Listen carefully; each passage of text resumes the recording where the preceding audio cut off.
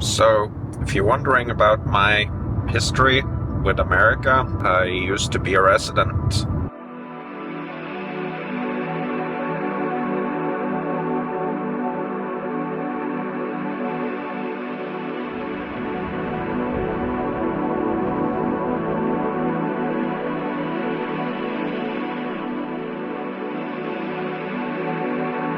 I'm stealth camping right outside of West Yellowstone.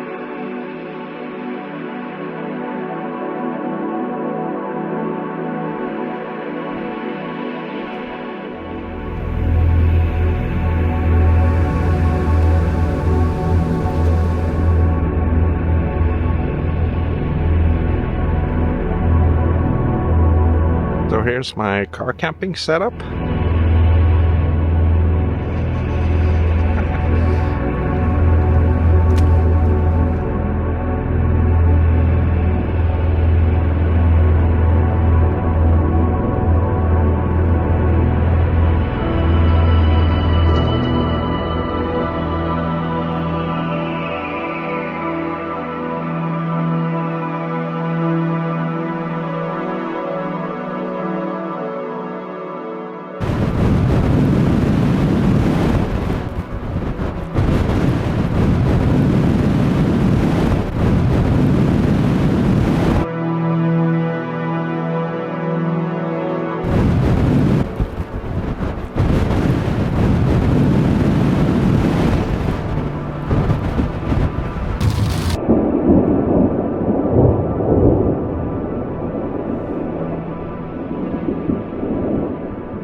Alright, dear friends, I have arrived in the United States. I'm currently heading west from St. George, where I stayed the night, and I'm gonna head towards Lone Pine. Gonna see if I'm gonna do a backpacking trip around the Horseshoe Meadows area. So happy to be back here. Spent the night in St. George, of all places. That's where I had booked a motel for the night, and I just wanted to have this drive into the sunset last night. Didn't film anything. It was a long journey. I had 2 layovers, and I flew from Stavanger, Norway, to Amsterdam, and then on to Los Angeles. Had a 3.5-hour layover in Los Angeles, and then my final destination was Las Vegas. I drove 2 hours from Las Vegas to St. George. 2 beautiful hours, but I was a bit too tired, so it's hard to drive at night because of all the trucks. They go so fast, and I was not really in the mood to drive very fast. Anyway, here I am now in the Red Desert. Gonna head over to the Sierra Nevada. Can't wait to see that area again. There's a big wildfire going on over there as usual. It's September the 4th today, so the coffee pot fire is raging, and there's also fires up in Idaho that spread smoke all over the place, and there's a big one, or a medium one, just around Brooks Lake up in the Teton Wilderness, and that's another place I had planned to go. So I'm gonna go to the Sierra first now. Have a permit out of Cottonwood Pass, Horseshoe Meadow, tomorrow, and now it is 10 o'clock here in Utah, so gonna be 9 o'clock in California. So gonna head over there. It's gonna take me 5 hours, so arrival time is 3:30. So today I'm starting by driving through the Virgin River Gorge, and then I'm gonna pass through the desert over to Las Vegas, and then I'm gonna go northwest and into Death Valley for a little bit. I'm a big fan of The Killers, and they have plenty of songs about driving this route that I'm doing now. As some of you might know, I have spent a lot of time in the desert out here in the American West and also in the Sierra, in the high Sierra. So I feel like I'm back home now, and I'm so excited about the cheap gas here.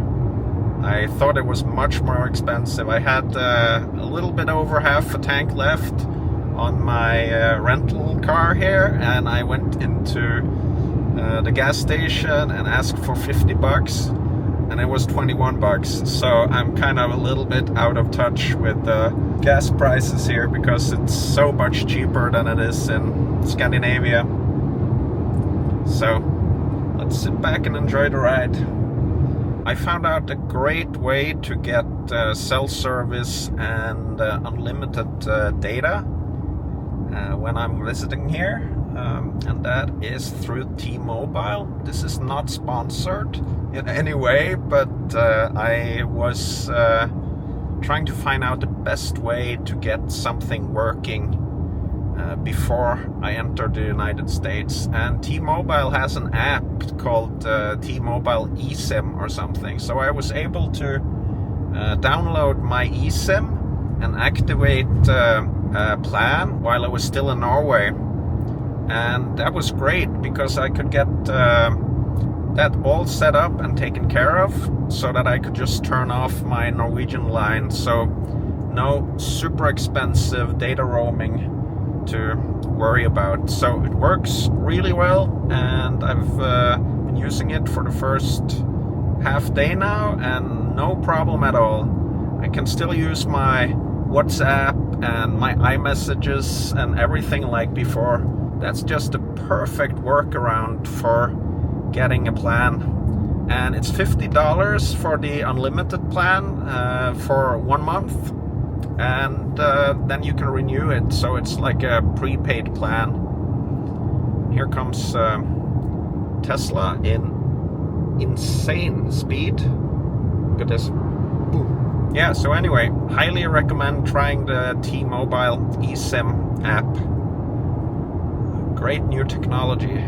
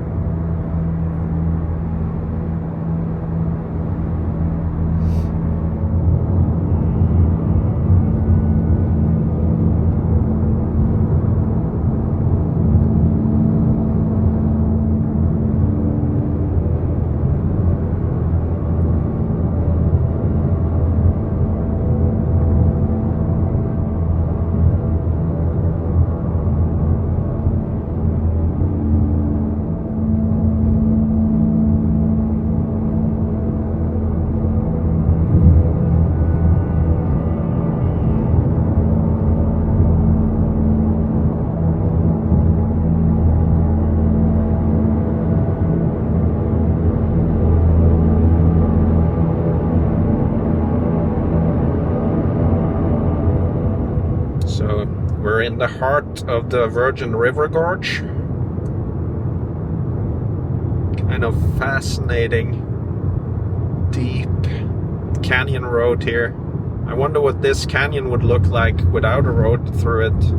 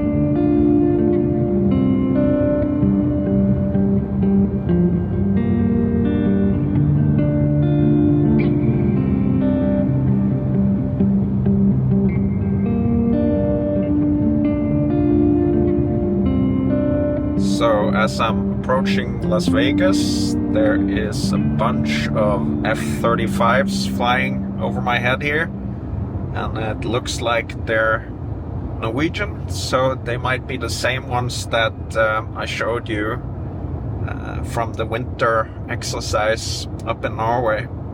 I'm just kidding. I can't see what nationality they have, but they could be the same ones. There was a bunch of US Marine F-35s and Norwegian ones on the ground at the same time there. And here's one landing. It's so cool. Gonna turn towards Beatty now in a couple of miles and go into the desert towards Death Valley, the northern end of Death Valley.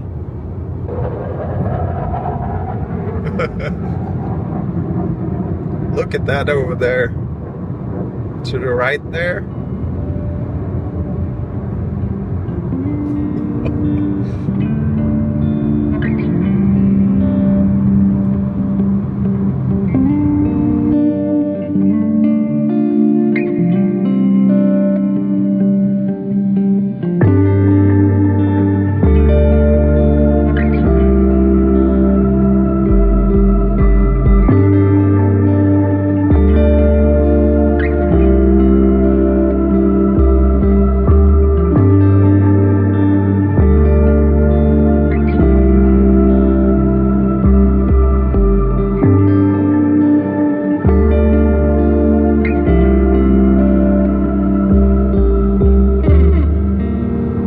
Just passing through all the UFO areas, Area 51 and desert areas out here west of Las Vegas, and it's getting warm. It's 100 degrees now. Yesterday it was 107. That's around 41 degrees Celsius, I think. So, pretty warm day out here, and I'm not yet in Death Valley. I wonder how warm that is going to be.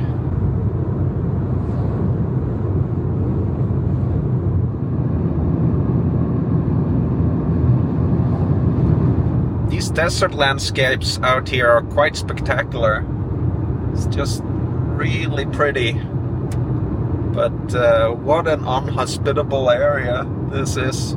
This is also around the area with all the test sites for nuclear bombs. All the nuclear tests that were going on in the 50s. It's in these areas here. Look at these here. Wow. That's insane.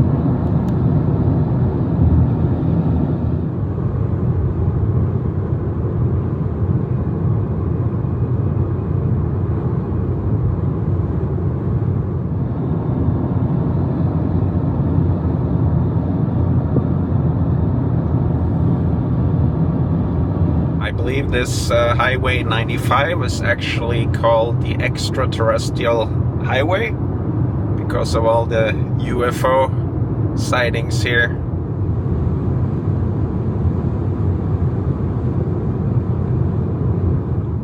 We're arriving in Beatty Junction, and this is where I head into Death Valley. So it's 96 degrees here right now. Got these guys here.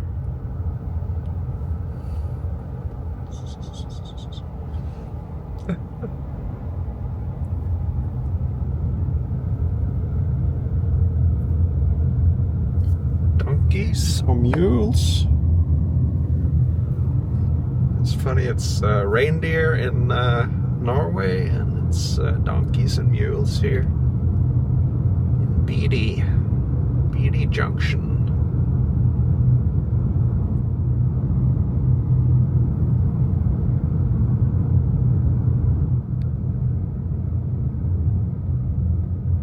Turn left. This is a really cool steampunk building here. Might be coming back through here after I'm done in the Sierra, but now it's time to head into Death Valley. That could be a hot pleasure. And then gonna drive across the mountains to Lone Pine to the Eastern Sierra Interagency Visitor Center. It's only 8 miles to Death Valley National Park from here.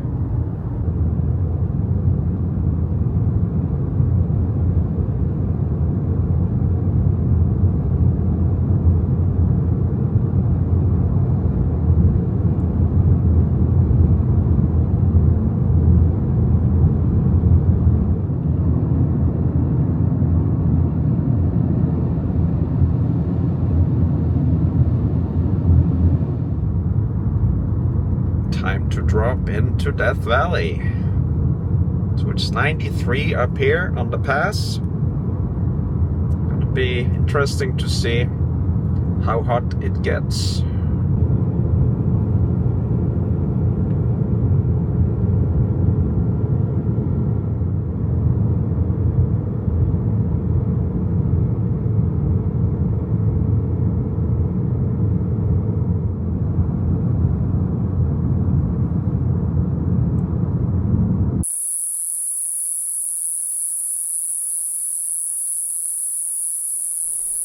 So, this is Death Valley. It was 100 degrees in my car when I stopped to take a look here. Feels incredibly hot.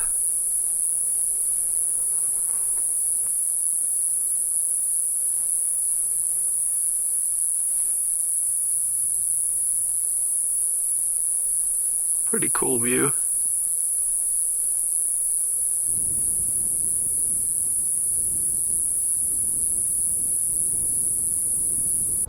So pay the entrance fee, $30 to just drive through here. Continue on Daylight Pass Road for 7 miles. And I should have gotten America the Beautiful pass, but I haven't gotten that yet. 100 degrees right now.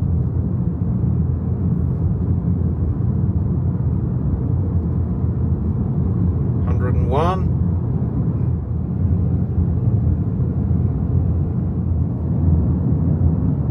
102 degrees. This is absolutely not the right day to be in Death Valley. 103 degrees. Well, it was 107 in St. George yesterday. 104 degrees.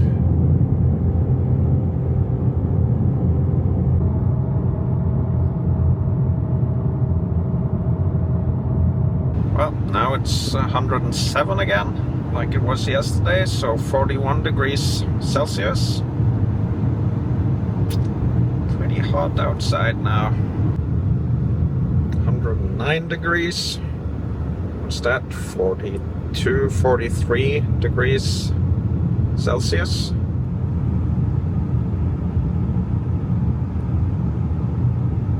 So it's 110 degrees here now.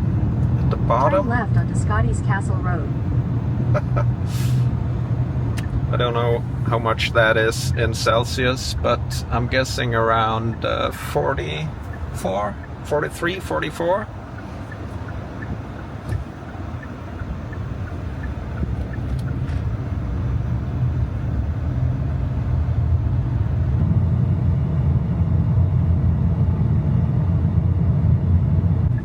And 11 degrees Fahrenheit. Siri won't cooperate and tell me what that is in Celsius right now, but I'll find Sorry, it. I can't show the result to you while you're... Continue on California 190 West for 68 miles.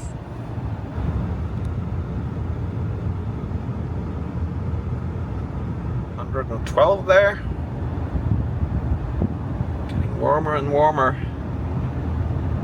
So I've been in Death Valley a couple of times before, but this is the first time I drive this road over to Lone Pine.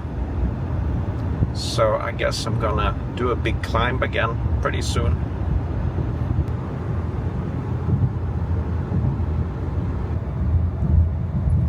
$113.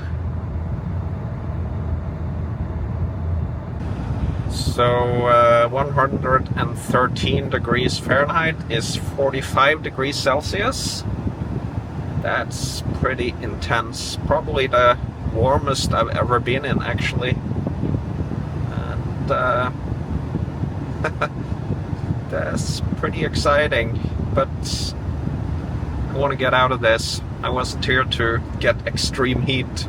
From the extreme cold in the winter to the extreme heat in summer, there's 45 degrees on the plus side and 34 degrees on the minus side.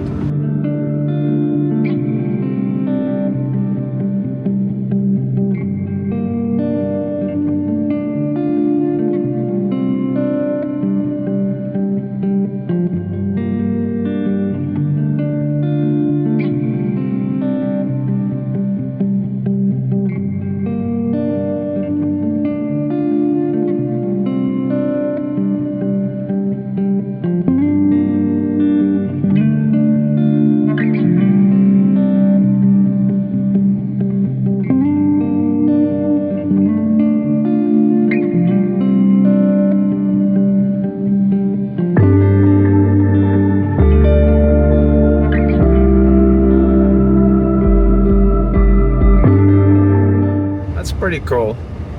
There's Mount Langley and Mount Whitney. Doesn't look too smoky over there right now, but I don't know how bad it is. We'll see. Half an hour left.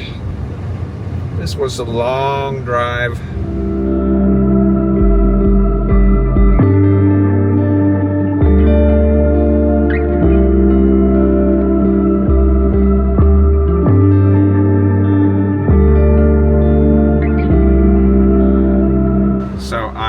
Driving through Alabama Hills. There's a detour because of closed road, or maybe the detour is not for me, but there's a detour if you want to go to Whitney Portal. So going up through Alabama Hills here, it's amazing.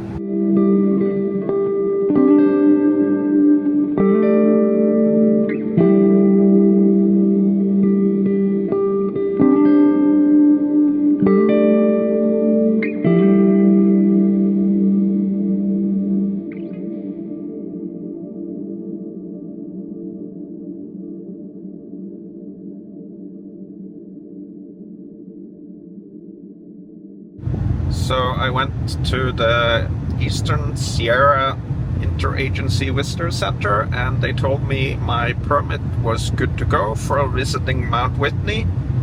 So if I can make it with my altitude sensitivity or whatever is gonna happen there, I'm gonna go and do that. We'll have to see. I might not be in shape for those elevations now, but I'm gonna give it a try. So everything is set now. Got some propane gas for my stove, and I got the fire permit, or backcountry fire permit, or whatever it's called, so that I can bring my stove. I have no illusions about what kind of shape I'm in this year. It's been 4 years since I was up on 3,000 meters elevation. Norway's highest mountain is of course only 8,000 feet or 2,469 meters. So that's just a completely different kind of beast. The beast you have up here, right there, is 4,500 meters. It's been so hot today. So 45 degrees Celsius, 113 degrees Fahrenheit. I think that's the warmest I've experienced in my life. And it's 92 here. It's gonna be a perfect 65 degrees or 18 degrees Celsius up at Horseshoe Meadows. wait to get into a little bit cooler climate. I arrived here right in a heat wave, basically. So you can see the road where I came through that gap in the mountains over there from Death Valley. That was a long drive. This is a pretty awesome road, climbing up now out of the valley, getting some amazing views.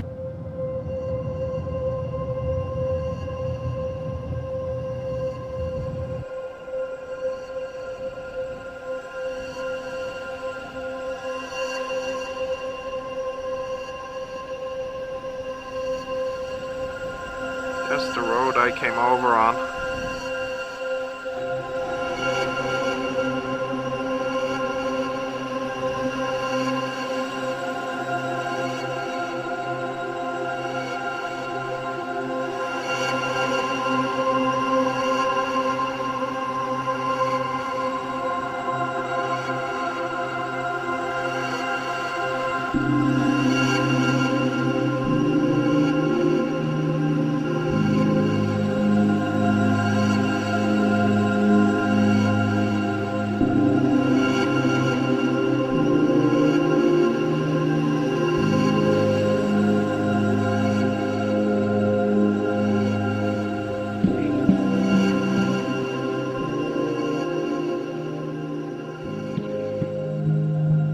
Okay, I'm finally back in the Sierra.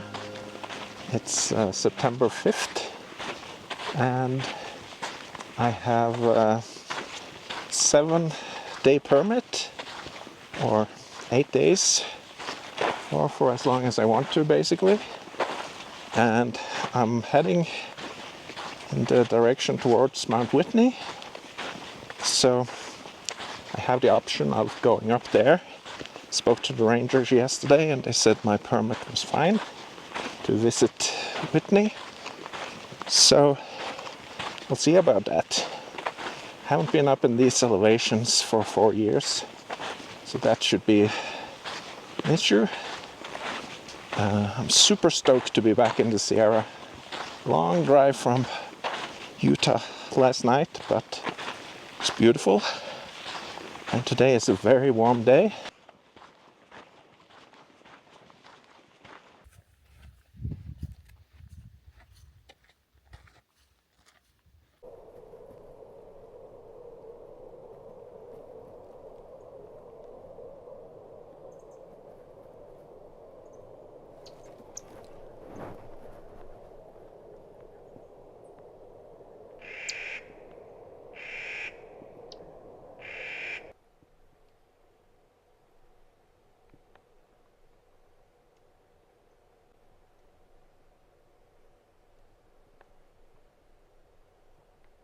Well, I'm finally pitched in the High Sierra again.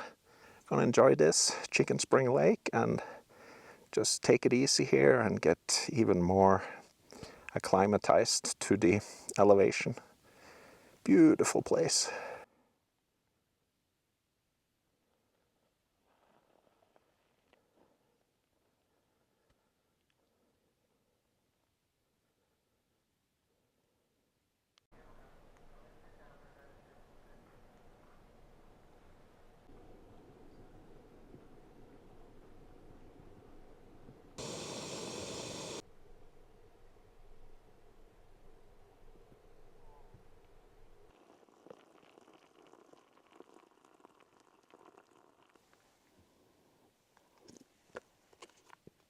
Oh, that's warm. Well, the wind calmed down and the sun is out, so it might be a really warm evening.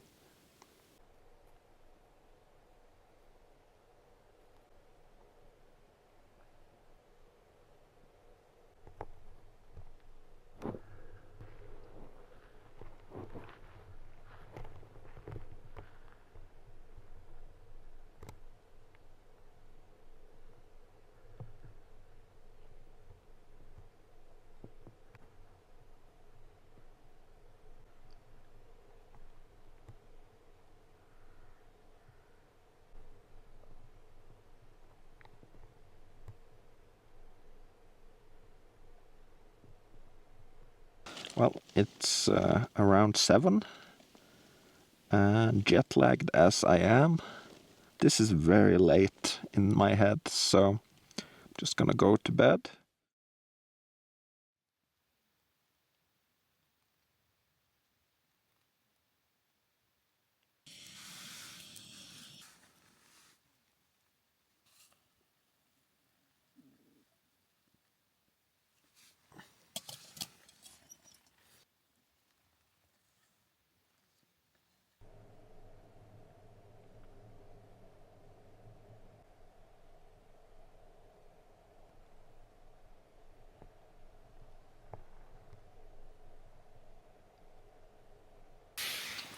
Well, first coffee in the Sierra in 4 years.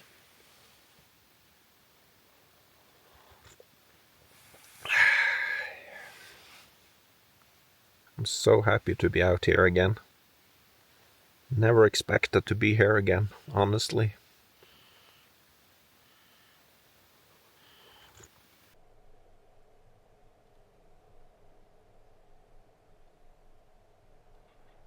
The Sierra are so special. Can't think of anywhere else in the world that is like this place.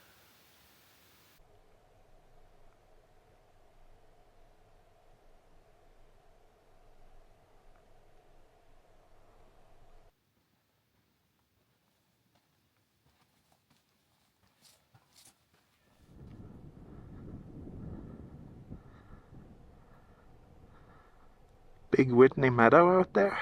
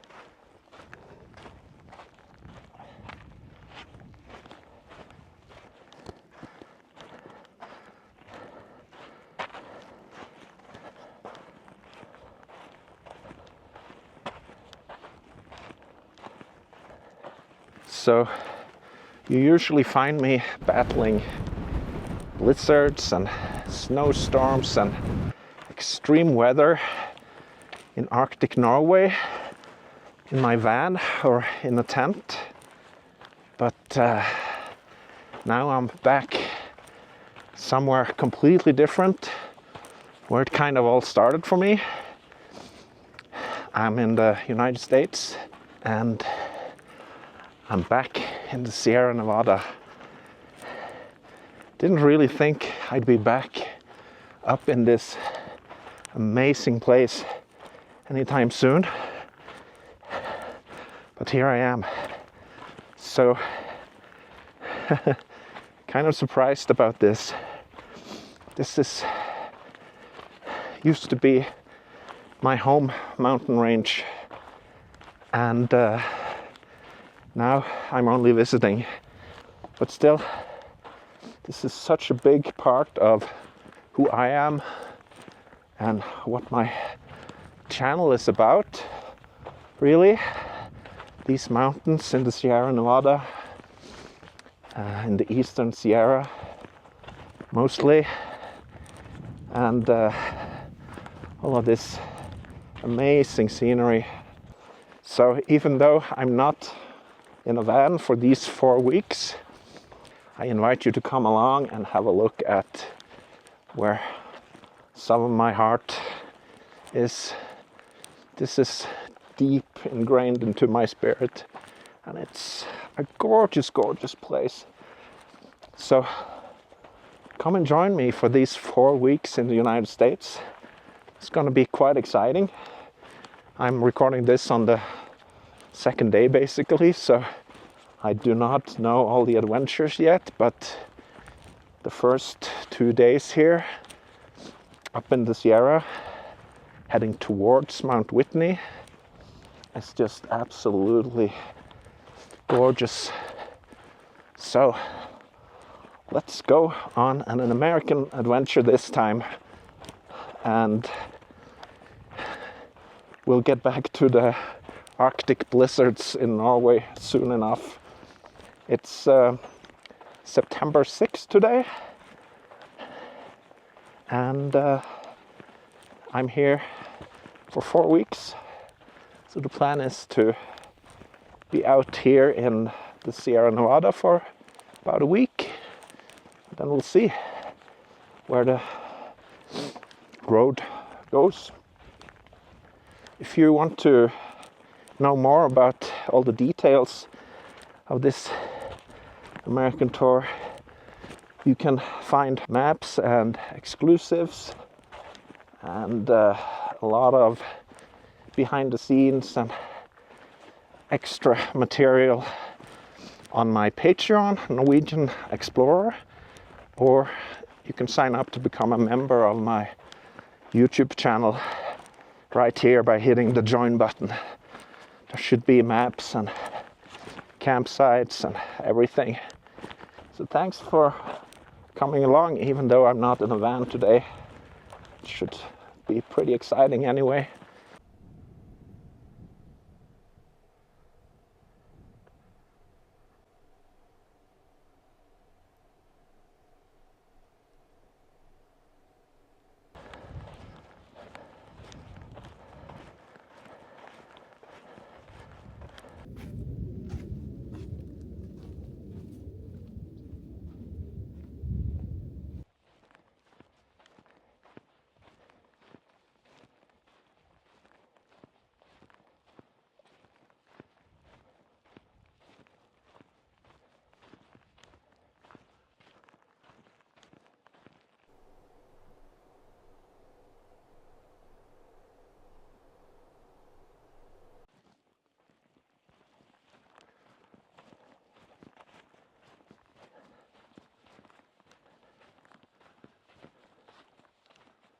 This is so hard.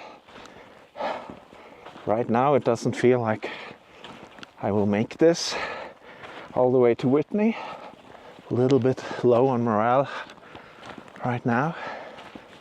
First look, that's a long way up. Oh man, very long way. Am I really going all the way up there?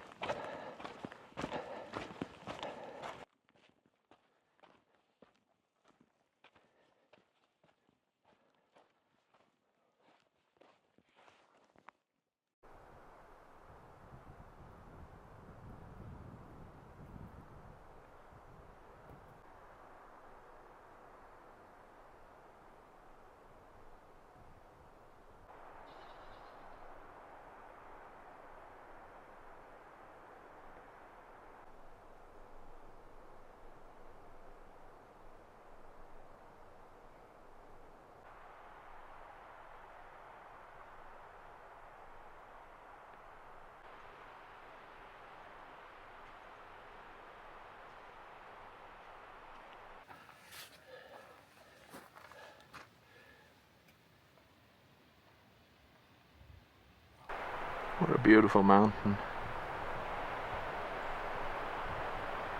Incredible.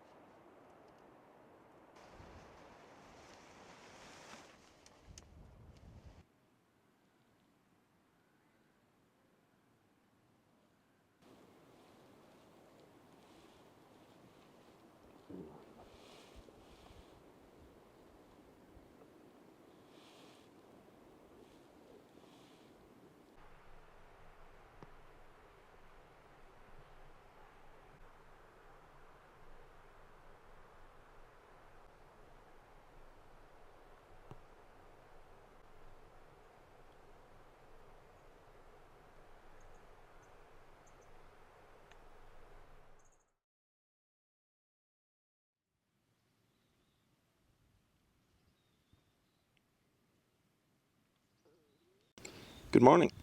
It is Sunday and today is rest and recreation day. Not so much recreation as just rest.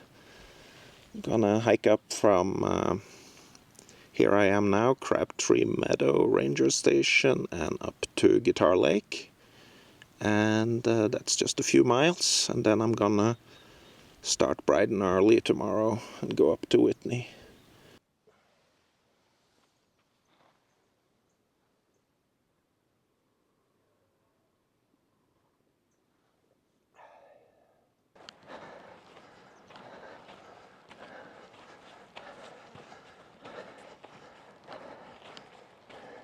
Well, now we're talking. That's some amazing views up there. Gonna be walking straight onto Whitney now.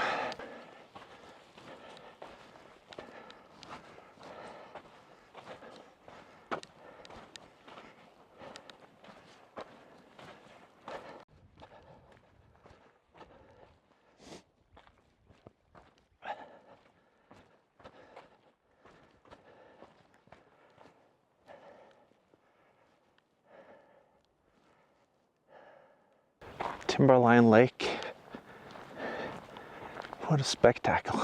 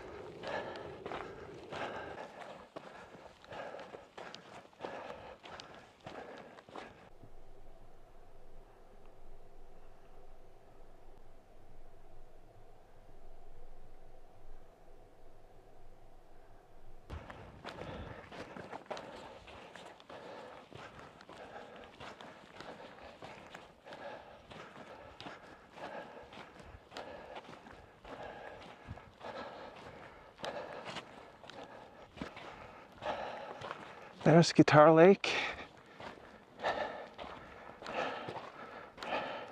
Finally.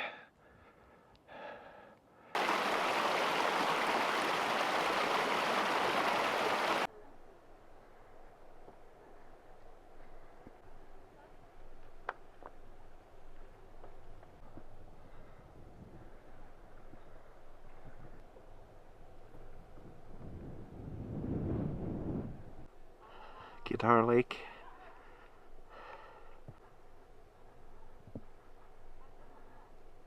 Yeah, so I opted to go higher. Spoke with two rangers down by Guitar Lake. And they said 2 terraces up was a good spot. So just crossing 12,000 feet.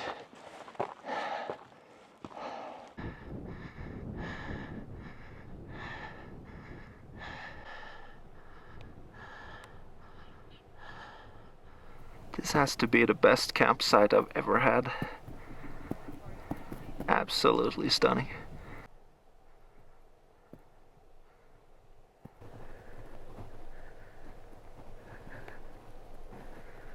That's Mount Whitney.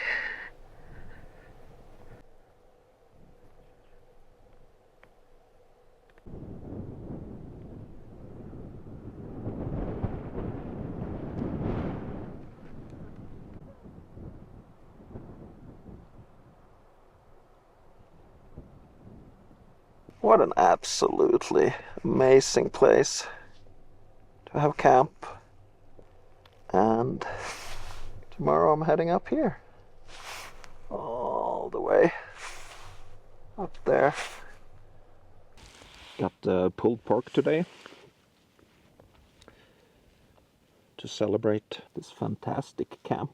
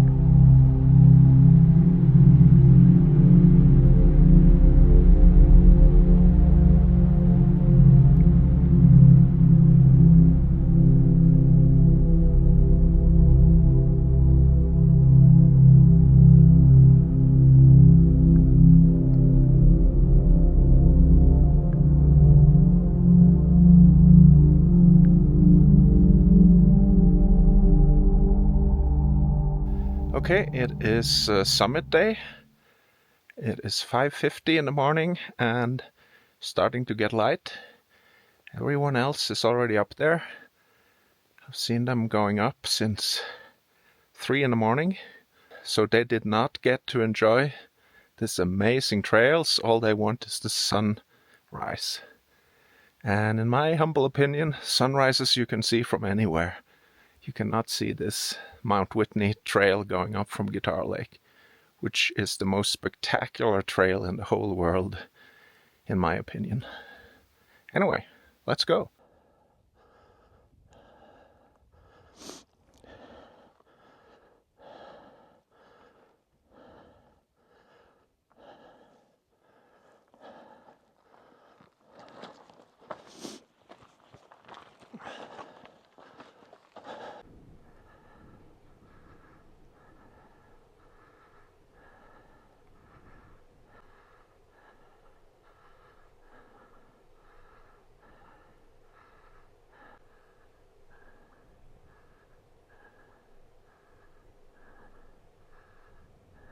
Welcome to the most incredible of all trails. This is my favorite trail in the world.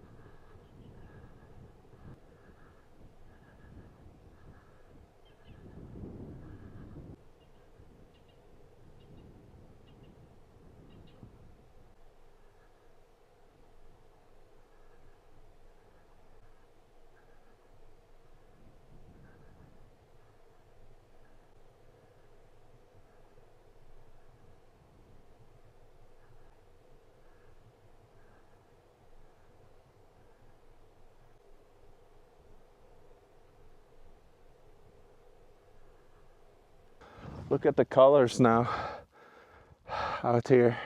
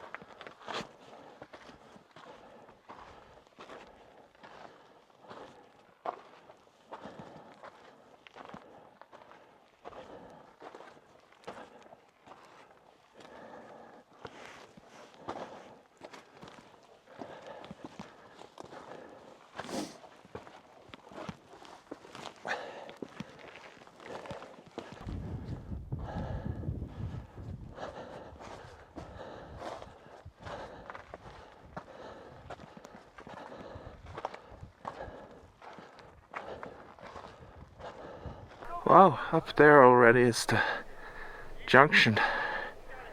It came up faster than I thought. Cool. Always looking for forester paths. Could be out there.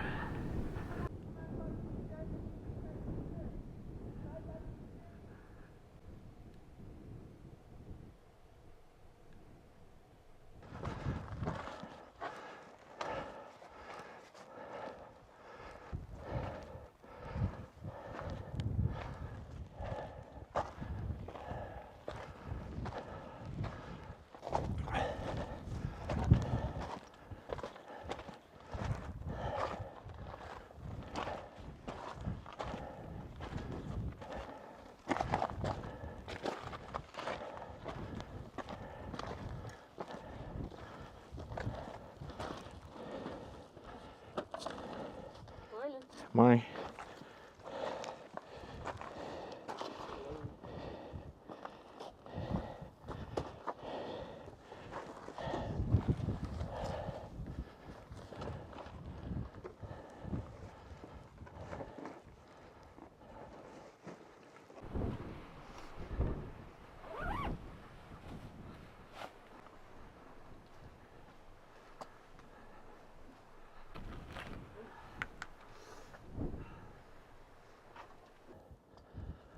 So that was Trail Pass. Now for the hard part.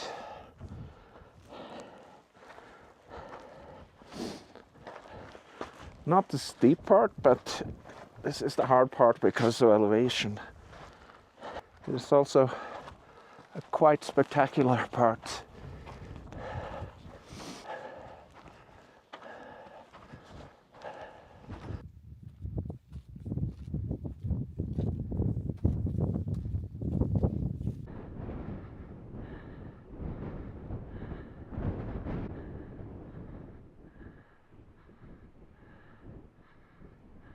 So, got 1.9 miles to the summit.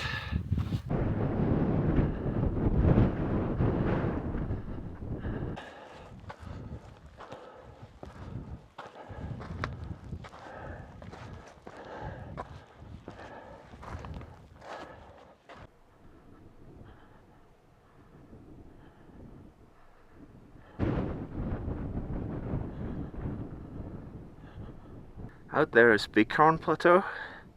I camped there many years ago. Beautiful place.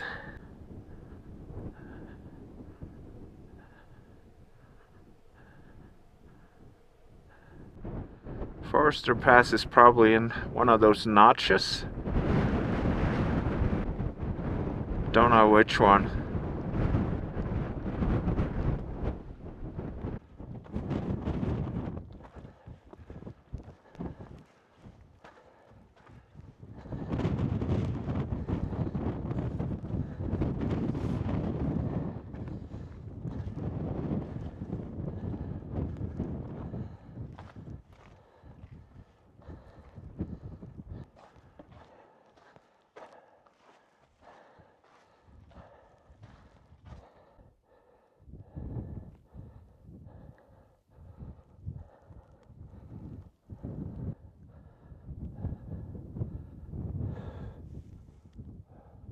It is really cold. There's frost smoke coming from my breath now.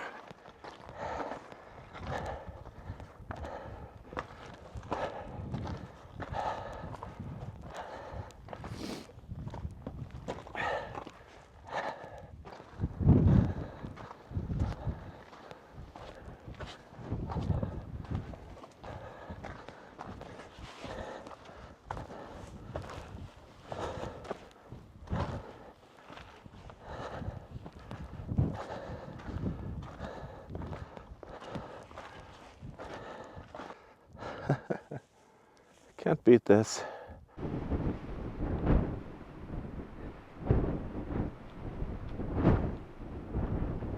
And up there is Whitney. You can see the hut.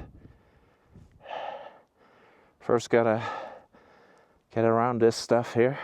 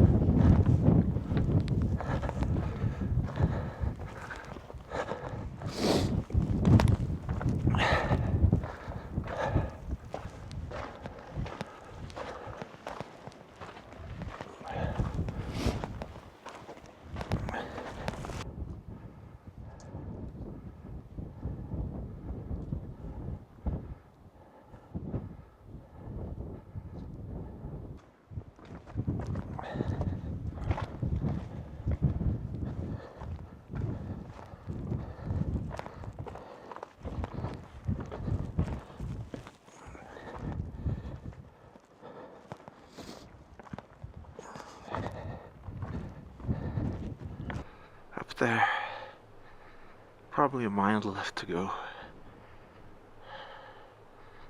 It's so cold.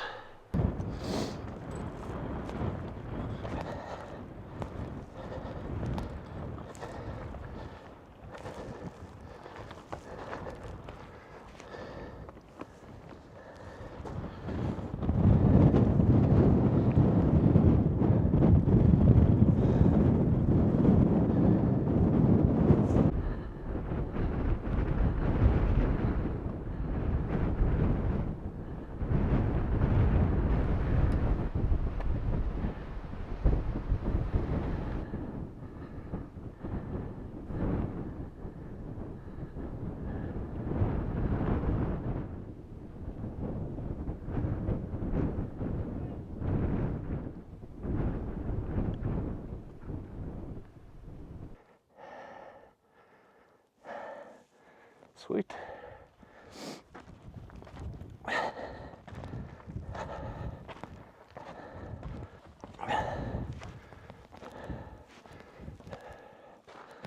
Okay, so the summit is right behind here, and gotta go up and around.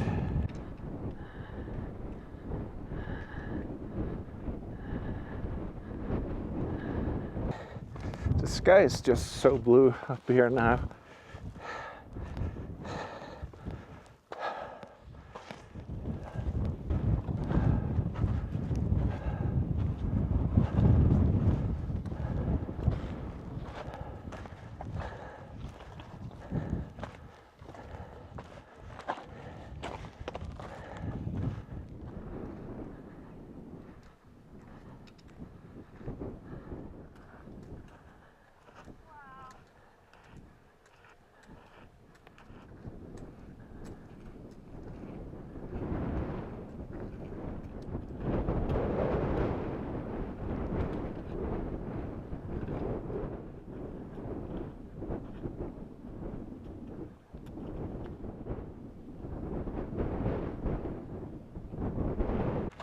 Nearly there,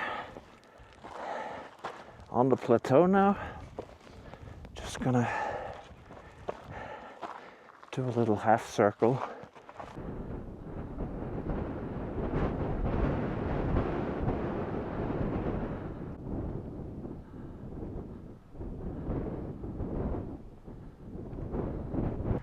And here we are.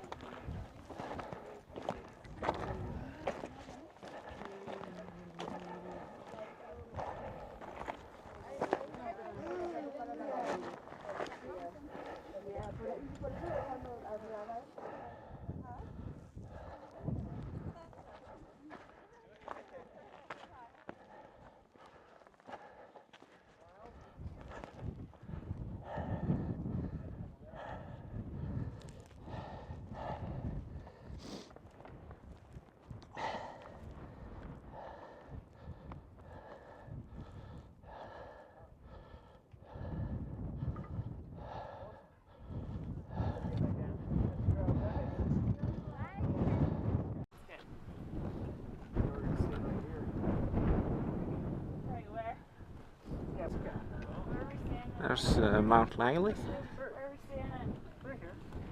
That looks pretty good with the poles, actually. I thought... Yeah, we always try that.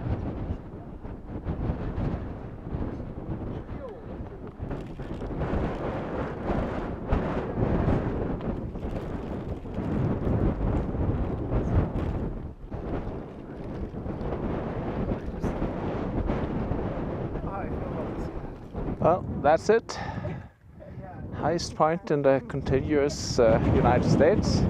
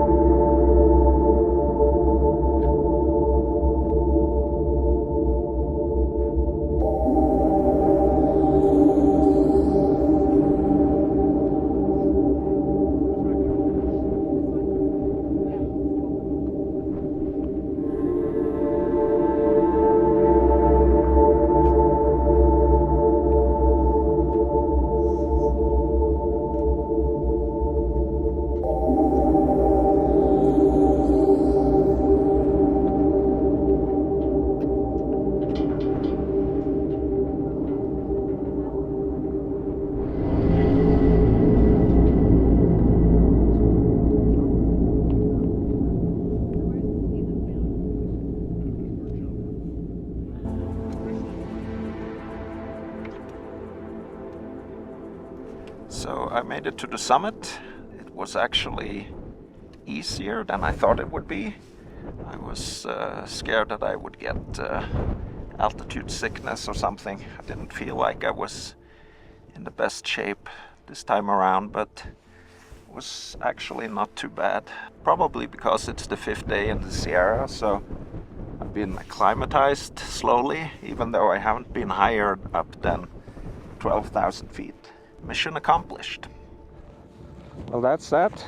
It's time to head down again. It was mighty cold up here in the wind today. What a spectacular place.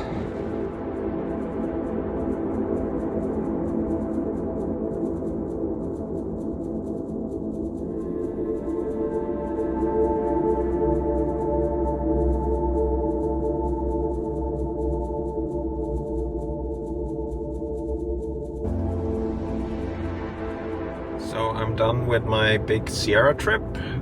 Got much cooler temperatures down here now, 71 degrees Fahrenheit. I'm heading back towards Utah and then north towards Wyoming and Montana. That's the plan. It's on for a long drive through Death Valley again, through the desert and everything. So I already showed you that, so I'm probably not gonna film much of it, but there might be some highlights. And then we're gonna get out to Utah and further north. Looking forward to that. That was the original plan. So this stop in Lone Pine and in the Sierra was just a detour basically. So here we go. So this is what the smoke looks like coming down to Panamint Springs in next valley over from Death Valley. And it is smoky. There's plenty of new fires around the western United States after I went into the Sierra. And there's a lot of tourists stopping random places around here today. I don't know if there's something special going on. Or maybe it's just cooler weather, so people come out here. When I drove past or through Death Valley a little over a week ago, it was 113 degrees, 45 degrees Celsius. It's quite something. What a beautiful place though. Beautiful and harsh.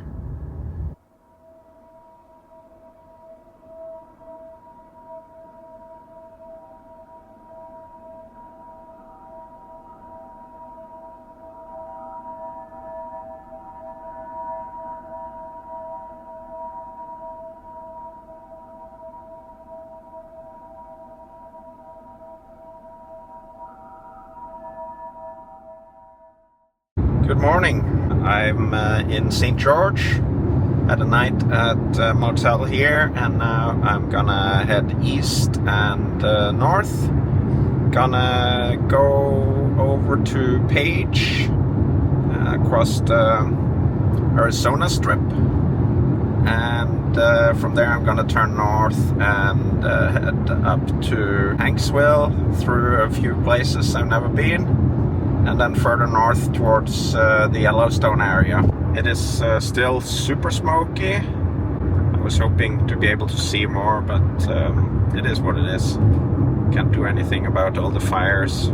It's especially the big one, Bridge Fire in LA now, that is really kicking in. Anyway, gonna go to Hurricane first, get some food, some groceries, and see if I can see Matt's off-road recovery. I'm a big fan. Watch a lot of the shows from out here. I was also considering going through Sand Hollow, but I think I'm gonna do that some other time. But Hurricane, and then across the Arizona Strip, and further on towards Page and Monument Valley, and maybe up the Moki Dugway. That's one of the things I've been planning. Also want to go to Alstrom Point first, see if that road is open. I heard it was flooded a week ago, but that could have changed by now. I love the Arizona Strip. Driving across that is just awesome. It's been a long time since I did that, and I've never done it west to east. You can barely make out Zion National Park in the distance there, but it's covered in smoke, so hard to see, but I know those contours. Okay, I'm gonna actually take a detour to Matt's Off-Road Recovery. See if I can buy a ball cap for my dad.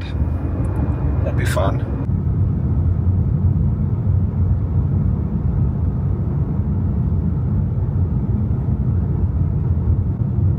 Let's see if there's anyone here.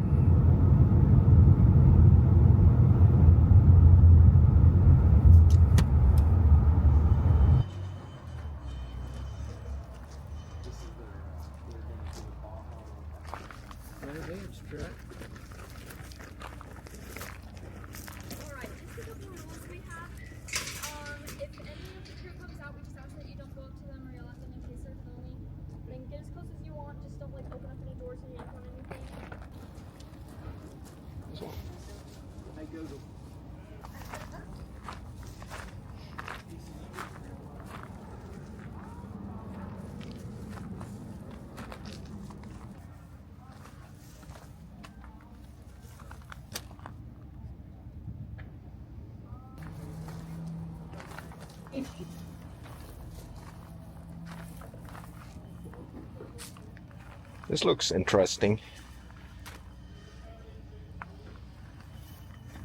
Got the Morware. Very cool. And I think this is called the banana.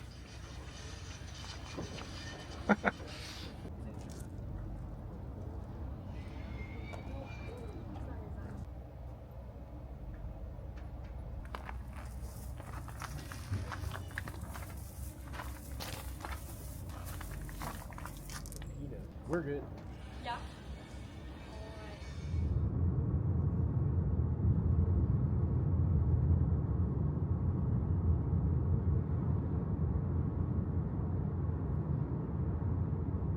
Well, the smoke is pretty bad, but it could be worse, I guess. Looking out over Hurricane and St. George, over my shoulder or over my arm here, and getting up on the Arizona Strip area. So over to the side here, out the window, you can see Zion National Park, I guess, if my camera picks it up through the smoke. Should be able to see some of the stuff up in Zion National Park from here. Good stuff. I'm going this way.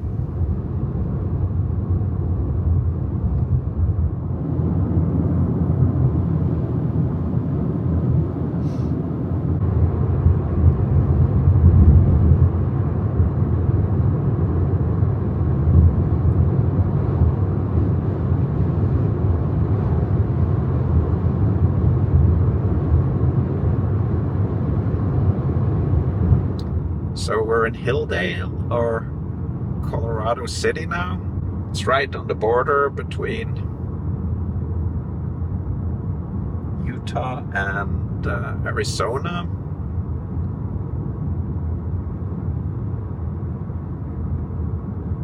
Look at this view here. There's the Arizona state line. This area has become so developed since I was here first time 10 years ago.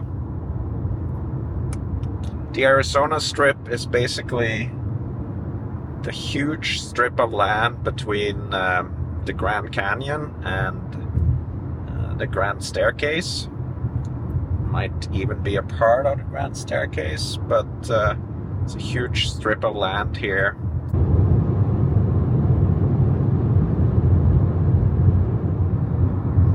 Got the Grand Canyon far out in this direction. So we're actually at 5,000 feet up here, which is 1,500 meters. So it's pretty high up.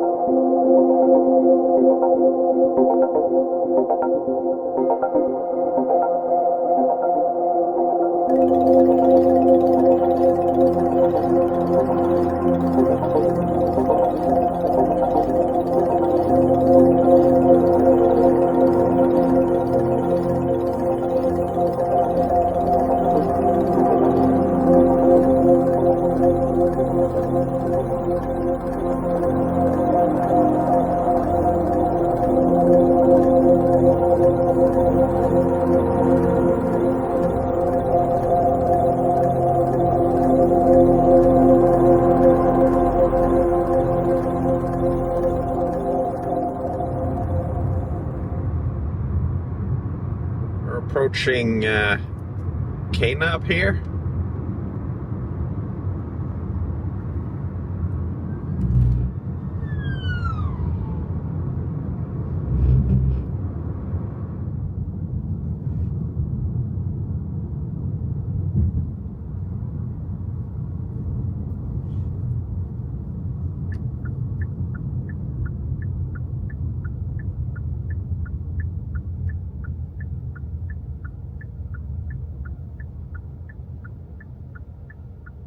So I'm going east now from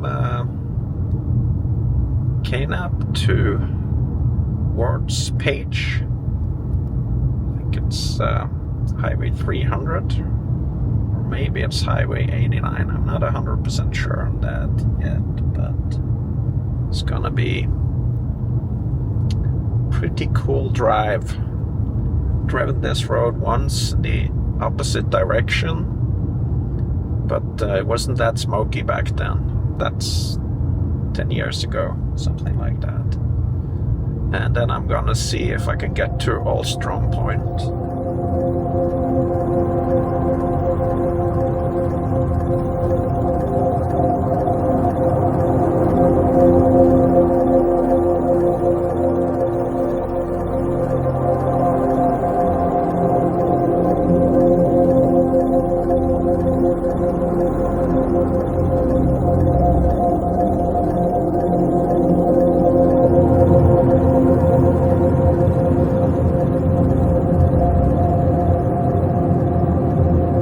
Start seeing some of the amazing cliffs around here now. Just crossed the Prairie town site, like a place where they filmed a lot of Western movies, and maybe they still do, I'm not really sure. But it's a cool terrain out here. Getting close to Lake Powell now, and getting more of the red cliffs and Utah and Arizona landscapes.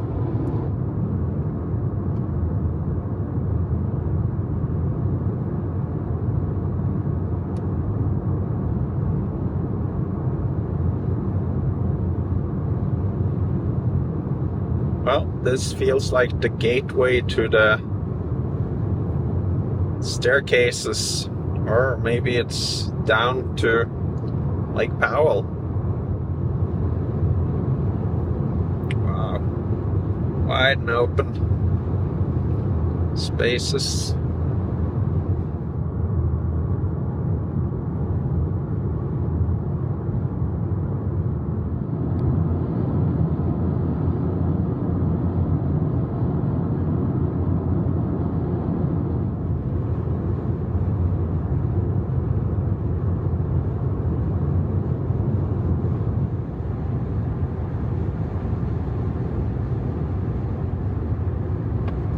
Big water, and I'm gonna make a left in a couple of miles, sit down here. I'm Okay, this looks a little bit rough for a rental two-wheel drive SUV.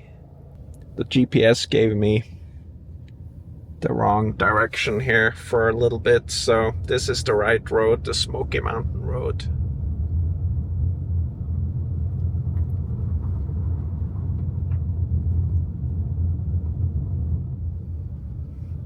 All right, let's try this.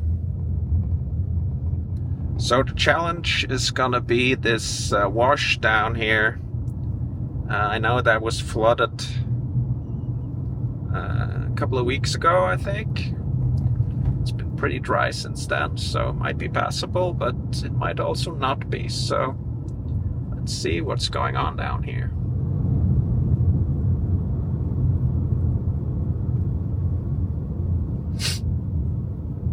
That does not look like a problem at all.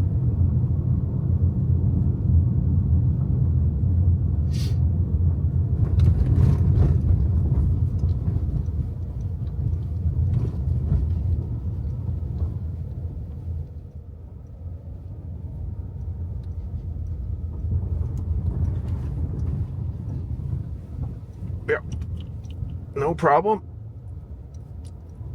A little bit of sand here, that's always a challenge, and then we're through that.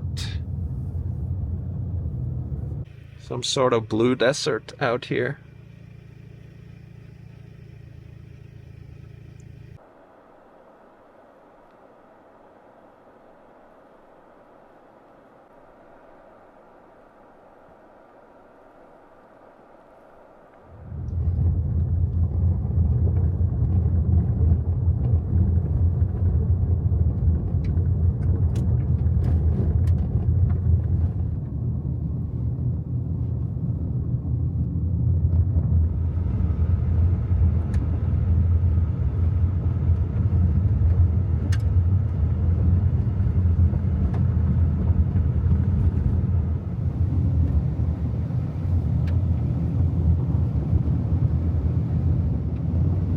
Feels like Factory Butte country out here. So there's a first look at Navajo Mountain out there in the distance. Pretty cool. Here ends the developed road, and that looks like a real mud pile from the last rainfall. Need to go and have a look at that.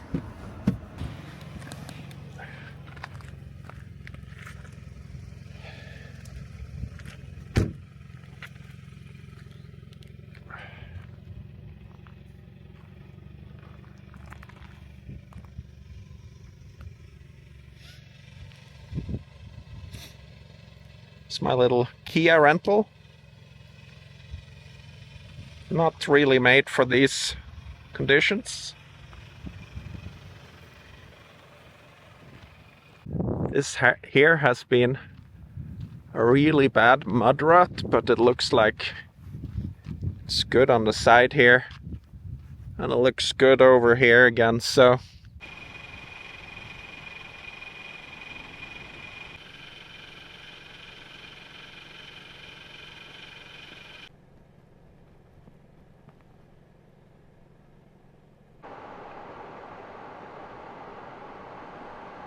gonna keep driving a little bit longer.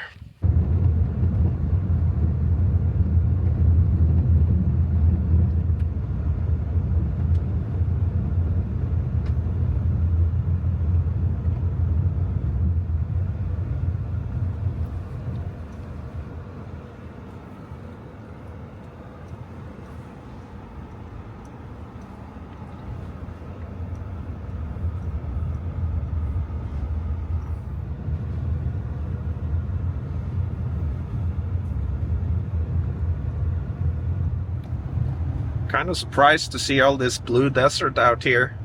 It's like the area around Hanksville with Factory Butte and the blue desert out there. Very cool.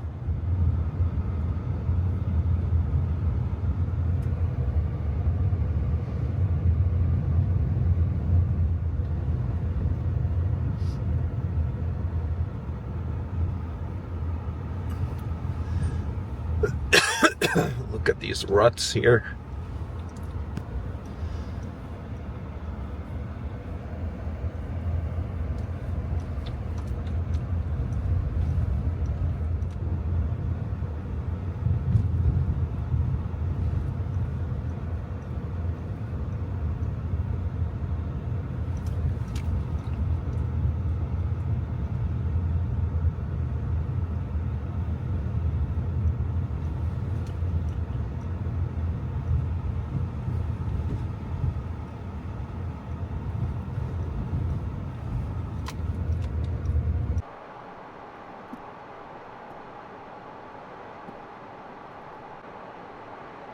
I have a feeling I'm going out there to that point.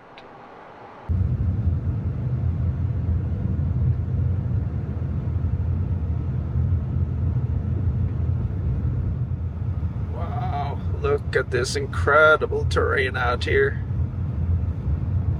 So awesome.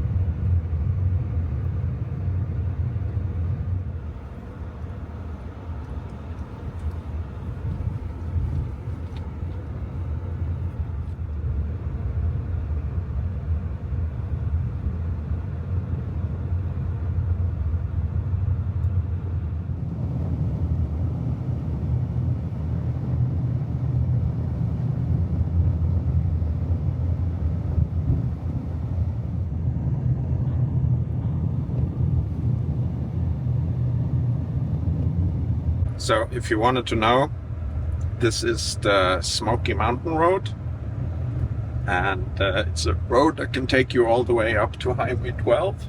I've seen videos of people driving that whole thing with jeeps and overlanding vehicles. Looks pretty cool. Canyon country.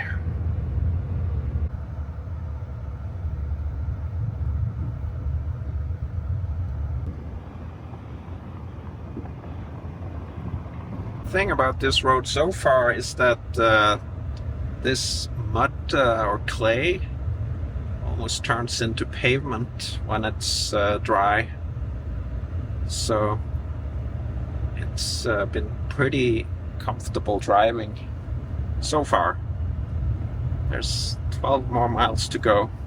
Okay, here's a difficult one. I think I'm gonna take the high route. Yep.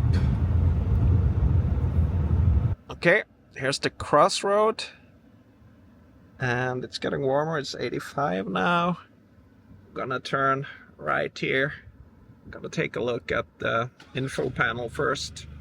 Well, looks like people are unhappy with the panels and the national monument. That is sad to see. Definitively a little bit more challenging and bumpy out here now, and larger rocks, larger bumps, but no big problems so far. In 0.3 miles, I'll be turning off to a different road. Maybe it's better, maybe it's worse.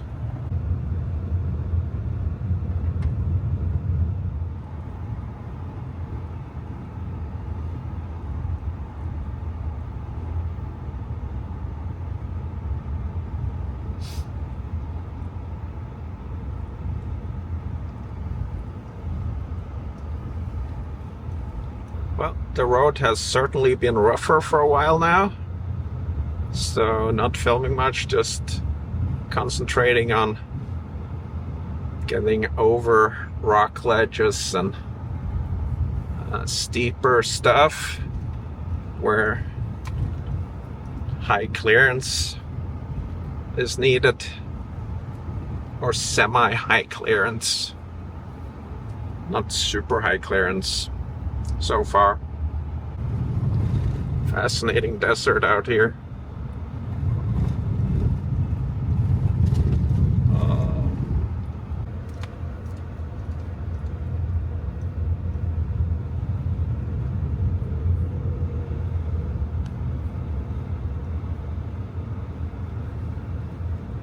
Some painted desert out here.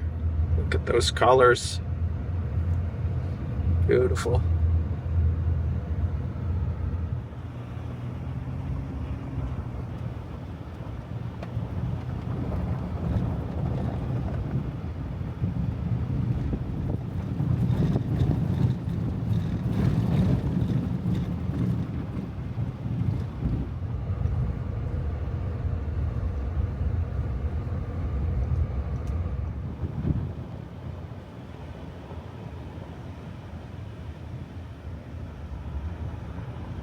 Well, this is quite the little adventure out here.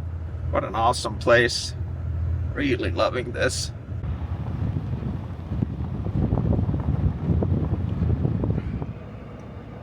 Let's see what this next part holds. 5 miles out across here. Just spoke to a few local Utahns in a big heavy-duty truck. They say I was probably good to go. Always want to know the opinions of the locals.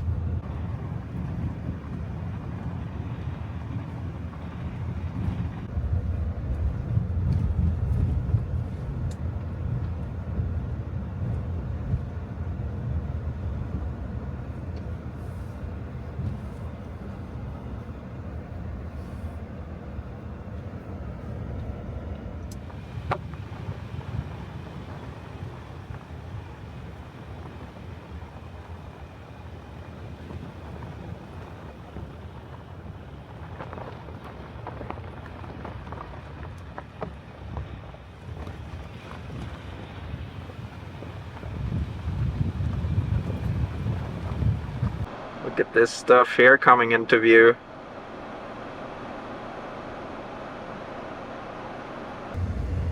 So there's quite a lot of sand here right now. Got 3 miles to go, and I've been going through some sand areas. That's got its own challenge. Definitely could give you difficulties, but it looks and feels like cars have kind of flattened the sandy spots and made it pretty solid. So it's a long drive to get out here, and I'm hoping it's gonna be worth it. Now it's sandy again. Sand is very pleasant until you get stuck. Gonna come up on some amazing stuff here. It's 89 degrees now, so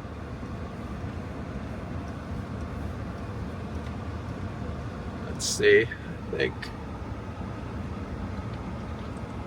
I need to be over here.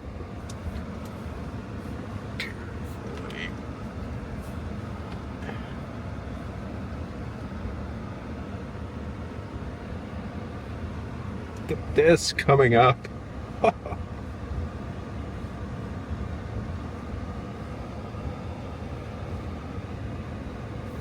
And the road is getting gnarly.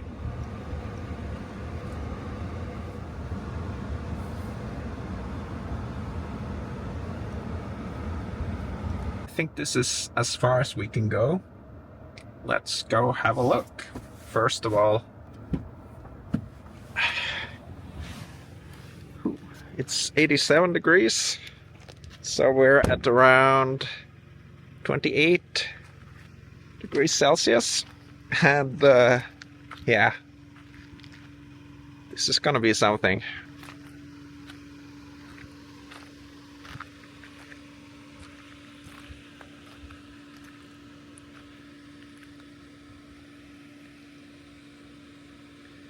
So the point itself is 2 miles over here, and that doesn't go with my car as far as I've been told.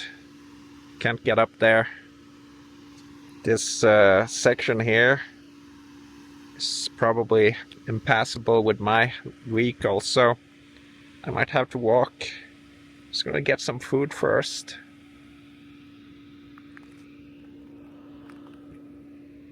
Spectacular.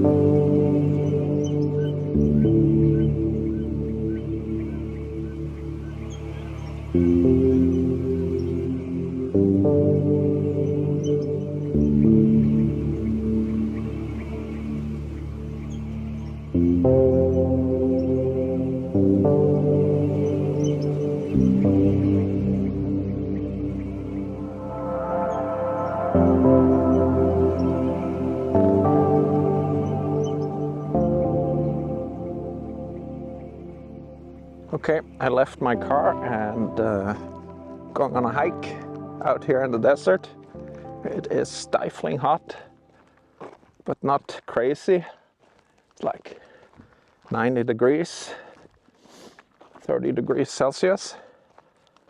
And it's smoky, but this Alstrom point is spectacular, and it looks like I get all the visibility I need. It's a 2 mile hike each way. Just gonna keep walking and head back to the car afterwards and camp up here. It's such a gorgeous place. I'll show you more as I get closer.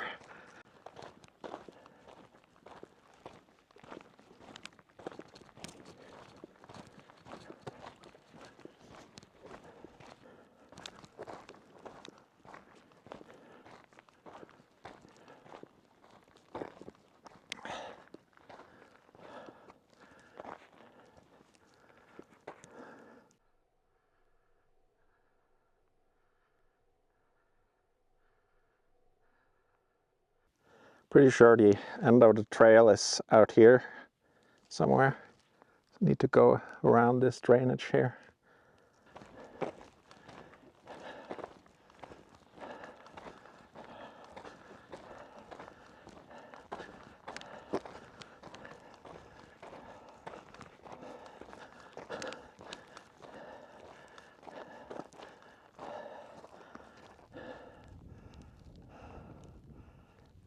Would you look at this stuff over here? That's the ledge, or that's the island I'm gonna go out on, I think. Out here, there's probably Page somewhere in the smoke. Wow, this is gonna be just awesome. Woohoo!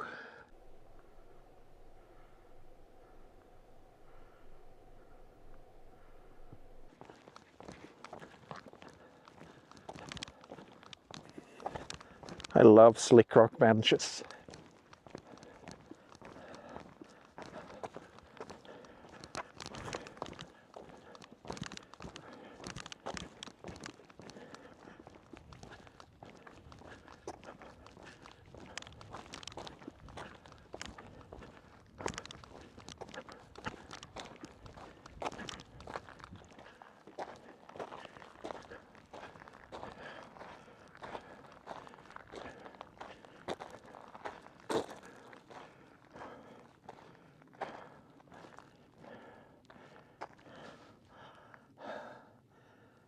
A little bit further. I think we're heading over here. But there's also this place right here. Let's go to what's marked as Alstrom Point on the map first.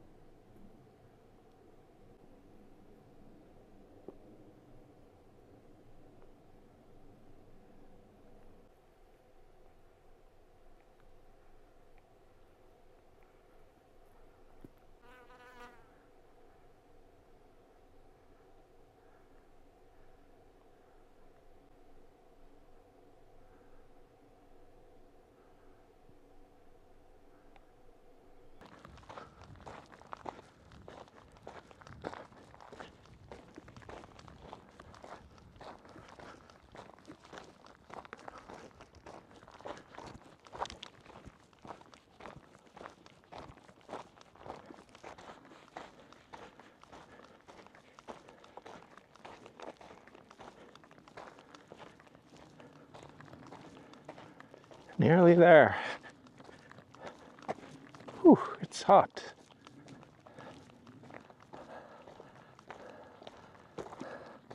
Imagine camping here.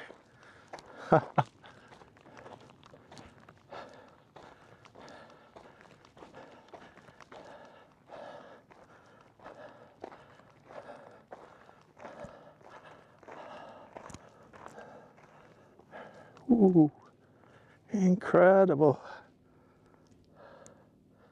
Absolutely fantastic.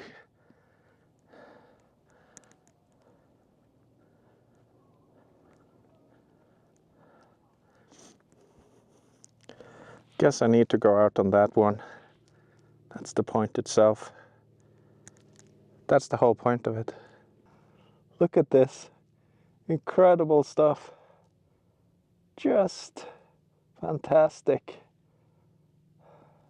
The sun is so strong. I'm so hot. I need to continue out on the point itself before the sunset takes this place away.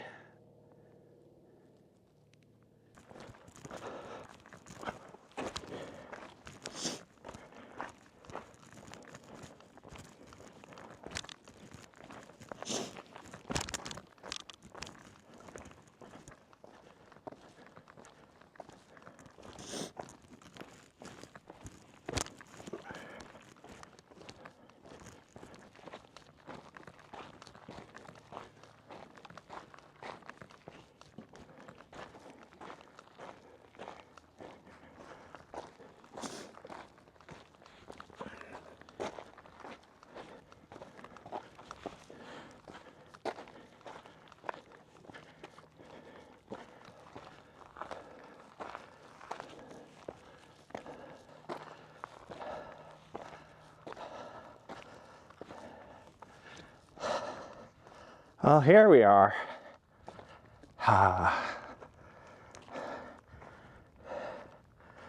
Wow.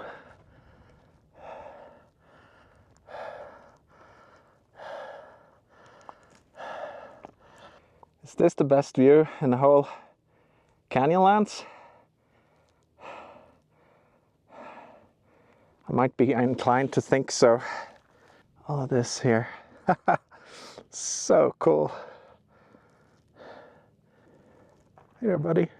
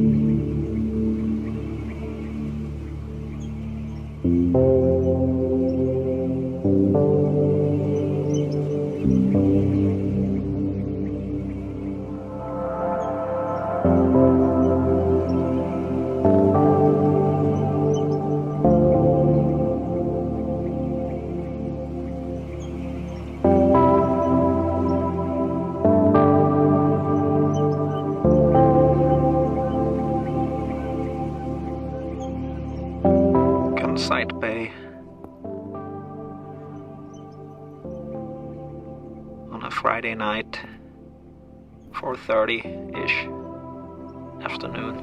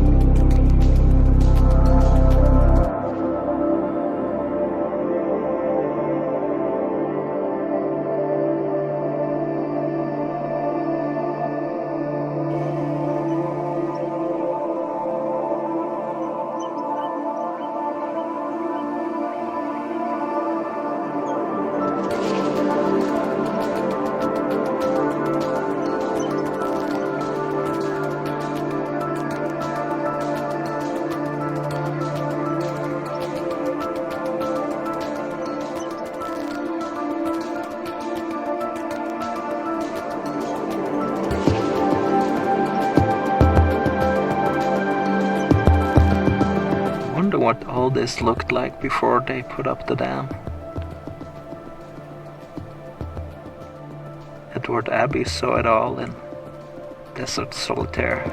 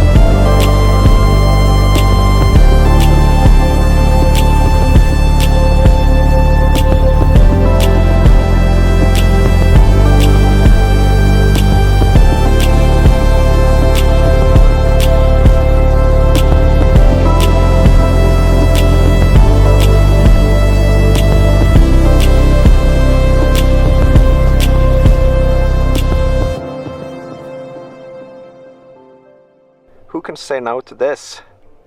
I mean, this out here, this is just too good to give up. It's a little bit of a moon over here. I think I found my place here, right at the edge, basically. maybe 3 yards from the edge, and the view is magnificent.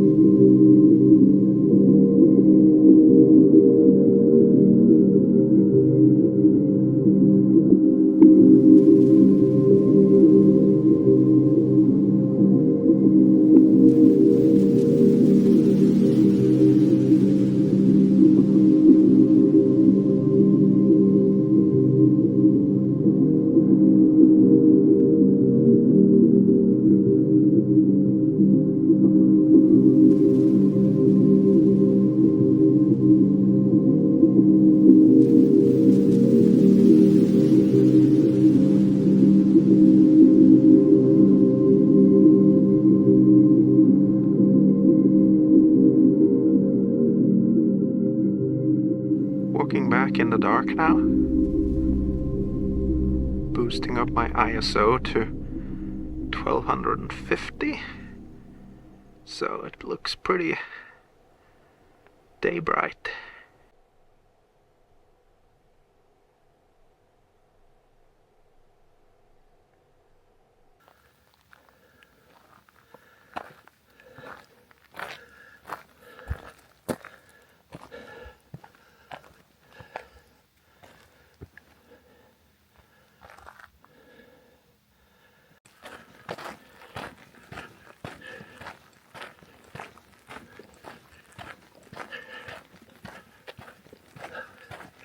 It's warm and dead quiet out here now. It's a lovely time to walk.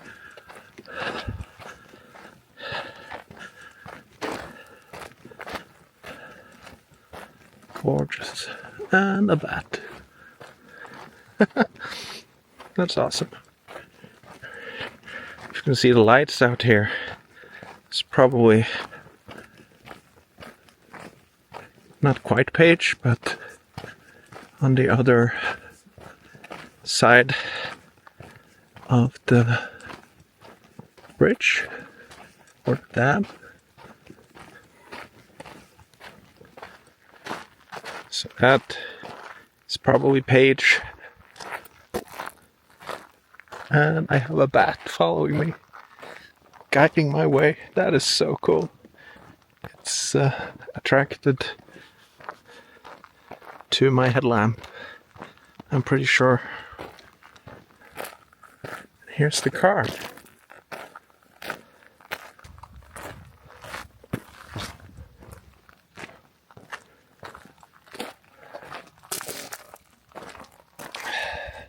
So it's 8 o'clock. I'm back in the car. I've installed myself, ready to go to sleep. It's only 8 o'clock and it is 82 degrees outside, which is 26 degrees Celsius-ish. And it is pretty warm, but I opened all the windows and kind of getting a little bit of air running through here, so the draft kind of makes it bearable. It should get better as we get into the night, so I might show you a little bit more of my car camping setup as I get it a little bit more systematic. Now it's all a mess until I figure out how to do everything. Should get super warm tomorrow when the sun rises, so I'm going to bed early and had a splendid day, fantastic day. So now I'm car camping 2 miles from the point itself, and it's a pretty spectacular view from here as well. Well, I have left my campsite for the night out by Ulstrom Point, and now I'm driving this gravel road back to Big Water. You cannot stay in your car for too long before it gets stifling hot, so I'm just gonna get out of here before it gets too warm.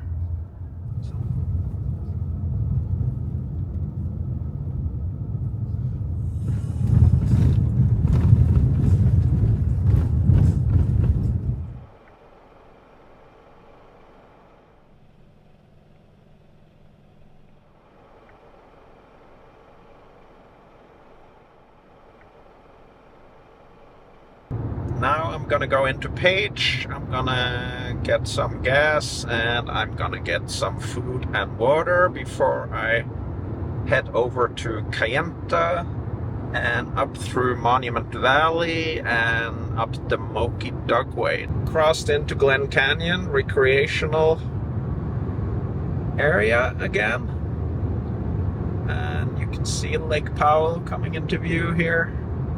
So out here somewhere is Ulstrom Point. That's probably in my top 5 viewpoints I've seen in the whole world, actually.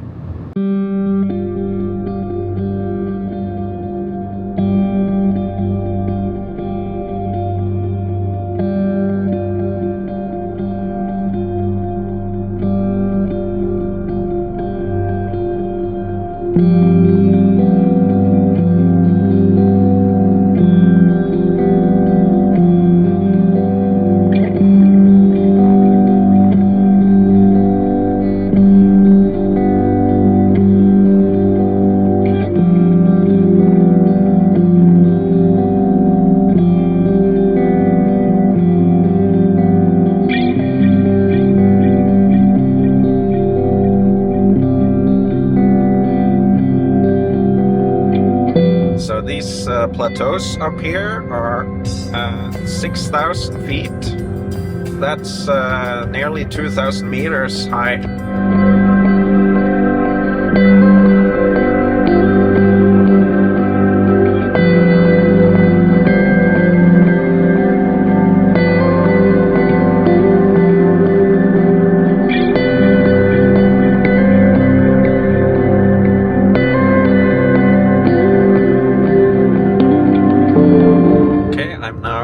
Highway 160 going east, northeast towards Kayenta.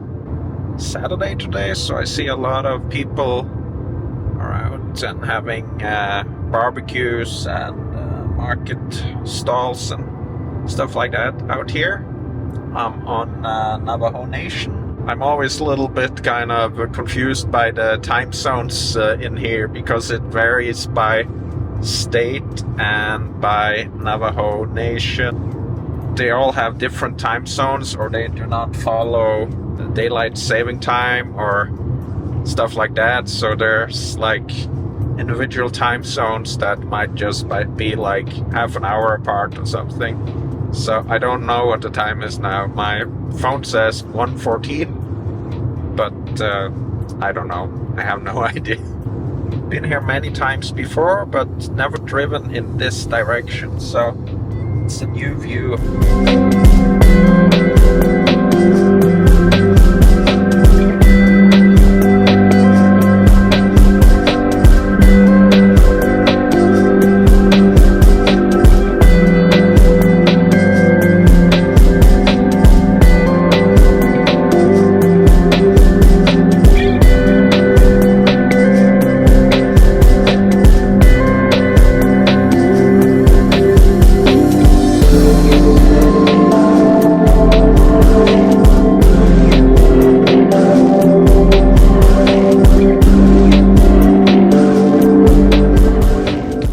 Kayenta.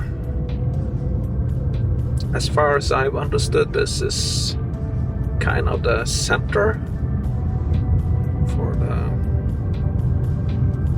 Navajo community. You never know if that information is correct. If you ask a Navajo, they might say different. A lot of history here, that's for sure.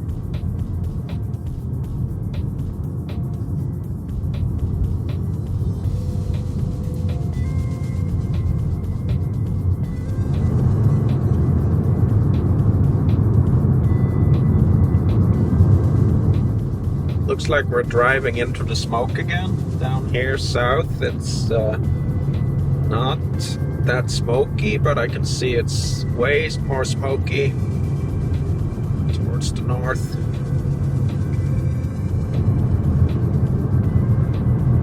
If you can see this, but to the left is south and to the right is north. I'm driving due west now, and you can see the smoke out to the right there is just thick as pea soup.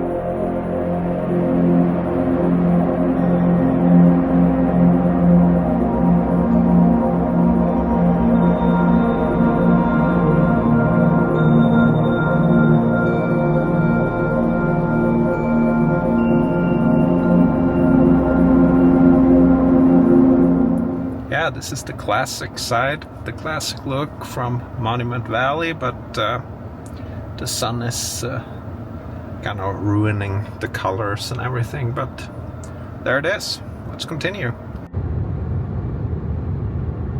So we're approaching the famous Forrest Gump point where he stopped running.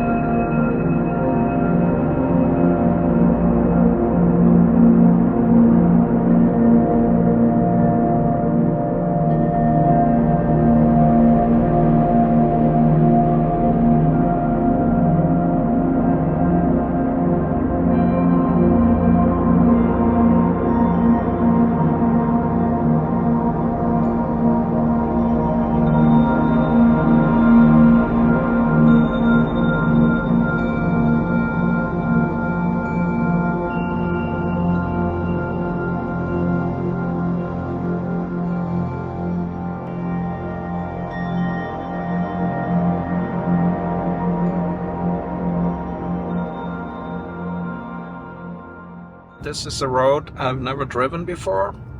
I head towards Smoky Dugway. Been to Gooseneck State Park, that is right around the corner here, but never driven over the Moki Dugway. So I'm gonna drive up those switchbacks, and then I'm probably gonna find a place to camp.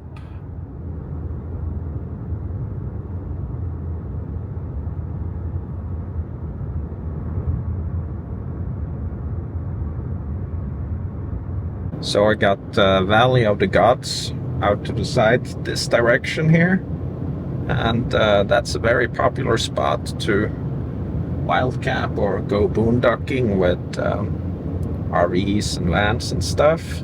It's 87 degrees Fahrenheit now, it's 4 o'clock, and that should be around 28, 29 degrees Celsius. Still a bit too hot to stop for camping, so I'm gonna go out and look at the viewpoints above the Moki Dugway. I'm gonna climb this wall here on some switchbacks on a gravel road. I wonder why they never paved it. Okay, here we go, the Moki Dugway from below. 3 miles of switchbacks. That's funny. And we are on gravel. This is a steep one. Wow. It's quite intense actually.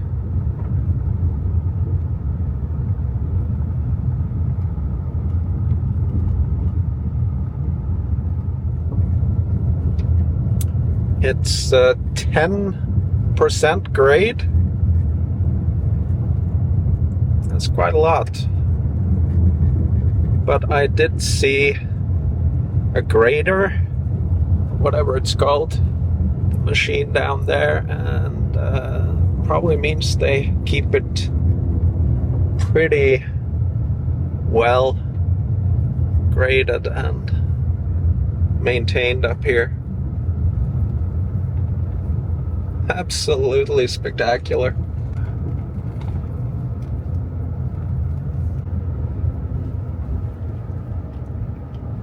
Got some narrow spots.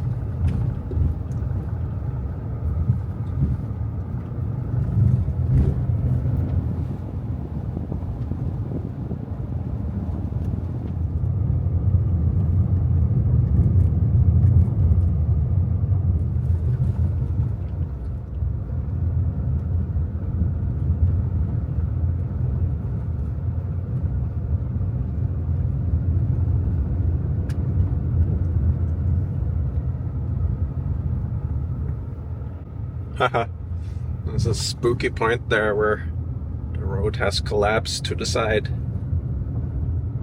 A little bit of pavement again.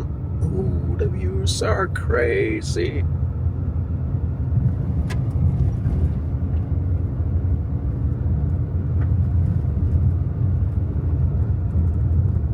And it's steep.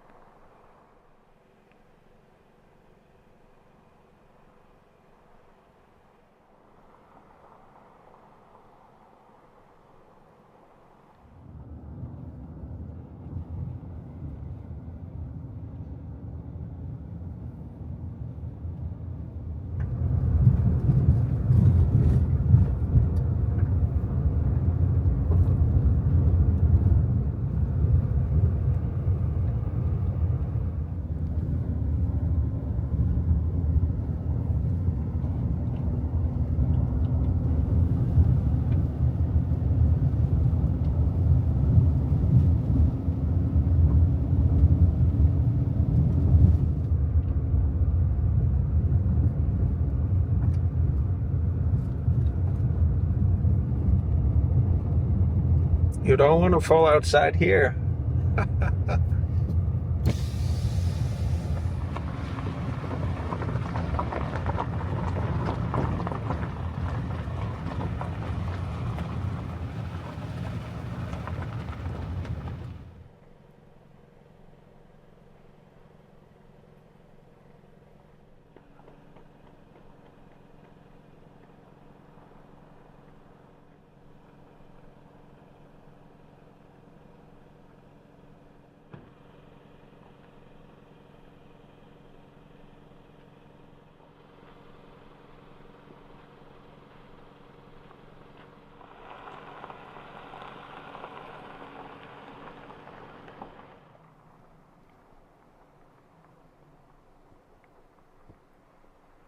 So that's it. Not bad really at all. Kind of similar to a lot of stuff we have in Norway, although most of the time it's paved, but it's much narrower. So really amazing views though. Just crazy. I'm gonna take off to Muley Point now. Not Muley Point, but Muley Point. See if I can get out there and see the views. This is the Muley Point road. Red sand and dust. And a dust devil. Right there. Spectacular campsites out here. So it's 4:30. I think I need to stay out here. Looks like an adventure. No cell service though. Need to check the forecast. Don't want to get any rain here, but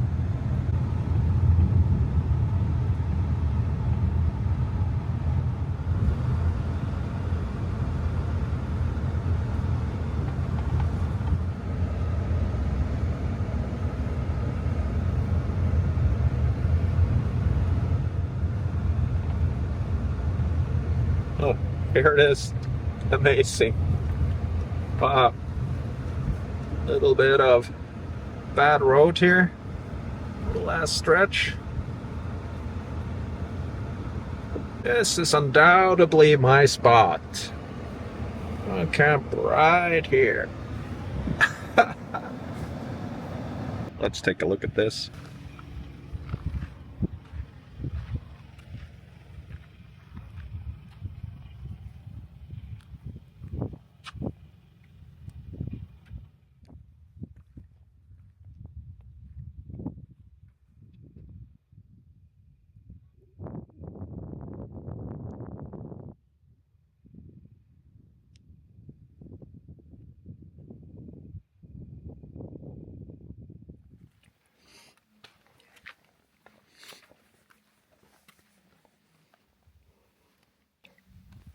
Really gotta wait until light gets better. It's the San Juan River. It drains into the Colorado River.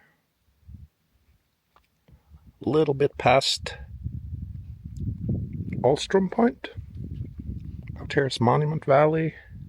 Pretty neat.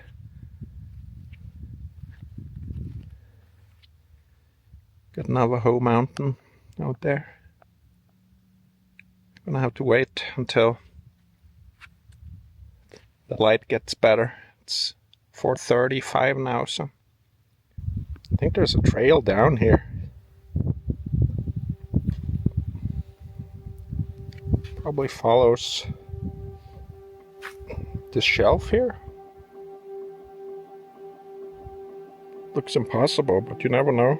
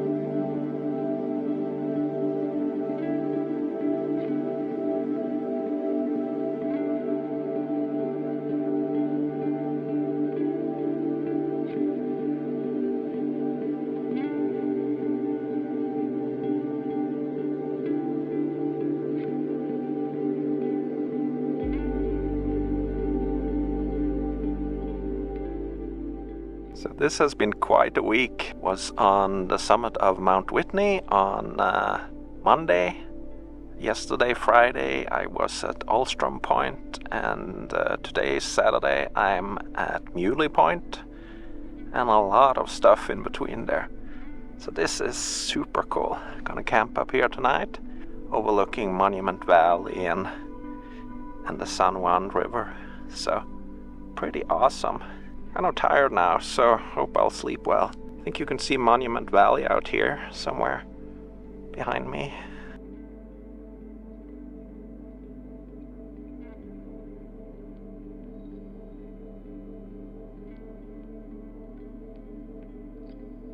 This is cool. Super cool.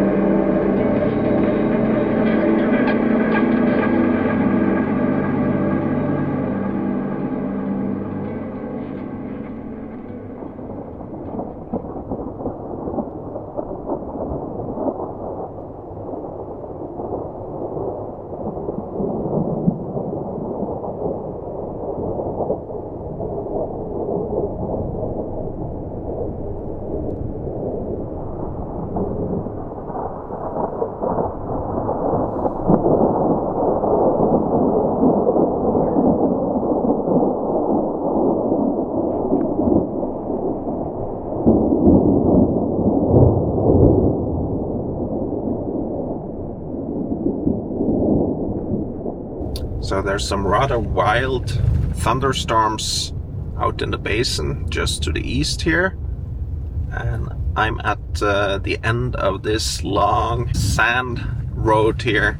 So it's 5 o'clock and I wanted to make sure that it doesn't get surprised by some big rainstorms and a flash flood out here that would make it impassable to get back on pavement. So I'm gonna drive the 4 miles out on pavement and spend the rest of the night there so I don't get stuck in here.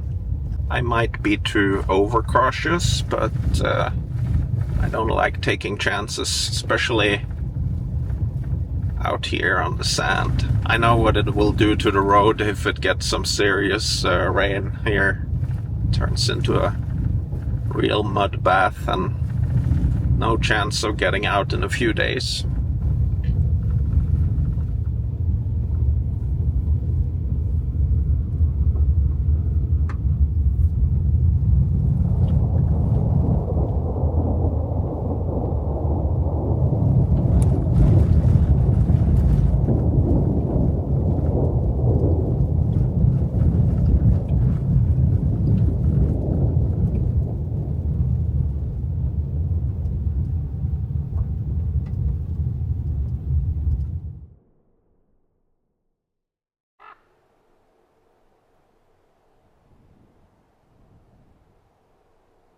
It's a beautiful, a little bit cooler Sunday morning. It is 8:45 now, and I'm heading towards Hanksville first. Gonna get up on Highway 95, beautiful highway up through the desert, and we'll see. Maybe I'll make this a long driving day. Sundays are usually good for driving, so I might go all the way up to Wyoming today. I'll try to stop at Stan's Burger Shack in Hanksville, if they're open when I get there. Get a milkshake and a burger. You can see bear's ears up there. I think I am in the Bear's Ears National Monument right now, actually. I think I passed into that down by Moki Dugway. Clear sky today, not much smoke. I think the wind turned. We'll see once we get further north. Also driving through the Grand Gulch area. Never been in the Grand Gulch, but I've heard it's awesome. Cane Gulch Ranger Station.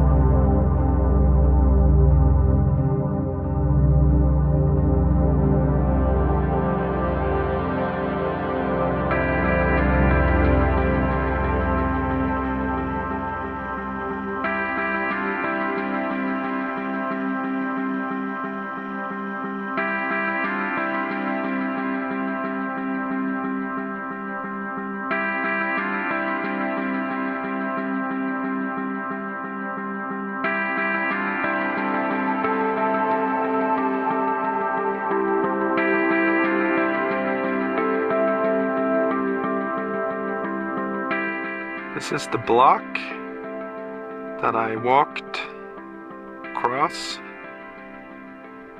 maybe 6 years ago.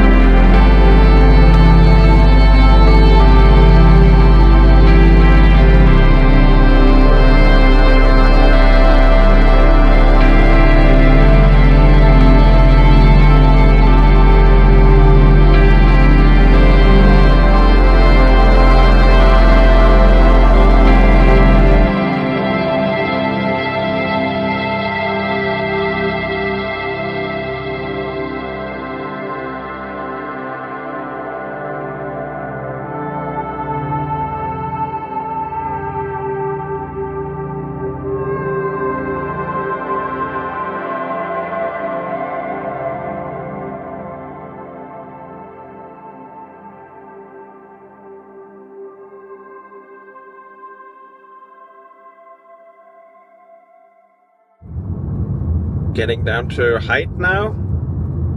Gonna cross the Colorado River and then the Dirty Devil River. This is an area I'm very familiar with.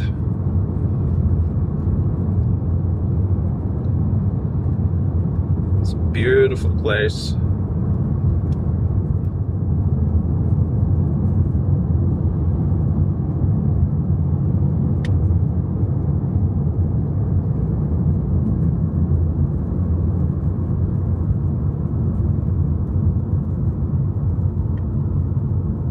Crossing the Colorado River.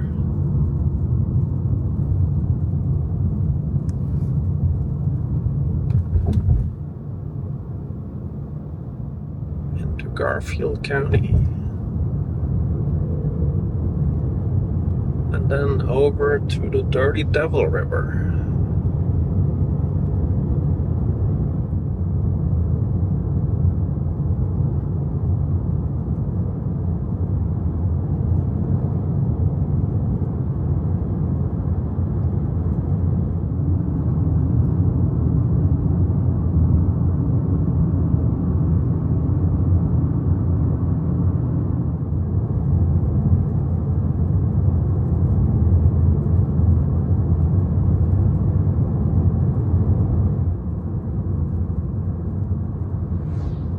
And crossing the Dirty Devil River. Spent a lot of time in the Dirty Devil River a few years ago.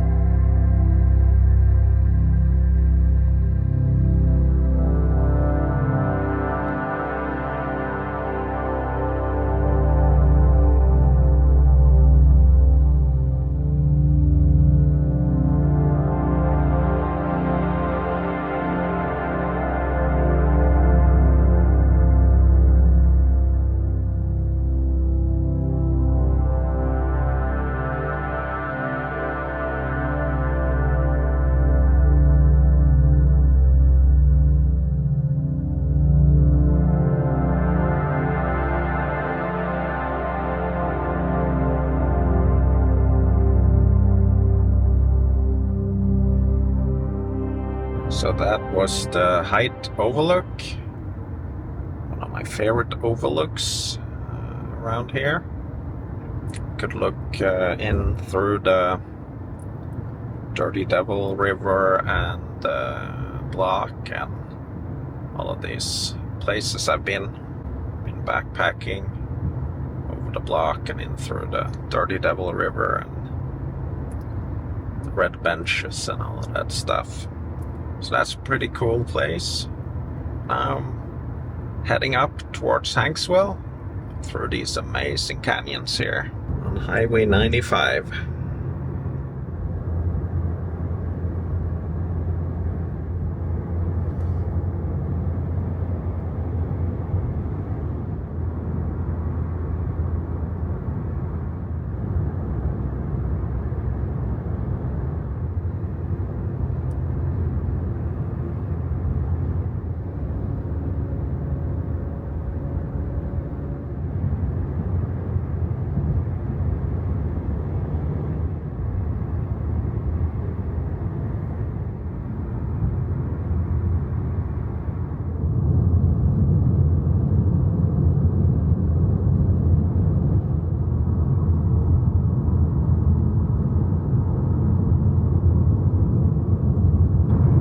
I drove through here on my first trip through Utah and it kind of blew me away that time, and since then it's always been a favorite of mine. So I try to drive through here whenever I can. So this is probably my 10th or 15th time or something like that driving through the Hite area.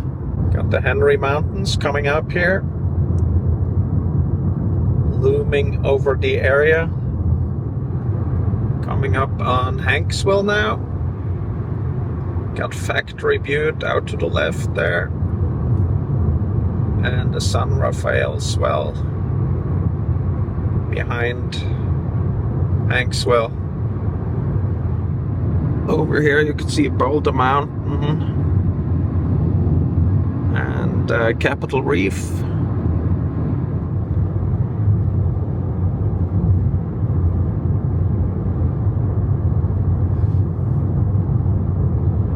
Here's Hanksville. Let's see if Stan's Burger Shack is still here. It's gotta be the best milkshakes in the world. Stan's Burger Shack. Gonna get some gas here. Gonna keep heading north.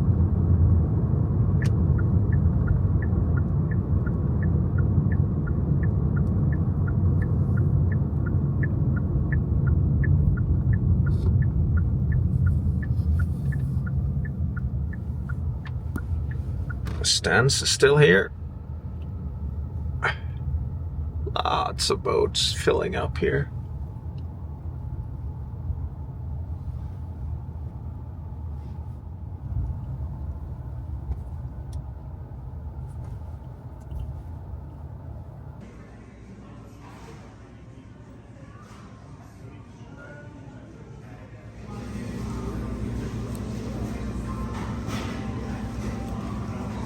That was way too much food for 11:30. That milkshake is just insane. Got a coffee and a Hanksville t-shirt. Refilled gas. I'm planning to head to Evanston in Wyoming.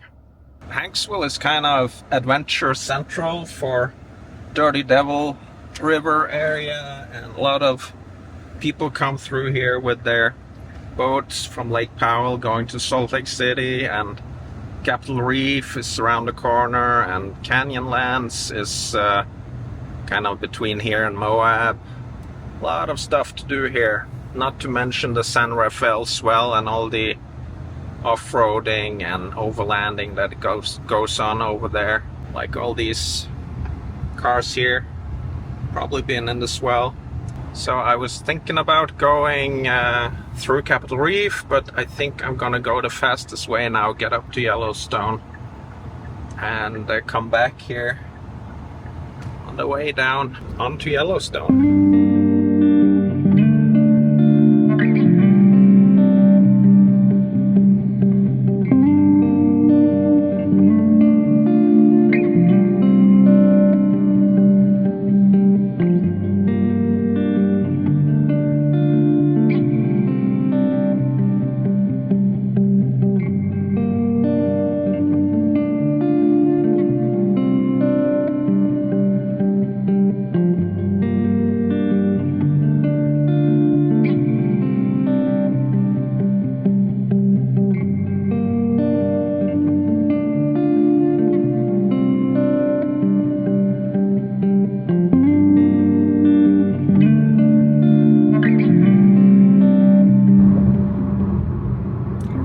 and we are in Wyoming. Didn't see any sign, but a line on Google Maps said we crossed into Wyoming.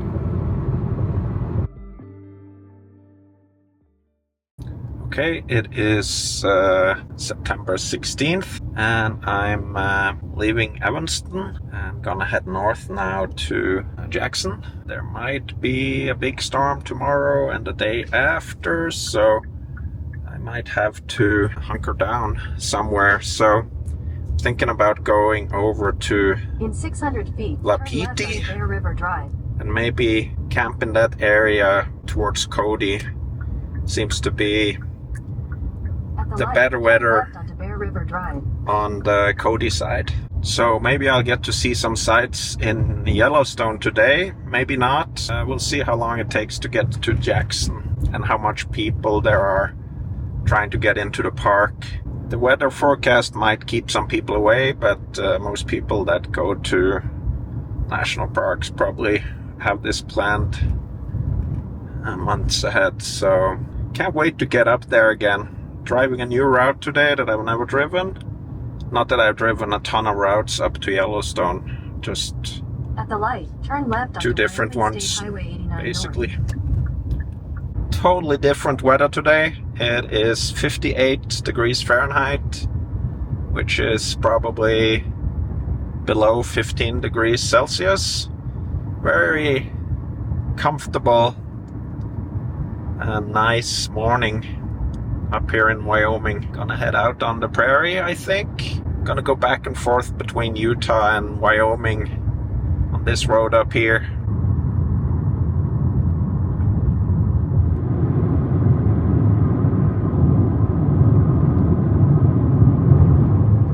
Little bit of fall colors on the trees.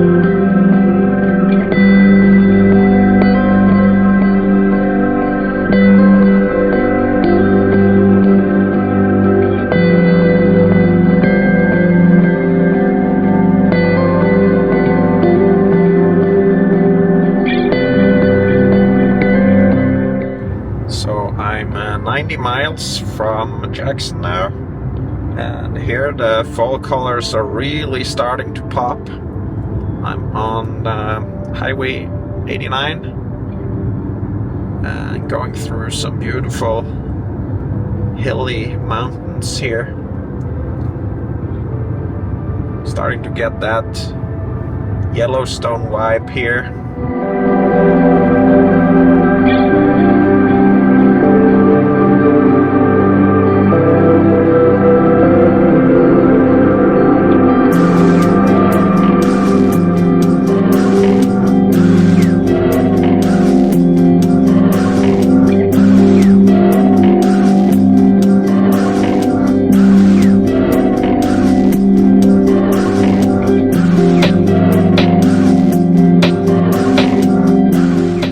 Alpine now, just crossed the Snake River. Gonna make a right here and head towards Jackson.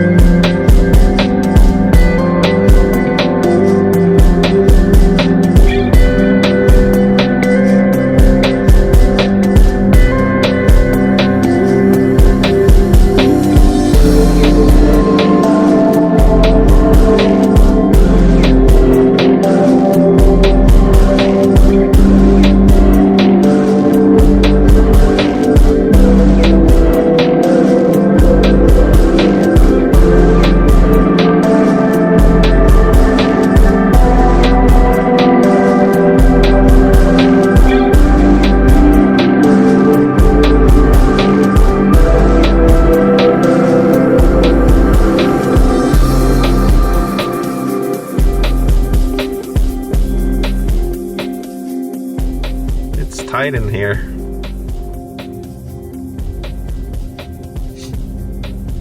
And look at that French van.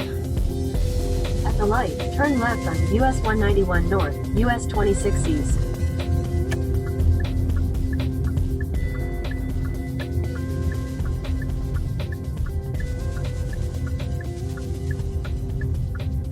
Continue on US 191 North for 7 miles. Should have stayed here a little bit, but it's so crowded, and it's the last day with decent weather.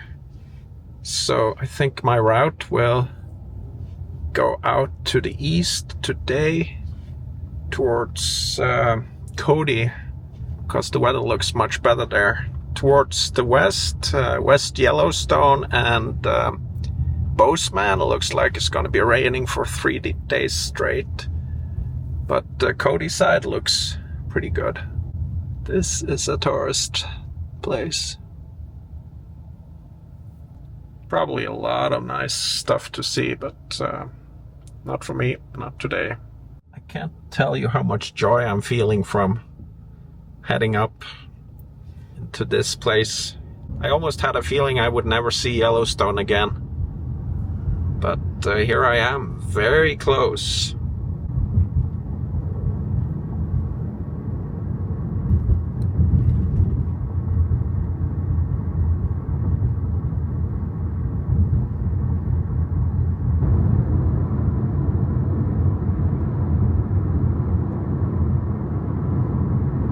Okay, and I'm in Grand Teton National Park. That happened fast.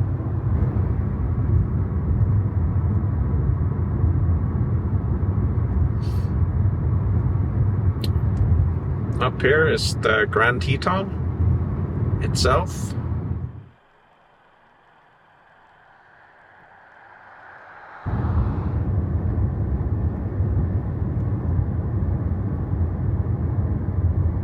Looks like there's already some big storms looming over Yellowstone in front of us. I'm gonna go through there anyway.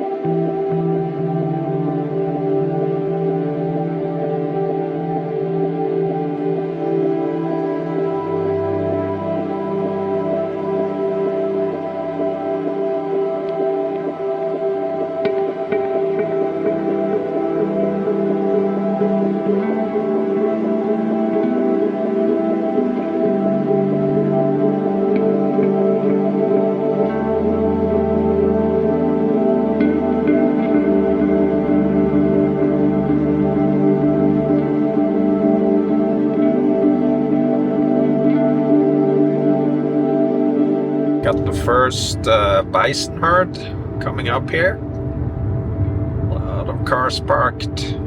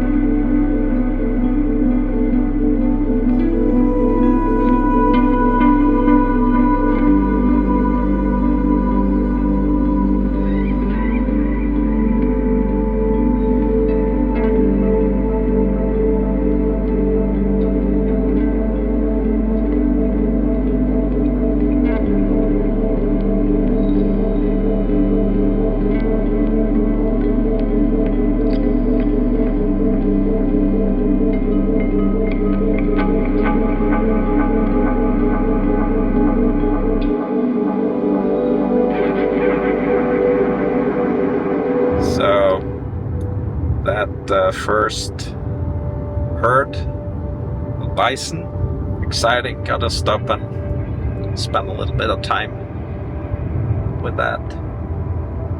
But the main place for that stuff is Lamar Valley, so I hope I'll be there in a few days. Not really sure what's gonna happen with the weather. Okay, Moran Junction. Turn left. We go to Yellowstone.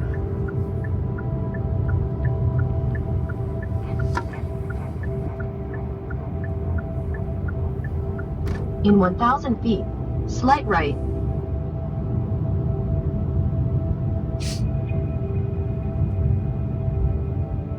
Got my pass. Highly recommended for anyone who's wanting to see more than one national park.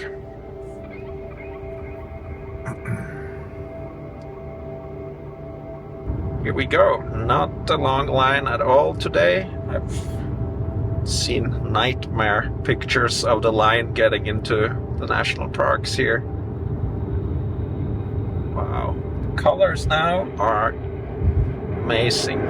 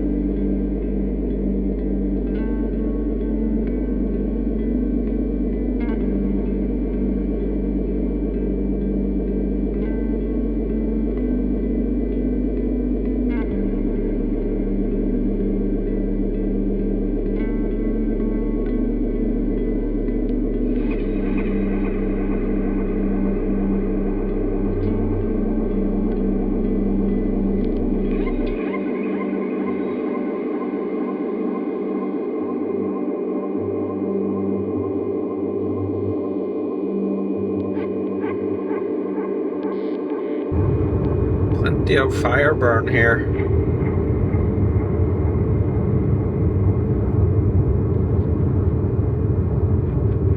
Right now I think we're in the Teton National Forest, between the Grand Teton National Park and Yellowstone National Park.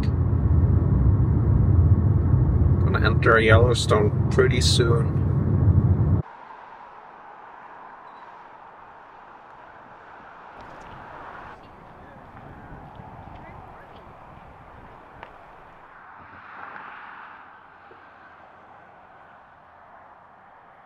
Snake River again.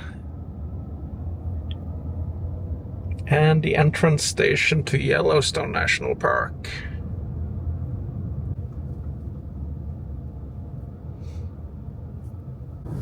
Gonna go down to Grant Village here.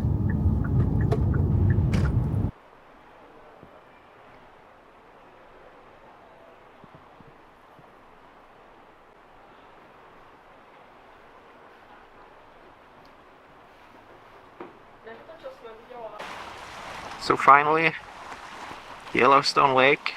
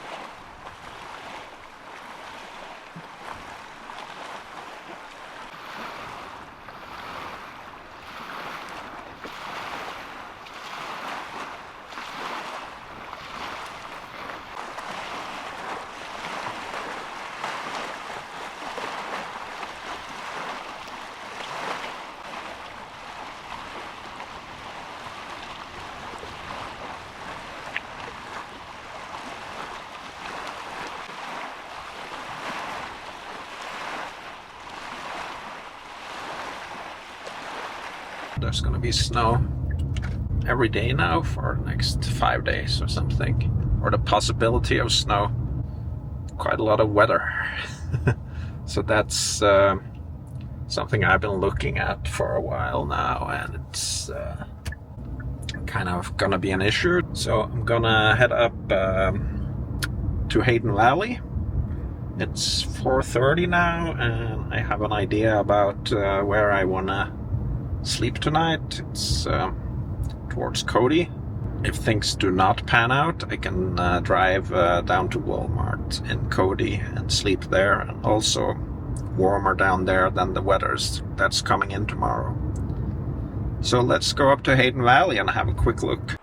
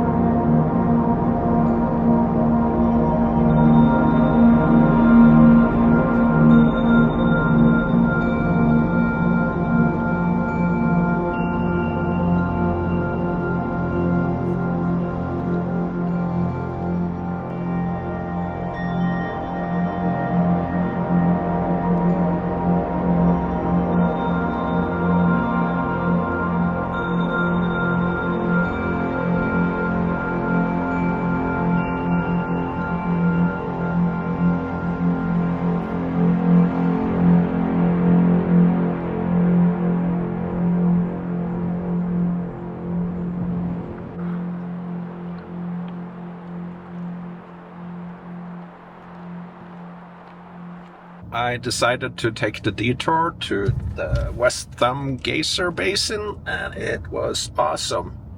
I've never really spent any time going to see these geysers because there's been so many people every time I've been here, so that the parking lots have been completely full. There's been no space at all, but now there's a little less people, so definitely seeing some cool stuff here now. So all these thermal features is something I've just seen at a distance most of the time.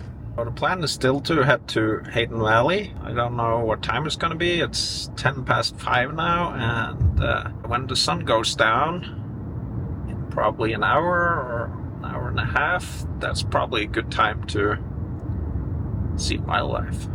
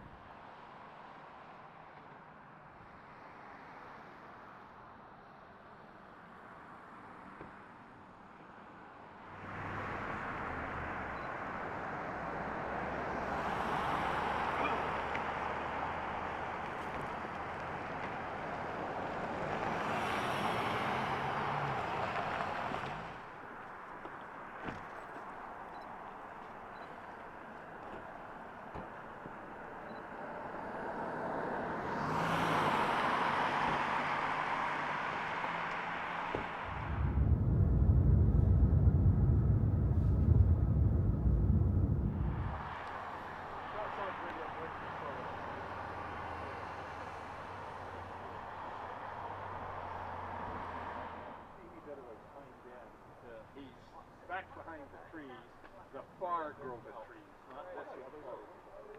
The one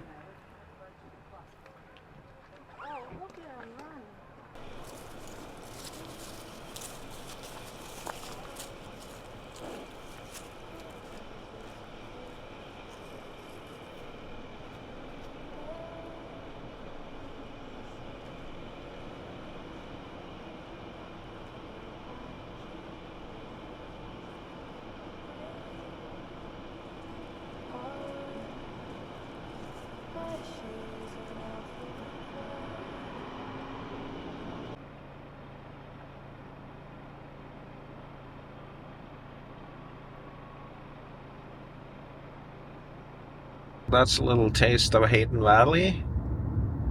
They saw a grizzly out there, but it was so far away that there was no chance of filming it. Got about an hour and a half to drive down to where I'm hoping to find a place to park for the night, so it's getting dark. Better hurry out of the park and find a place to sleep. So this is the Yellowstone River. Pretty cool. I've been to its headwaters. And here it's flowing more mighty, and then flows even mightier. Yellowstone General Store closed, looks like.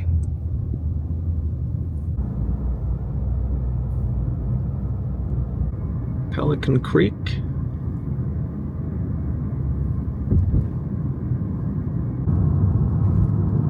Well, there was the first lightning and thunder, and started raining. So now it'll probably start pouring down. Forecast says a ton of rain tomorrow, several days.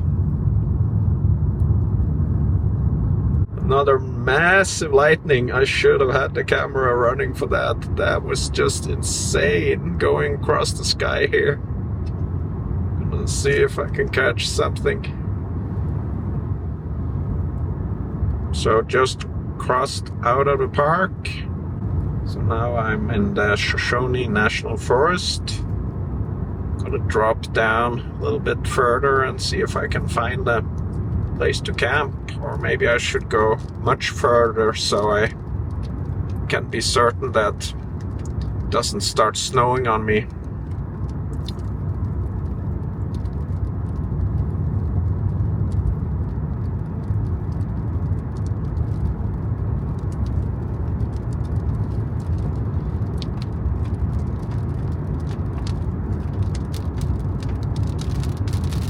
Oh.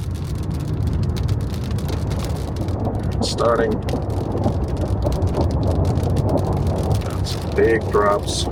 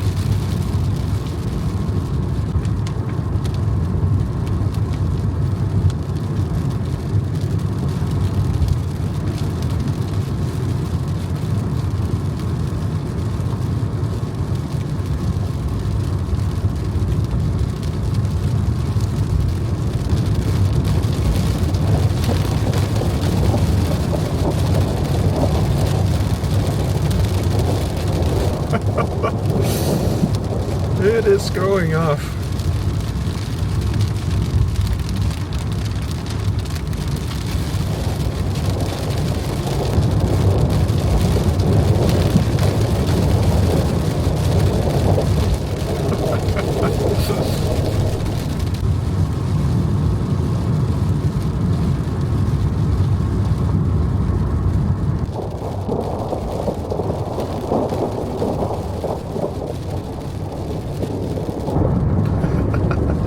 another one.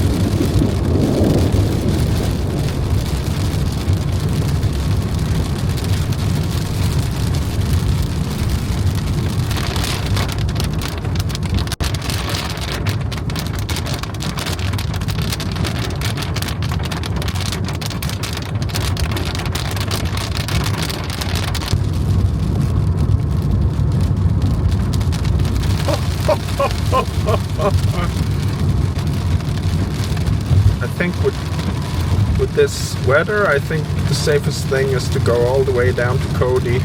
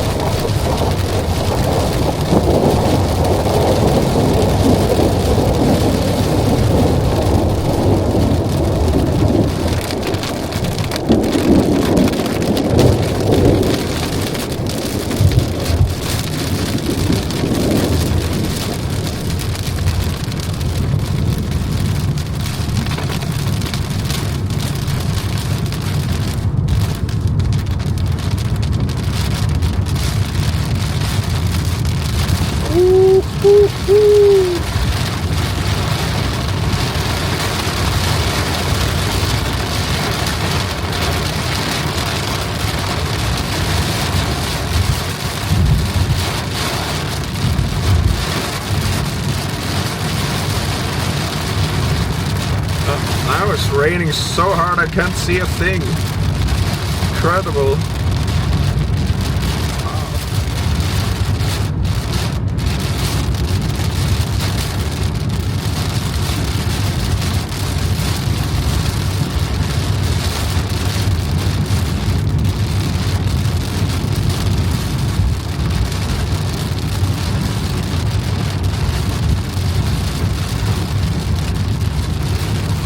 Can you believe it? Down here by Wapiti, the road is completely dry.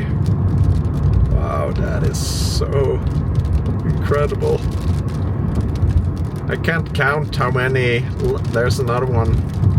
Can't count how many lightnings I've had go off now. Must be the most lightnings I've ever seen in one kind of evening. This road is gonna get pretty wet soon as well. Here it comes.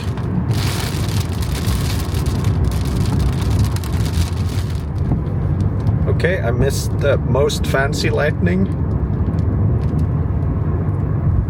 It was right in front of me here. It's just incredible. The air is charged with electricity. And dry road again.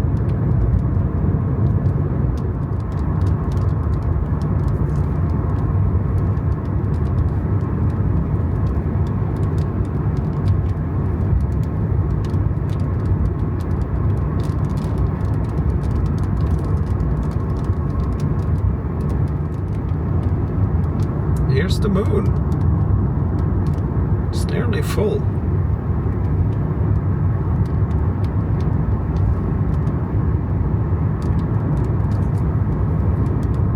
Maybe we're through it.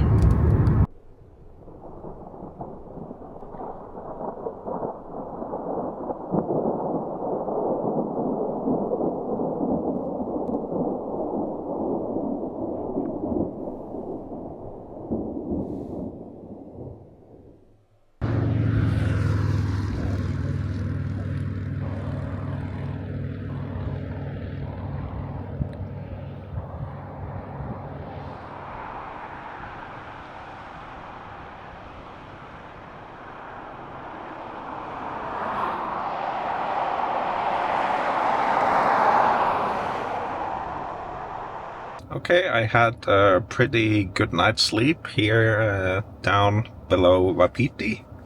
Gonna head down to Cody now and get some groceries, fill up some gas, and wait out this next big storm that's coming tonight. Looks really bad for the next couple of days up in Yellowstone.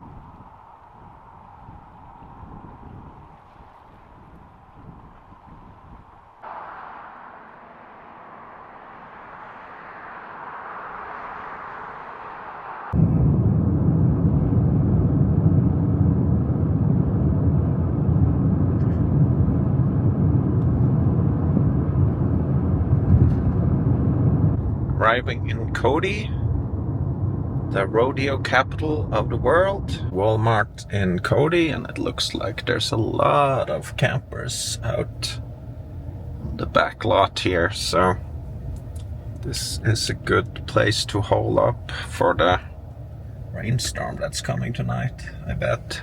Probably a good 20 campers that have stayed overnight, I guess. It's 11 o'clock and I was thinking about staying here for a day or two and just waiting out this storm, but we can't have that. I'm already impatient after an hour, so I'm gonna head towards the Bighorn Mountains. Just entered Bighorn National Forest. This is pretty cool. Didn't expect a canyon like this, to be honest. So this is the Bighorn Scenic Byway. And scenic it is. Incredible.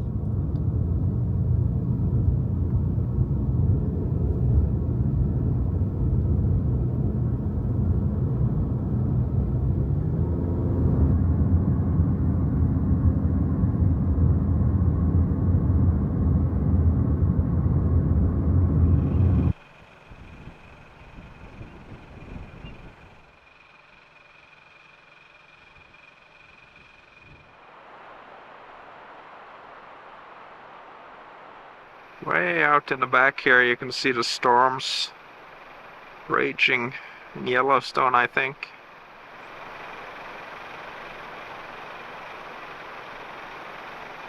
Clouds are getting darker and darker and looks more and more stormy.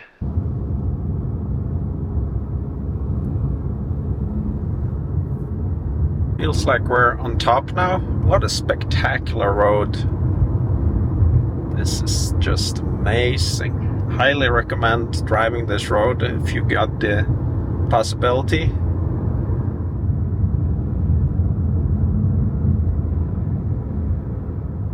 Granite Pass, elevation 9,033 feet. and we're in Sheridan County.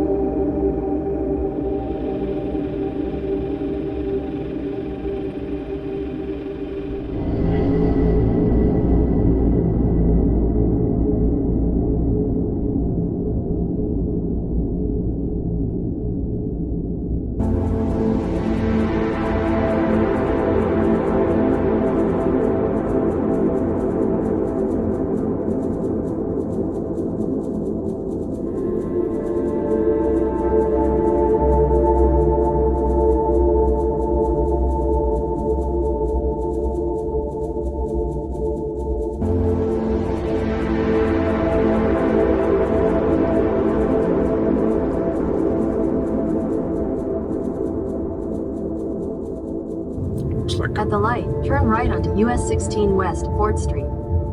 Looks like a pretty neat little historic town here.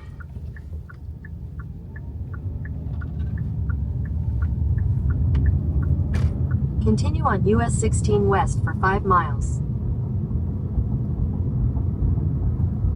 So I'm going across the southern road over Powder River Pass, I believe it's called, and back to Cody tonight, I think.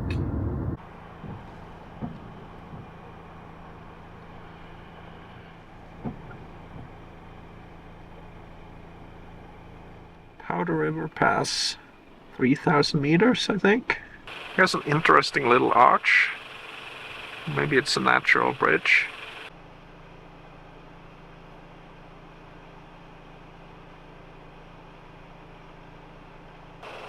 Look across the open plains to what I think is the Absarokas,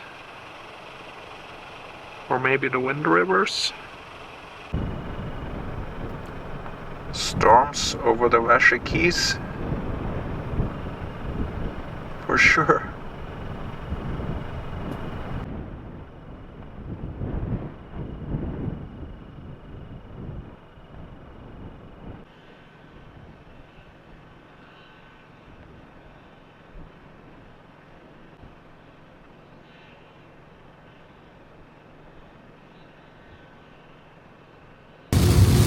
Pretty sure this is sorely needed.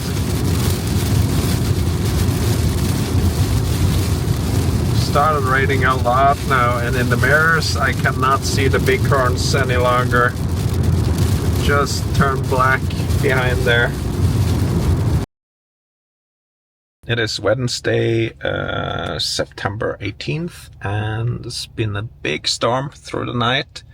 Not a lot of rain, but a ton of wind, and now it looks pretty bad up in Yellowstone, but I'm gonna head up there anyway and just see if I can find some wildlife. This could be kind of a cool weather for that, I think. It's kind of cold and gloomy, so might be some wildlife out. So let's get into the park again. So if you know me, you know that I bring the bad weather, and now there is a winter storm warning for Yellowstone.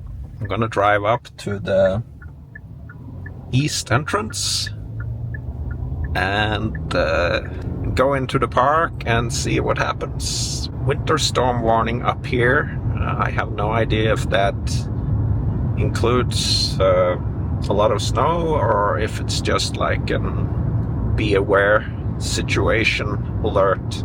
The plan today is basically to get up through Hayden Valley and into Lamar Valley, and maybe I'll circle around Cooke City and Chief Joseph Scenic Byway, which is one of my favorite roads. There's fresh snow on the mountains over there. That's what I expected.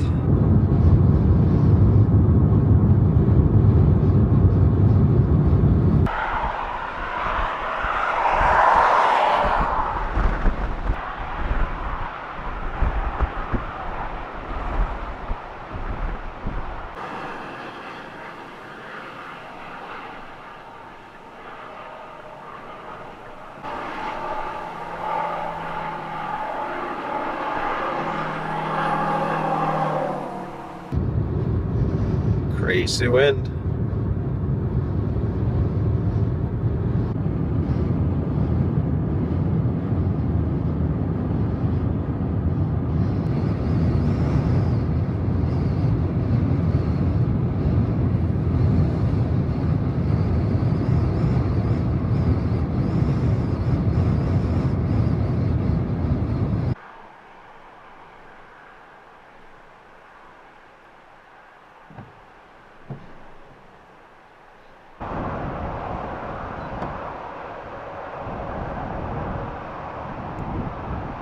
The winds are so powerful, and there's snow on all the peaks around here.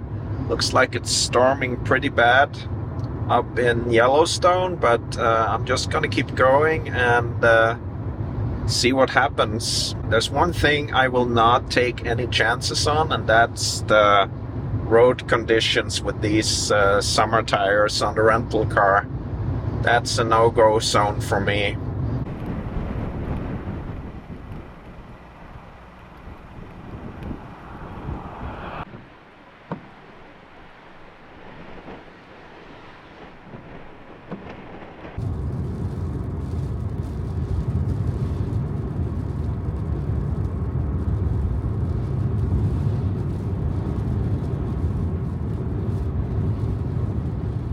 Seems like there's a lot of vehicles coming out of the park, so might not even be possible to get in, or they're fleeing some big storm. Down here is 49 degrees Fahrenheit. What's that, 12 degrees Celsius, 10? Something like that. And it's gonna get much colder as we climb, but it's also 10:30, so it might warm up a little bit as the day grows older. Pretty cool drive. Here's Elk Fork, where I came out when we did that big tour through the greater Yellowstone wilderness, Teton Wilderness.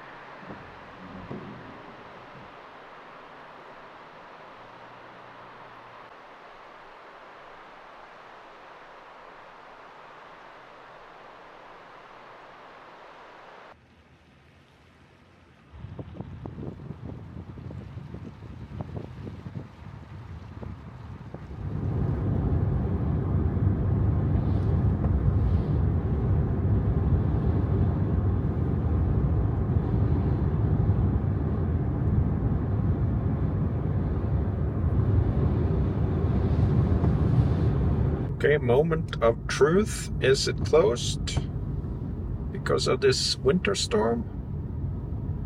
Or is it not?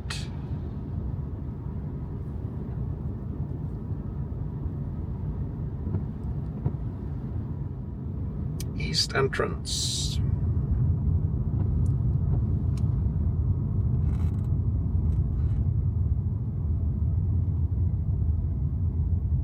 Looks open.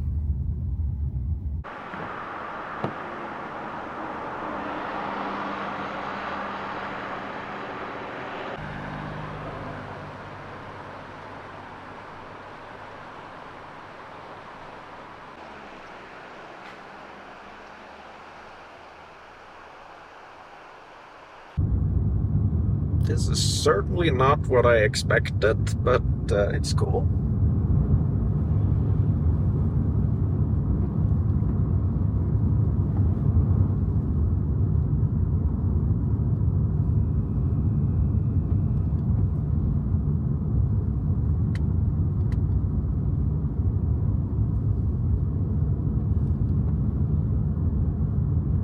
Getting up in the snow, I guess, before the pass.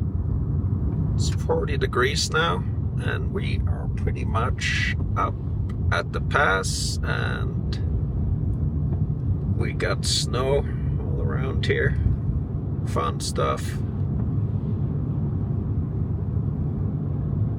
This is what I live for.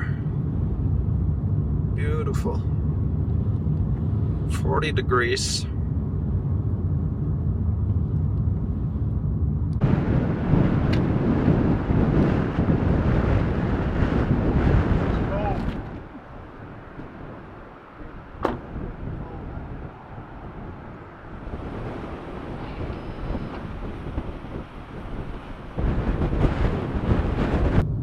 It's 39 now.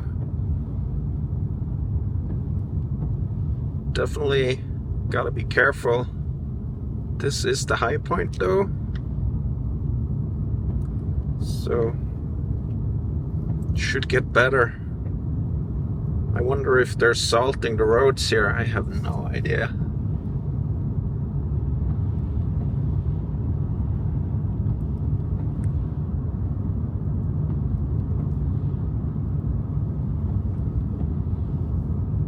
.39, so that's like 3 degrees Celsius, around there.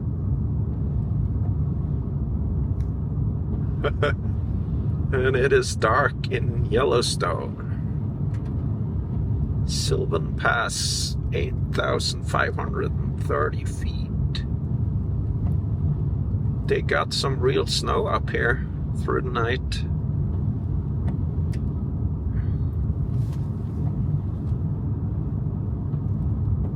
.38.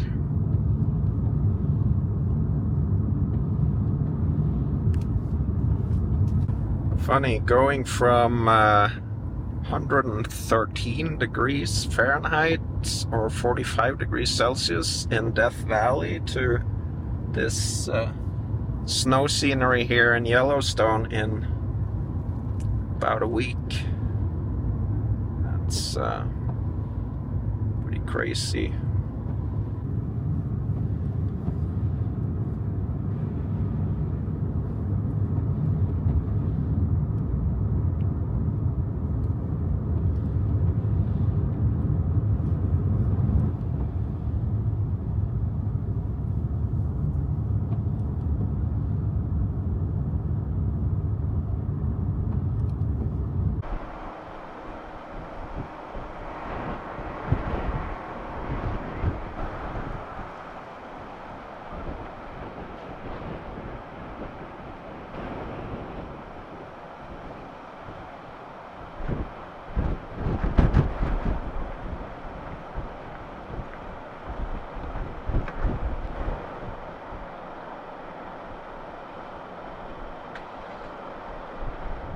Back to 40 degrees now, and snow is gone.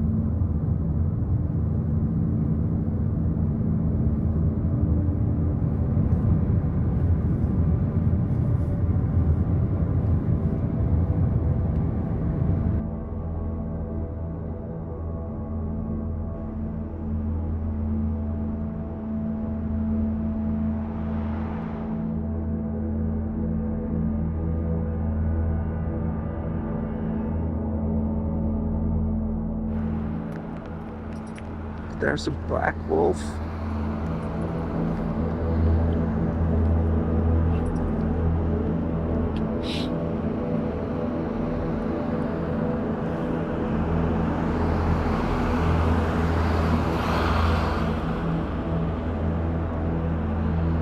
It's a gray one.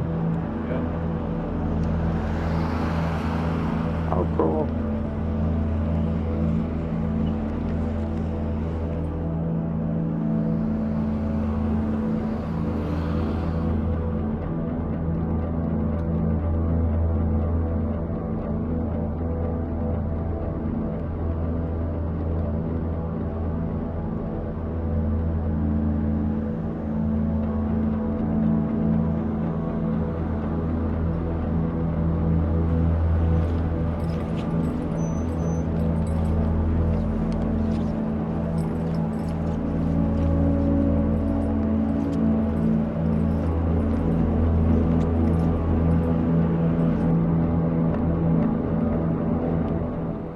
It's not a black wolf.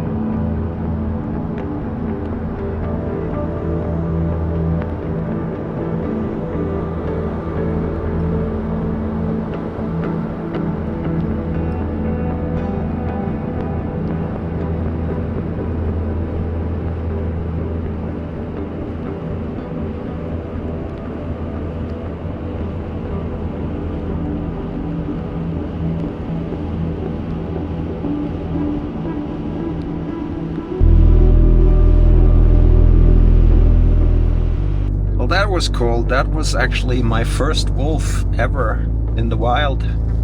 Can you imagine it? So awesome to see one out here in Yellowstone, Hayden Valley.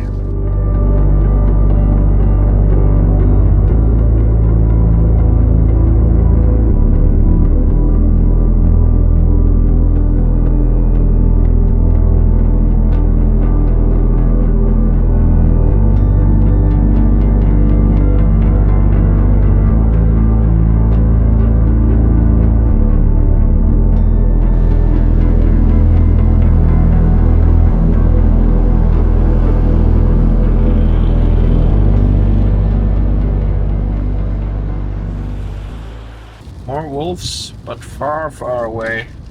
Now it's getting really wet and uncomfortable outside with this rain here.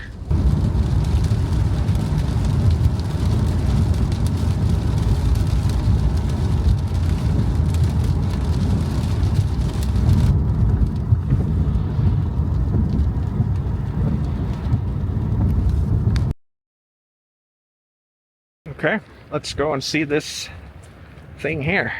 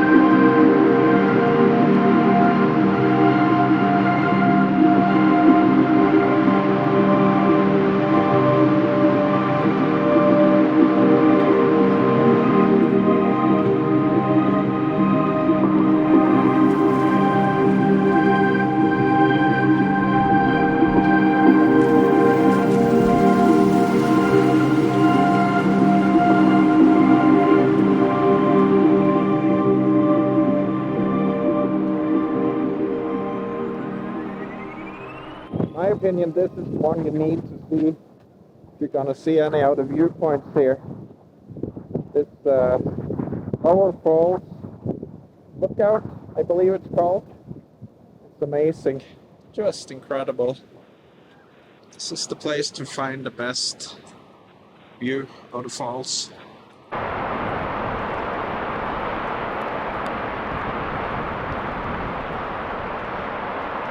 Well, this stuff will get you wet, and I also have rain pants. I should have put them on, but they're at the bottom of my suitcase, so I'm gonna do that, I think, unless it stops raining. Going over to Lamar Valley now after an hour in construction zone queue. Getting up in the snow zone now, and don't know how far I can go with this car.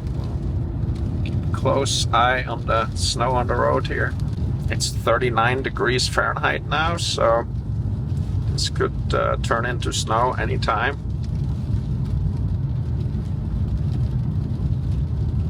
But as long as it's rain, it's all good. There's this Subaru up here that is going so slow. It's beautiful up here. Winter Yellowstone in mid-September. Guess you can get winter up here any time of year. Could have had some amazing views here, but it's all cloudy.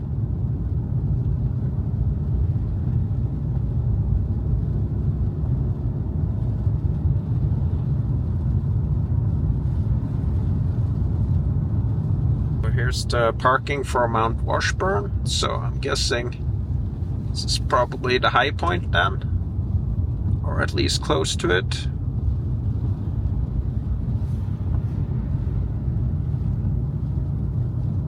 Yeah, we're going down again. It got down to 38 degrees Fahrenheit, so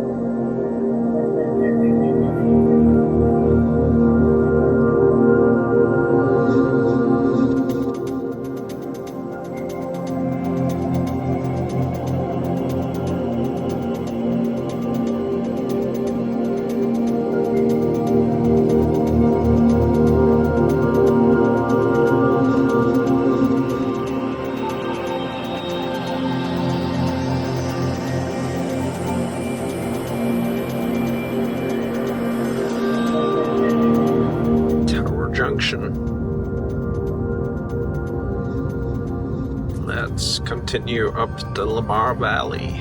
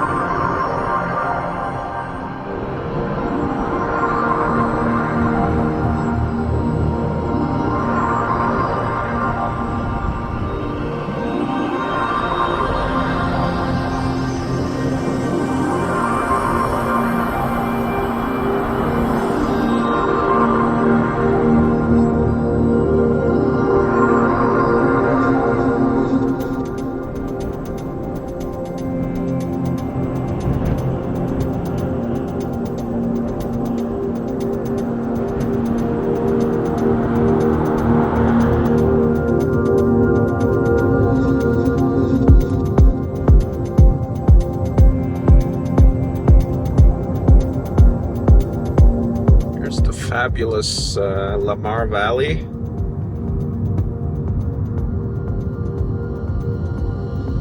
Beautiful place.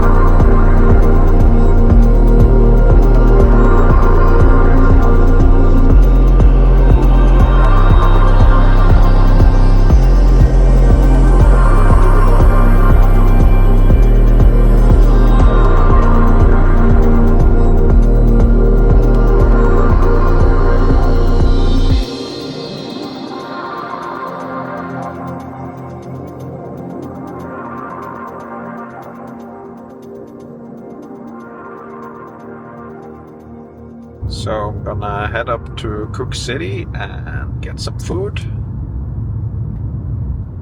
It's 4:30. I'm getting very hungry. Looks like bad weather up there. A lot of rain or snow or something. There's that thing.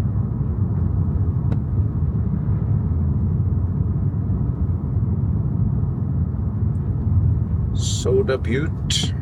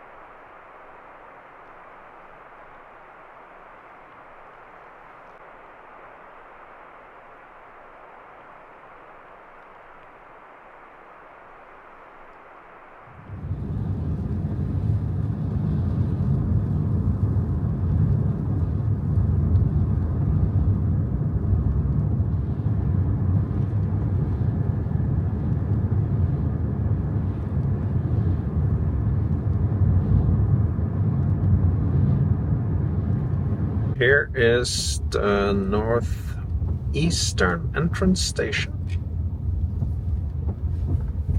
Leaving Yellowstone. And we got 4 miles to Cooke City. See if they can cook something up there. Silvergate, Montana. Here's Silvergate.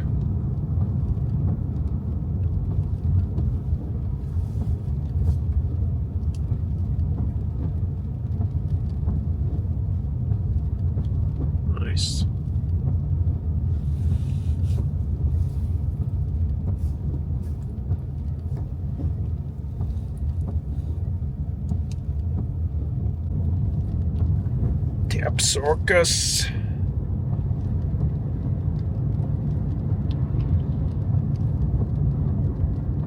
Always impressive, this mountain range.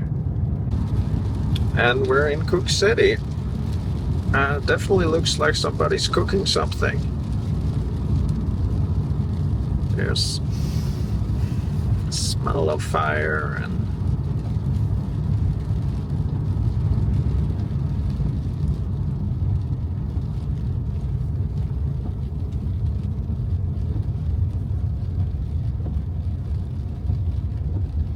it's 42 degrees. Cooke City on a rainy day.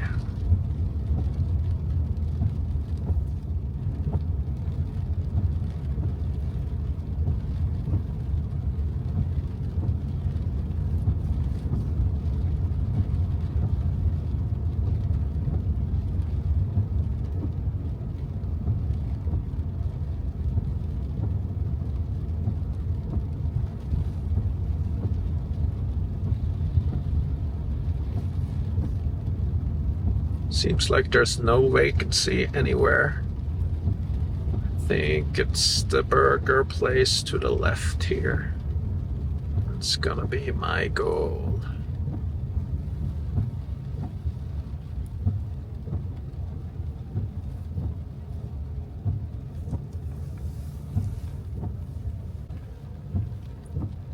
Pretty lousy weather for a day in Cooke City, but that's okay.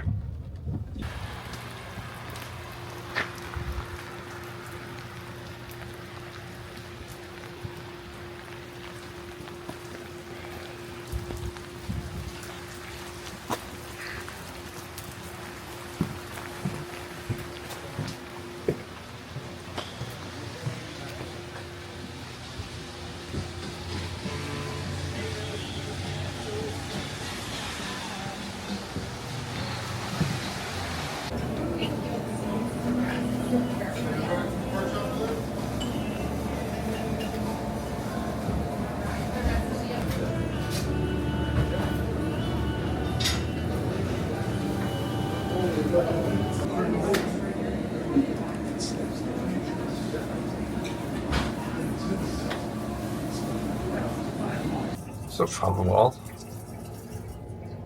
in the bathroom.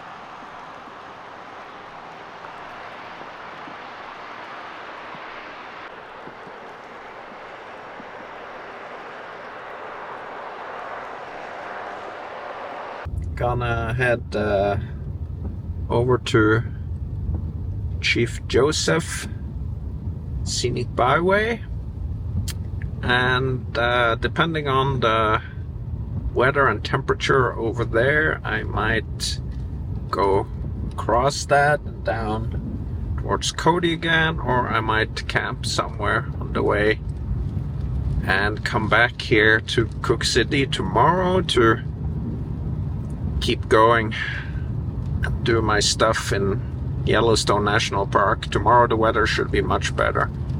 But first gonna climb up a little bit. It's 42 degrees Fahrenheit right here now. Let's see how cold it gets. So I really wanted to drive the Beartooth Highway, but that's closed now because of this winter weather. There's a winter storm warning in effect for this whole area. But so far it's only rain over here, and it's staying around the lower 40s, which is like, I don't know, 5 degrees Celsius around there.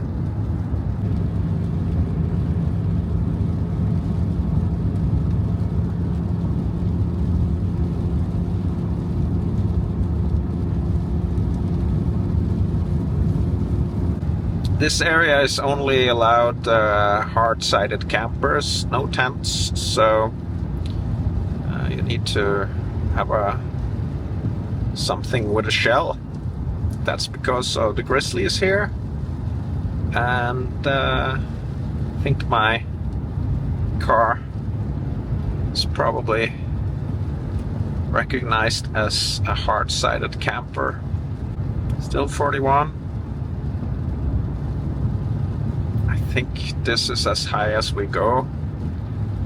I think Chief Joseph Scenic Byway, the pass over there, is probably lower than this. 40 degrees here now.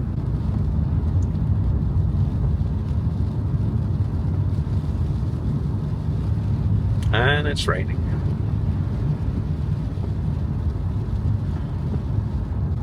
So I get a lot of questions from people asking why I don't get a Starlink in Norway, and I can see why people ask that question after been driving around here, because the cell service is so random and spotty and not very good. The cell service in Norway is many times better. You can mostly find cell service all over the country, except for if you're backpacking in the backcountry. That's why I want to use cell service for my data, because it doesn't pull any power from my batteries, and it doesn't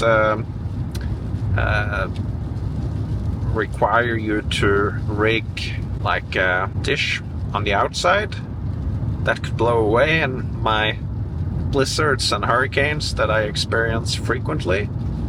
So it kind of works really well to just use the phone as a hotspot. With my new plan that I just changed to in Norway, I get 300 gigabytes a month of full speed, and then I get a reduced speed of only 3 megabits after I've used 300 gigabytes. And I think 300 gigabytes is about as much as I need when I upload my videos and stuff. So that's the reason why I'm not getting a Starlink in Norway, because the cell reception is actually really good. So Cooke City is in Montana, but we're crossing back to Wyoming right now, according to my GPS.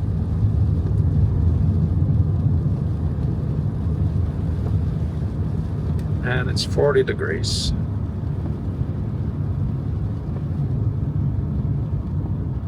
Look at these mountains and the fog. It's so mysterious and cool.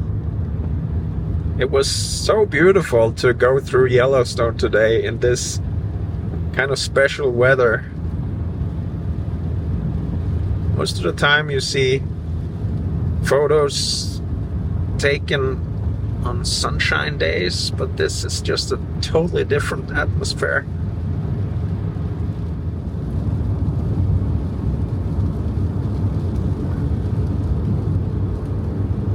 Okay, this is Chief Joseph Scenic Byway, I think. I'm not sure if it starts right here, but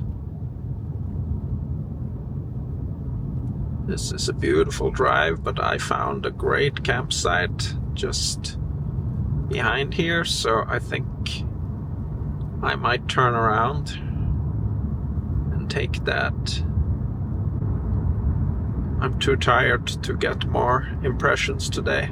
So I found my camp for the night here in the mountains close to the Beartooth Highway. It's only 7:30, but I'm kind of exhausted from a long day of a lot of experiences. So I'm gonna go to sleep here in half an hour, maybe read a little bit or something. Basically, this is my simple sleeping setup. Got my Western Mountaineering ultralight sleeping bag that I use everywhere, and I'm in the back of the rental.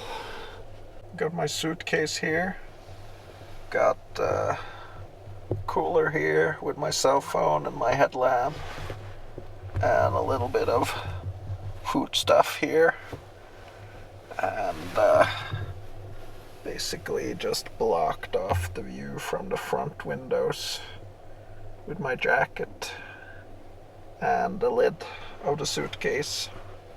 Mighty simple car camping setup.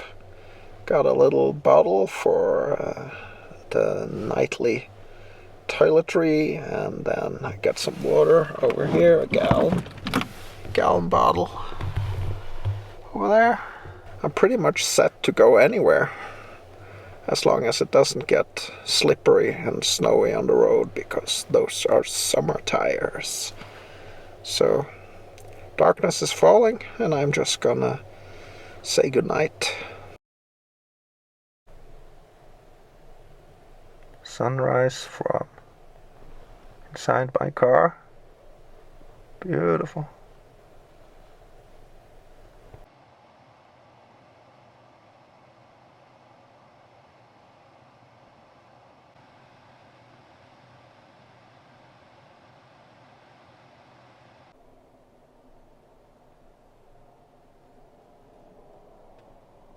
Well, good morning. Had a peaceful night of long, good sleep here at the start of the Chief Joseph Scenic Byway. I'm gonna drive that road back and forth today, and probably drive down to Grand Prismatic Springs, which is a feature I always wanted to see. So that's my goal for today. Then I'm probably heading up north from there and going out via West Yellowstone and up to Bozeman. But I'm not gonna be able to do that in a day, so I'll find a place to camp. So that's the plan for today. Weather is starting to get a little bit better. Turned on the engine now. It's 7:30, and it looks like it's at least in the 40s. So that's a good start.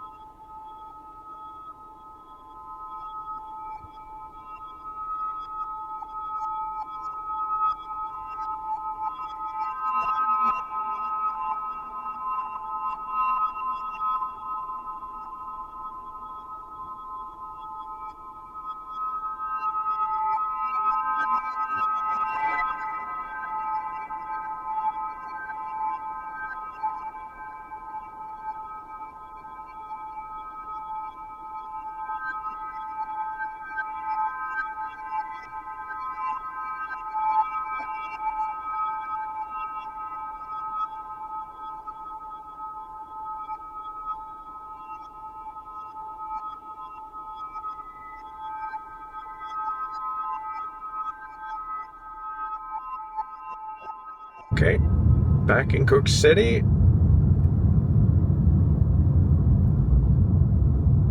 And I'm gonna go to the visitor center and see if I can get some internet down there. Worked the last time I was here 4 years ago. What a cool little town this is.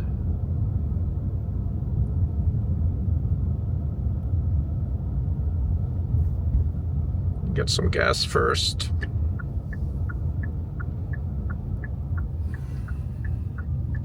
Kind of calm morning, or it's 11:30 actually now, so calm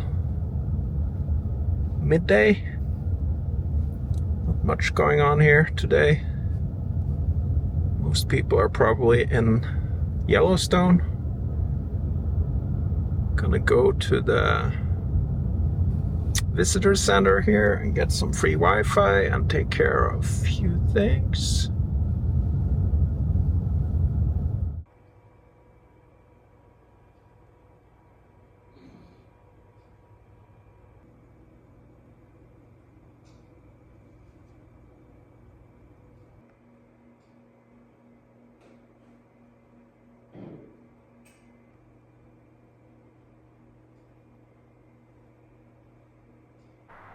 Definitely better weather today. Pretty cold still though.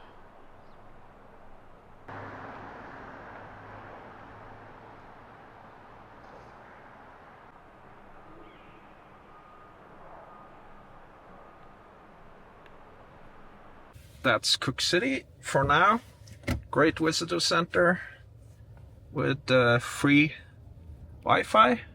Gonna head into the park again and go to Grand Prismatic Spring. That's a feature I've always wanted to see but never gotten to.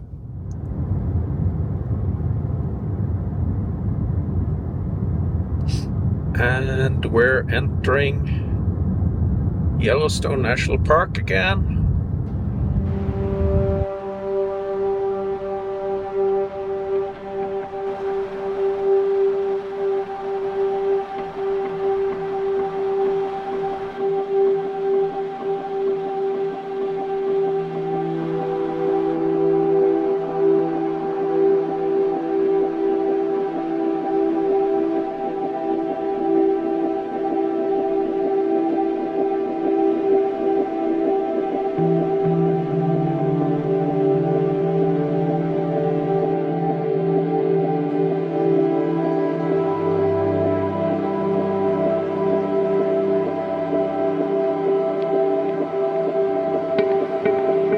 Yellowstone is absolutely spectacular today, with the fall colors and the snow-covered mountains, and the sun is out, and it's just brilliant. I'm so glad I'm taking my time here, just enjoying this. Heading back down the Lamar Valley now. Gonna get over to the spring area with Grand Prismatic Spring.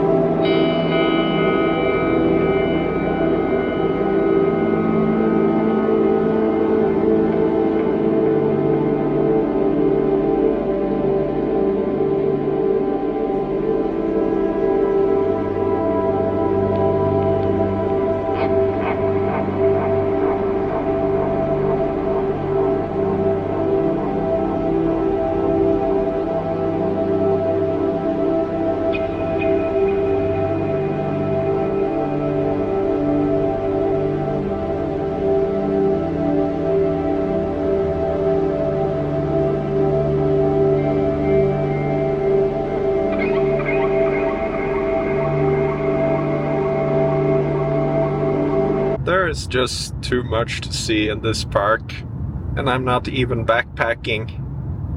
But what an incredible place. It's just a magic, otherworldly thing. I'm so glad somebody decided to protect this area, make it the first national park in the world, I think. One thing I really admire about Americans and the United States is the will to protect these places.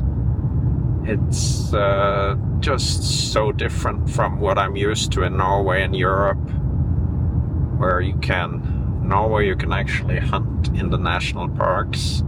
So there's not really any wildlife left in the national parks, but sheep and cows roam freely. But the way National Park Service and the Forest Service and everything works with protecting these national parks and national forests and wildernesses and all of that is just kind of incredible.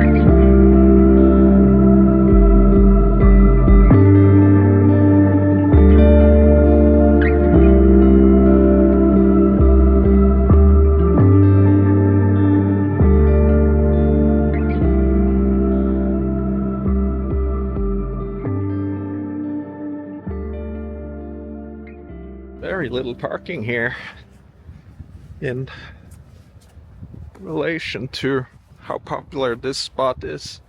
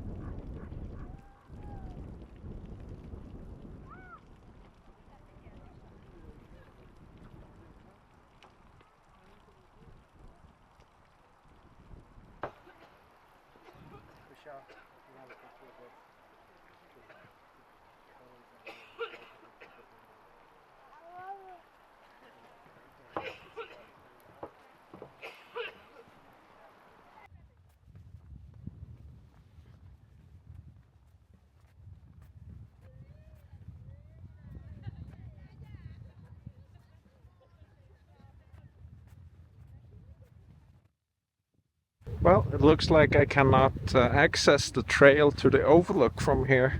Wonder where that goes from. Looks like there's people way over there.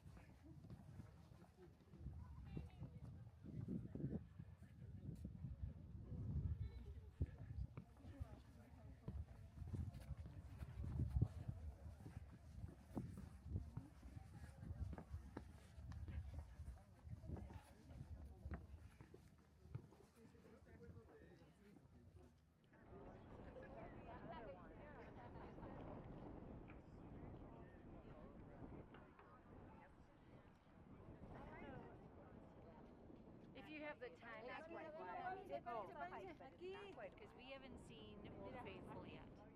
So we have to make a choice. Cannot really see it at all from this angle. So, gonna try to get to that overlook.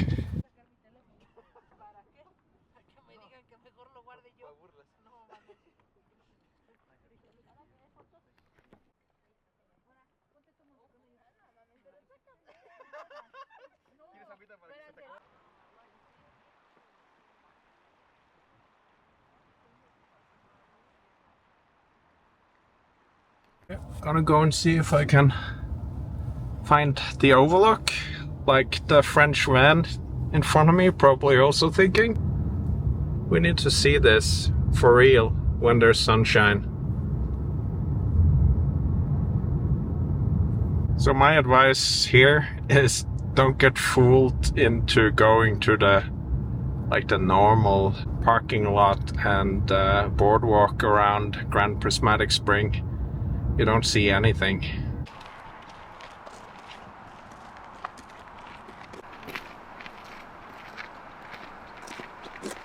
So this trail is 0.8 miles each way. That is decent for an overlook. I hope it's worth it from this side.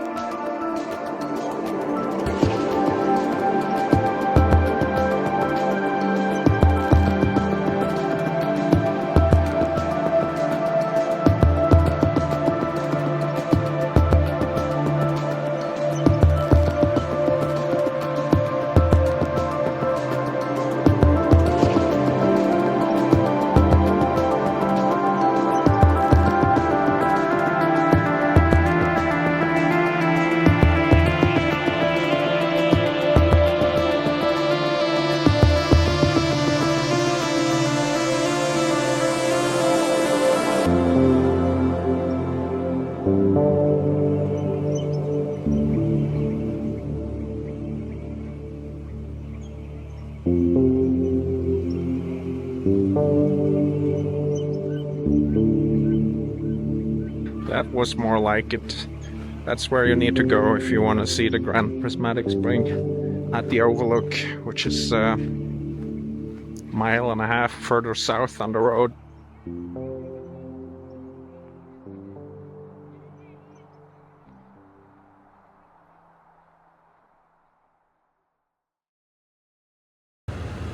Good morning. It's been a cold night. It dropped below freezing. It's now 8:30 and the car is showing 33 degrees Fahrenheit, which is 0 degrees Celsius. Cold night. I had to add a blanket to my sleeping bag, and I started the vehicle a couple of times through the night to get some heat into it. So now I'm just waiting for it to heat up again. I'm gonna make some cold coffee and have some breakfast and head north towards Bozeman. I'm stealth camping right outside of West Yellowstone, and had a little bit of trouble finding a place yesterday because it got dark, but I found this Jeep road that seemed like a good fit, and there's been no traffic through here at all, so good spot. Even got some cell service, some 5G here, so it's September 20th. It's time to have a little look in Montana. Fog is just lifting for the morning.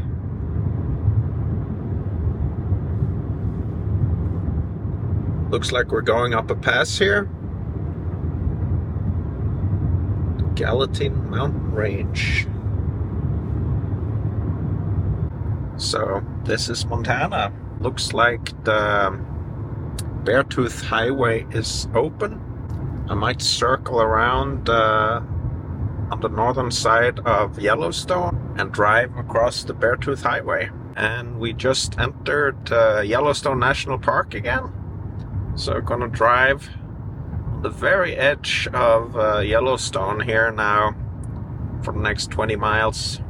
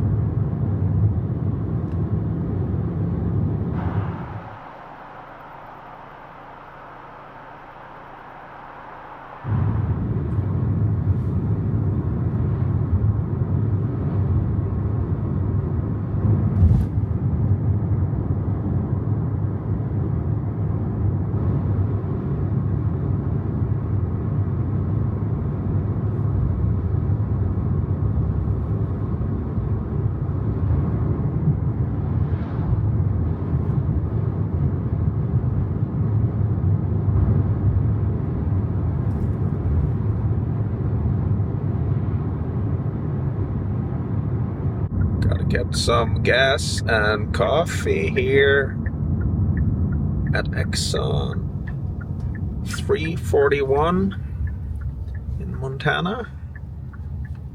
It was cheaper in Wyoming by a few cents. Filled up with horse trailers here. That's pretty cool.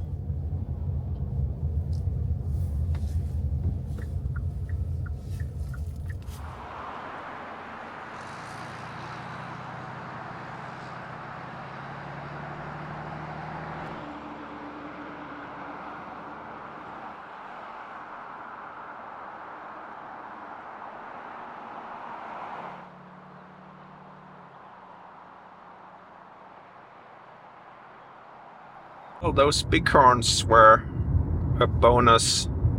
Great to see them this close. They were not skittish at all. They were just standing by the road there.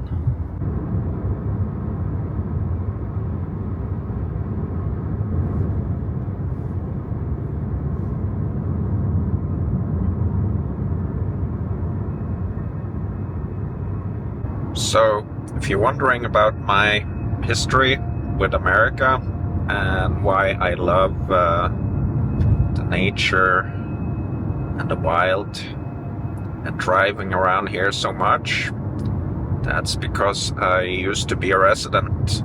After many years of success in the music industry in Norway, I decided it was time to try my luck against the very best in the industry in Los Angeles. That's kind of the hub for the music business in the world, with all the best people. Based on my Grammy nominations and stuff like that in Norway, I was able to get an O1 visa. I spent many years in the Western United States trying to build my music career further. The closest I came to something really, really big was that I had 3 songs that I wrote and produced that Rihanna wanted to hold or release for her next album. That album isn't out yet, and I highly doubt that any of those songs are still in the mix for that album, but it was a huge acknowledgement for me to have these songs considered for Rihanna's album. But as 2019-2020 arrived, everything kind of changed and stopped, and the music business kind of just shut down. The world was turned upside down, and I went back to Norway, and I haven't been here since then.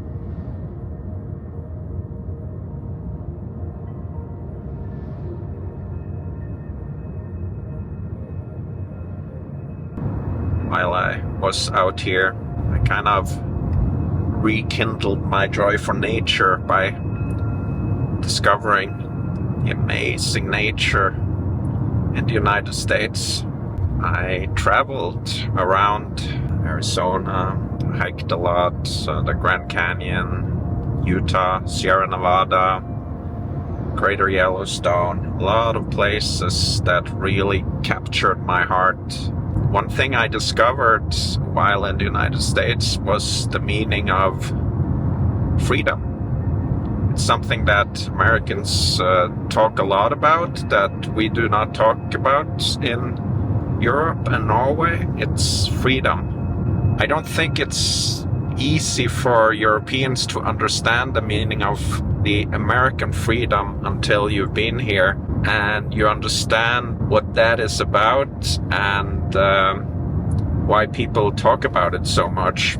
My understanding, something I discovered, is that you can do what you want, more or less, and people are okay with that. It's not like you get those questions that you get in Norway. The first question you get in Norway is, can you live off that if it's anything but a 9 to 4 or 7 to 3 or whatever it is, 9 to 5. And that question does not come up in the United States. It's like if you choose to live a different lifestyle, everyone's completely fine with that.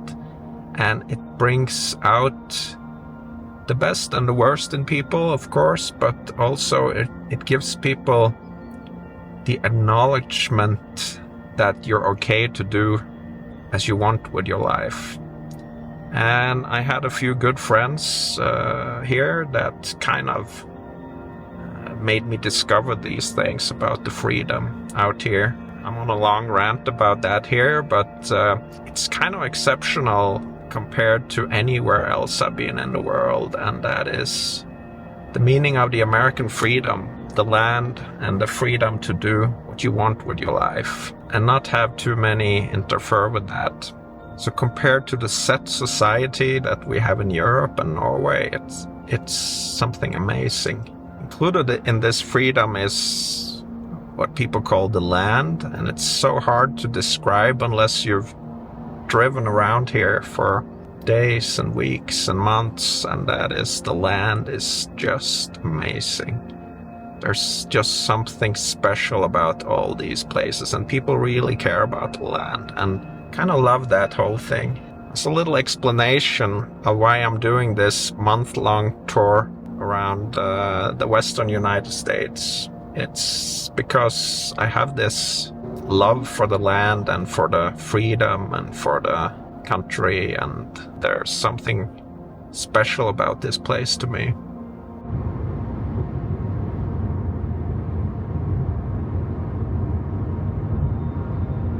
You can find some of the videos from those days here on my channel.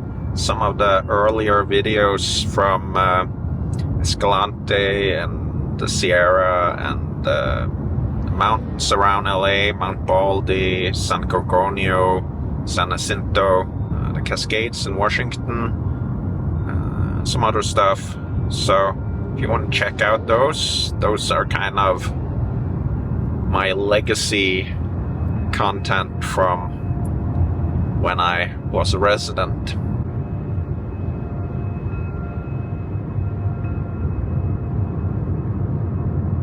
Originally, I started this channel to be a place to showcase my music in some videos, but it's actually turned to the channel has become the main thing and not the music any longer. That's why I'm not really promoting the music. And for those of you who find it, it's cool.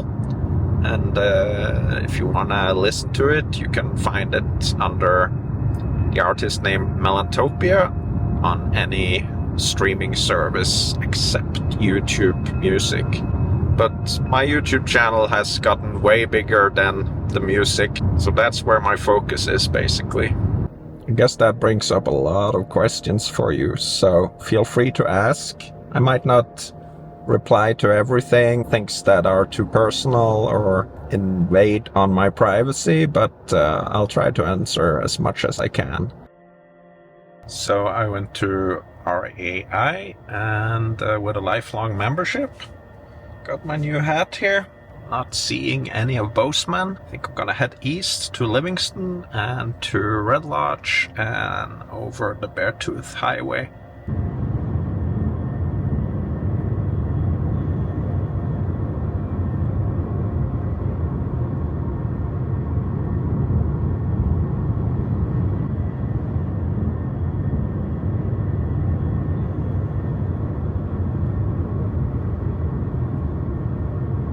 It's time to start on the Beartooth Highway.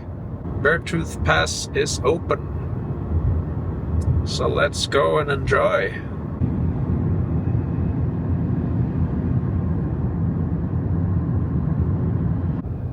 Look up there in front. That's where we're going.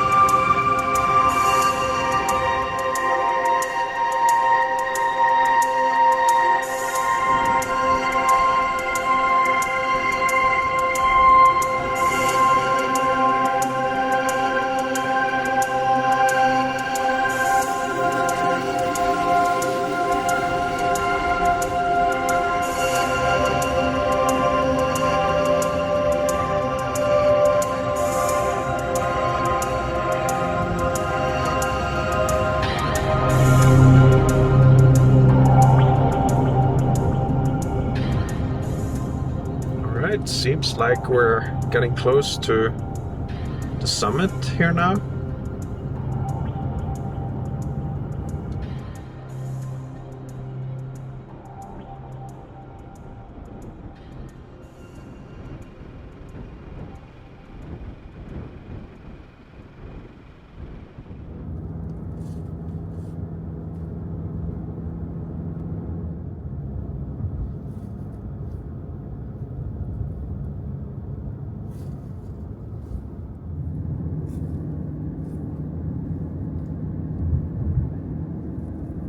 Imagine having the van here, being able to stay up here.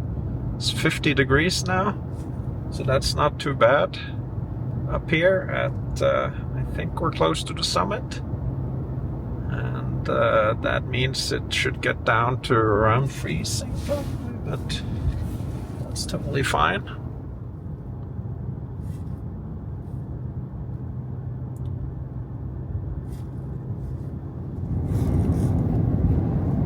Probably camp down there, I'm guessing. Whoa, what a view. You can see I'm guessing it's the Bighorn Mountains way out there.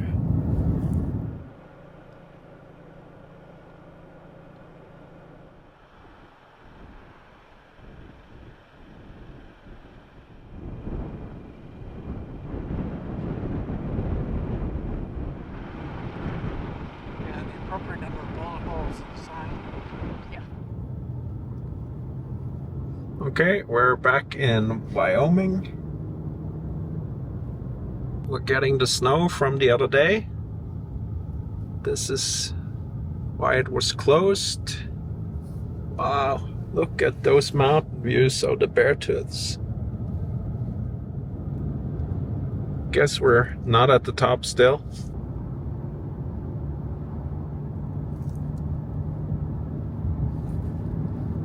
This here feels a lot like Norway on so many levels.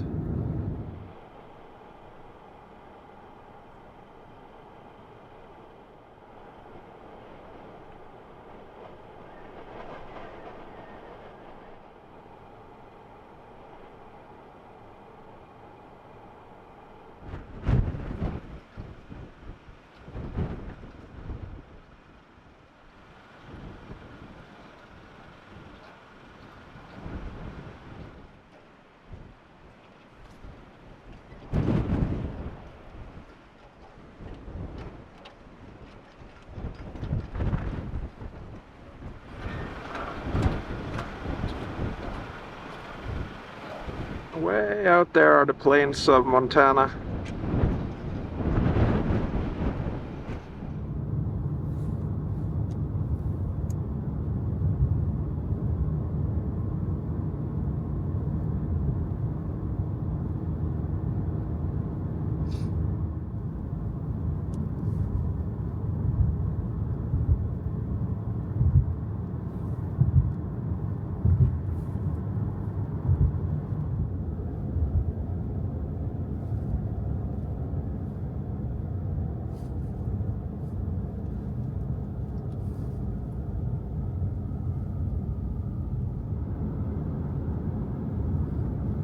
Here's a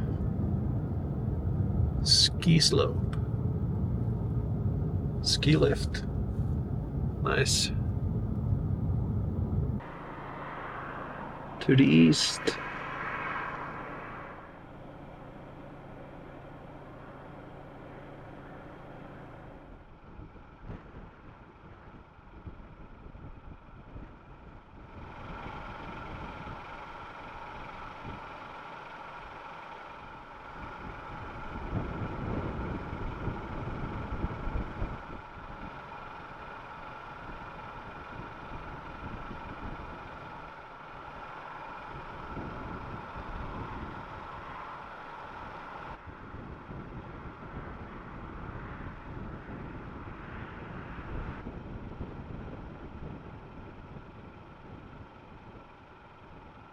Thought this was the top, but it's not. There's a ridge to the right there.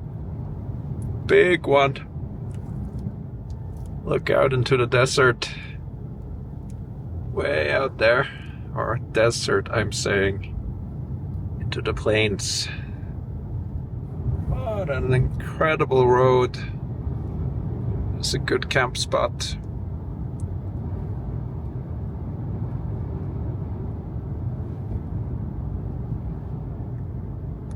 Okay, guess we still got more hills to climb.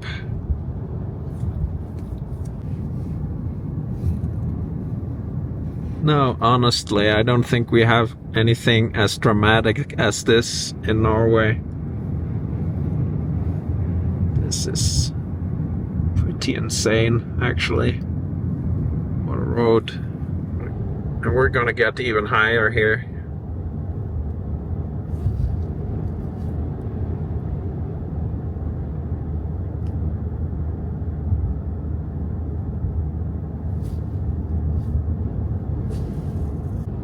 There's so many turnouts, I want to stop at them all.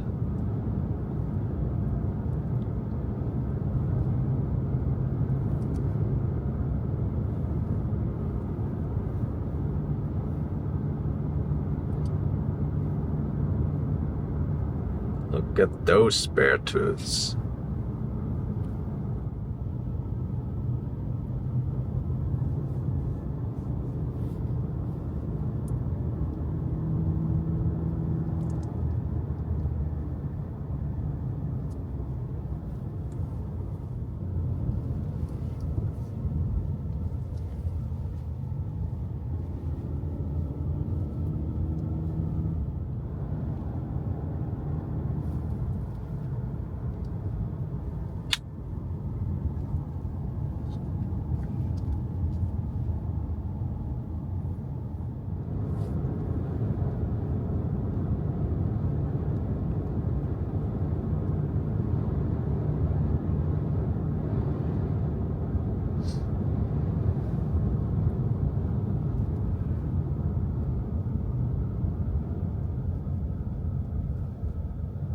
Right. Summit. 10,947 feet.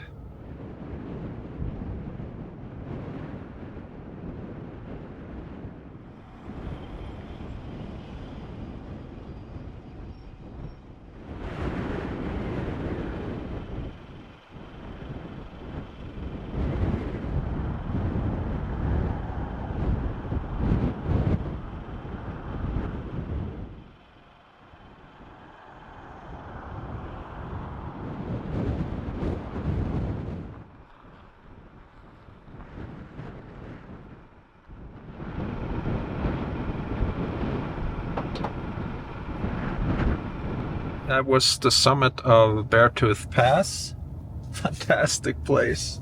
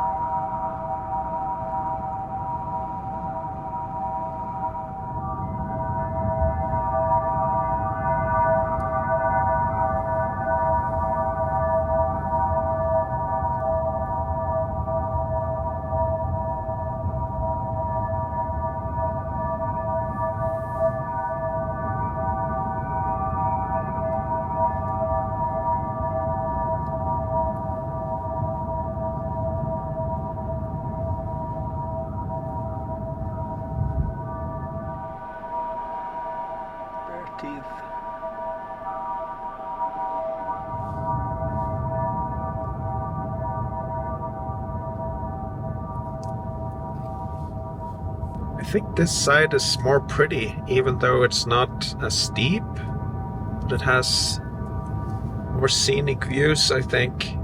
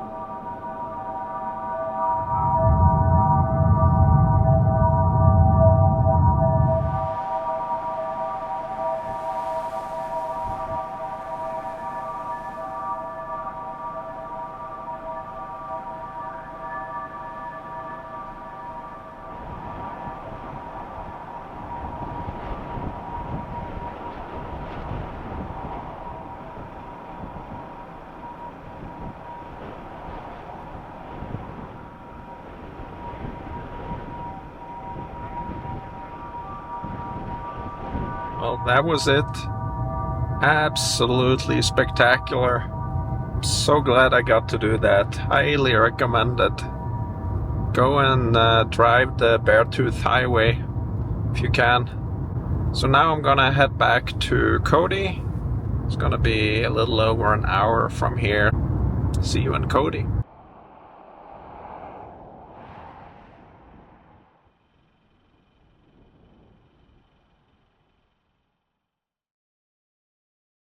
Good morning.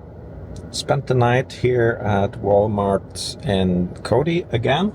So now I'm gonna head into Yellowstone for the last time. I'm gonna drive up to the east entrance and go down south through Grand Teton National Park and out towards Du Bois. Also gonna go around Brooks Lake, place I've never been. So I had several backpacking routes planned from the Brooks Lake area, but it's been a fire and everything's been closed. I want to go up and see if things are open again.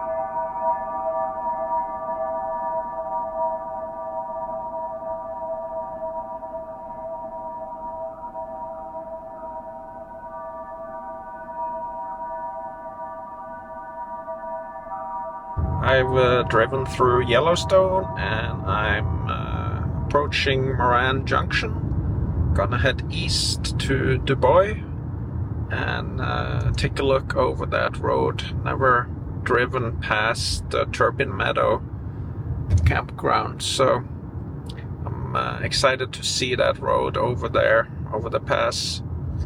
There's a fire area, so might hinder some views, but then again it might not, so we'll see.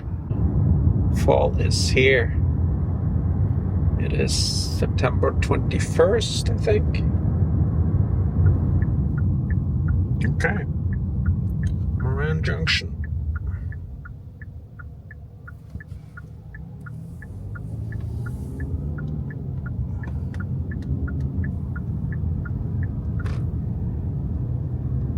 Still got fire warnings here.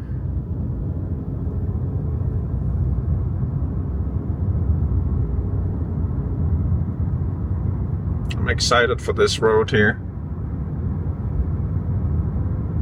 This whole area kind of just captured my heart when I was here 4 years ago. Now it's even prettier with the fall colors.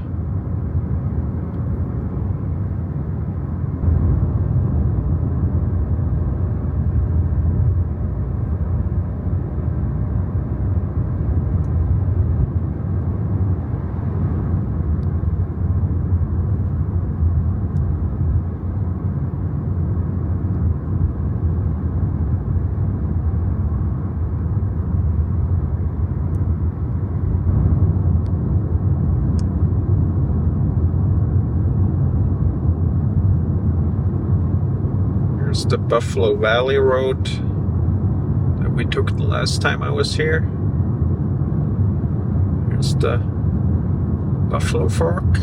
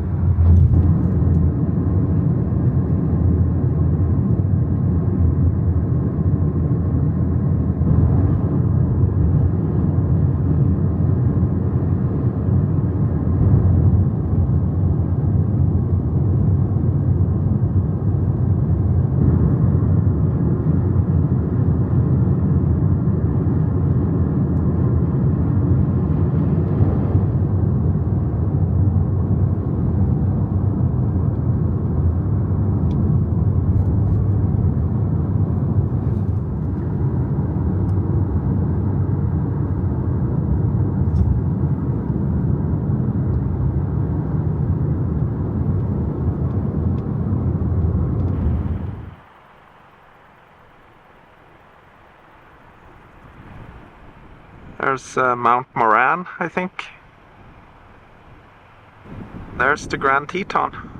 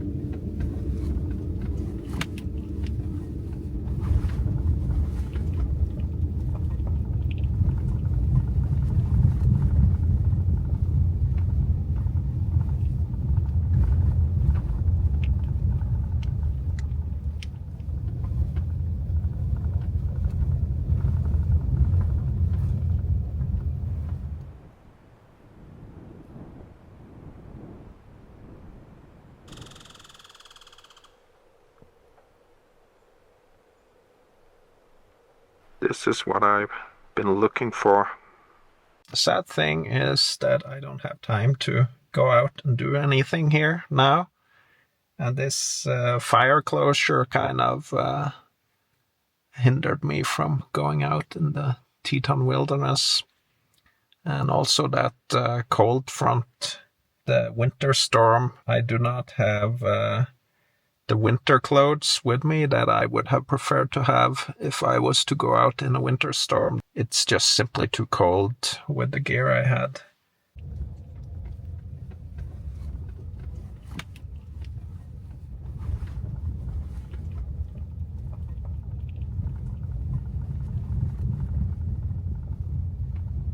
Brooks Lake Campground. It's Saturday night and I don't think there's more than 1 or 2 others here, so I'm gonna grab a site here.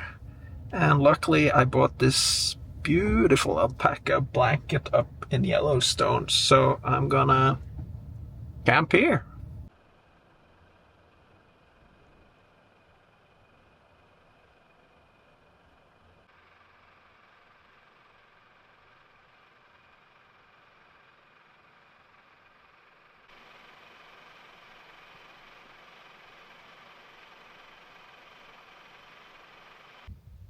Can't beat this.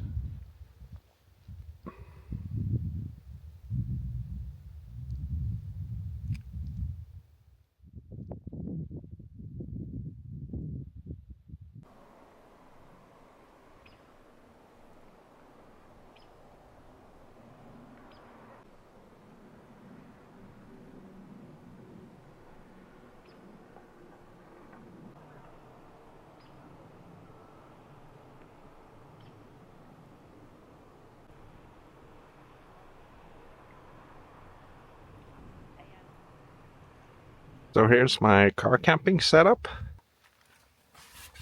Got the seats down, suitcase over there, the pee bottle ready to go here, and from the backside you can see got a couple of hyperlight mountaineering pillows. Also is clothing storage. Got this blanket here.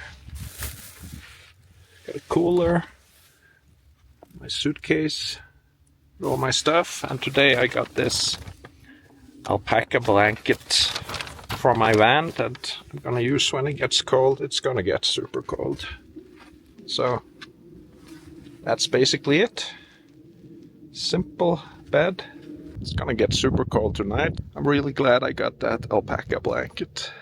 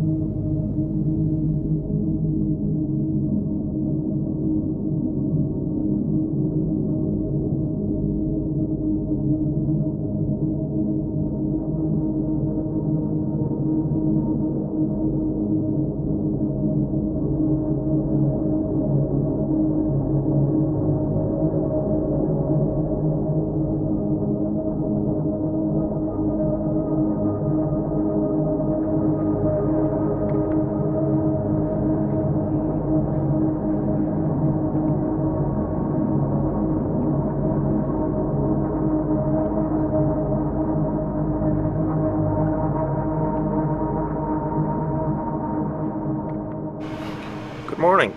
Well, that was a terribly cold night. I was up around 6:30 and it was 29 degrees Fahrenheit. That's like -3 or 4 degrees Celsius. There was ice on everything, both inside on the windows and outside on the vehicle. So I had to turn the car on a little bit to let it warm up. The alpaca blanket definitely helped, but it was still cold. So today is a beautiful, beautiful morning, overlooking Brooks Lake here. Gonna get some breakfast, get packed up, and head towards Du Bois, and then probably down to Rawlins, and then down to Medicine Bow, further on to Grand Junction and Utah again.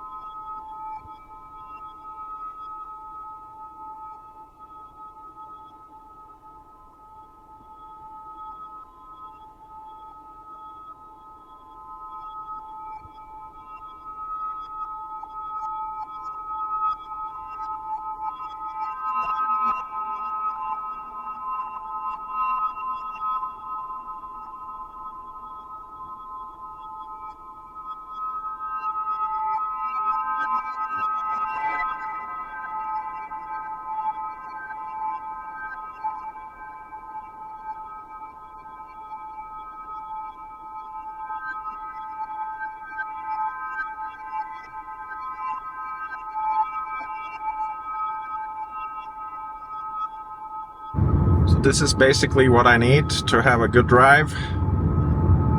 A car and coffee. Most important meal of the day.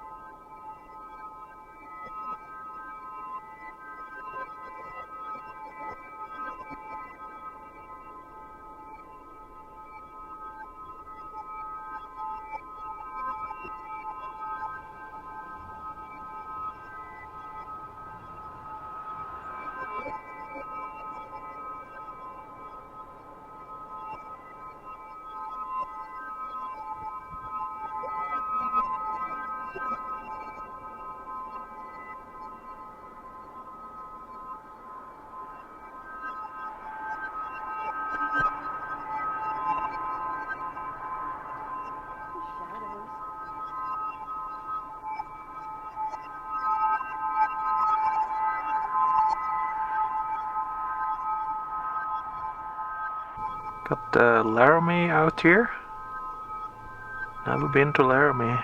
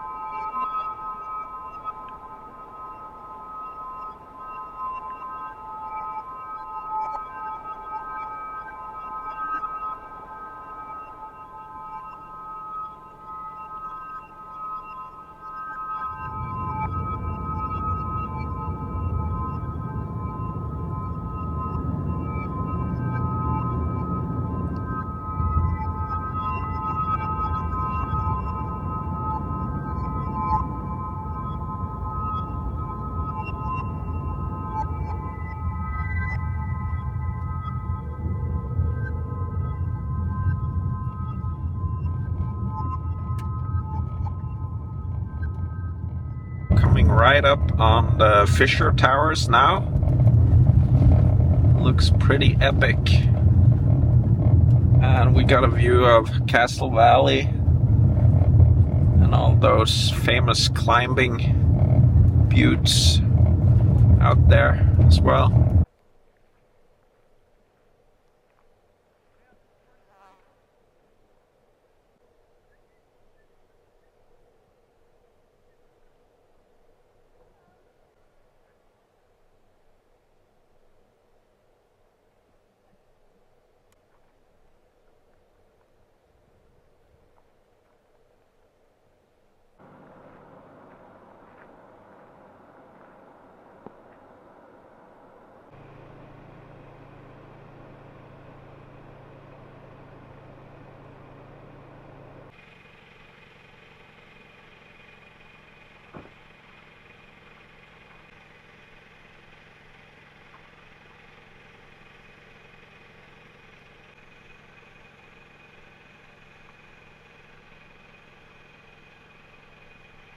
That is awesome. Should have had half a day to hike the trails, but I don't have time for that.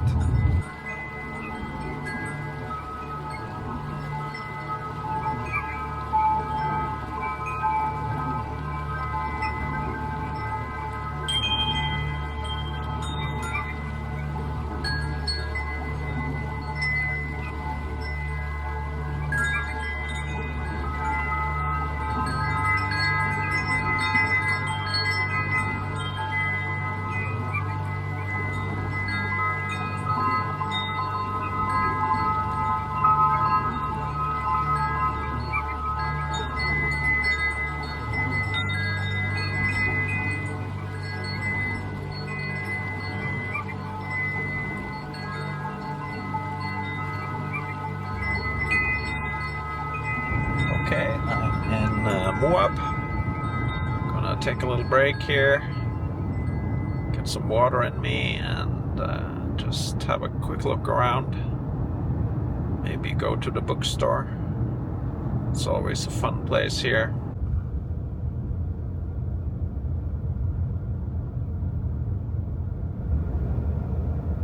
Back of Beyond Bookshop.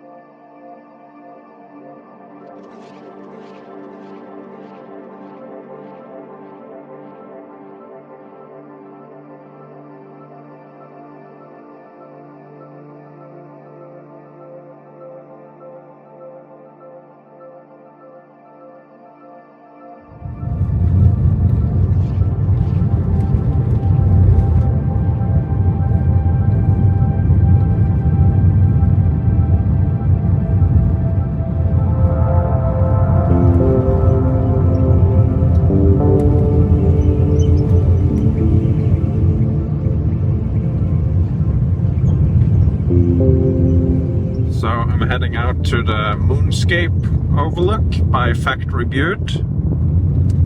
I guess it's not a secret anymore. A lot of overlanders have shown this place, so anyway, I'm gonna go out and camp there for the night. I think it's 6 o'clock now, and the light is awesome. Really hot day today. It's been close to 90 degrees, and I can really feel it wearing me down a little bit. So from 28 degrees Fahrenheit to 90 degrees Fahrenheit in a day.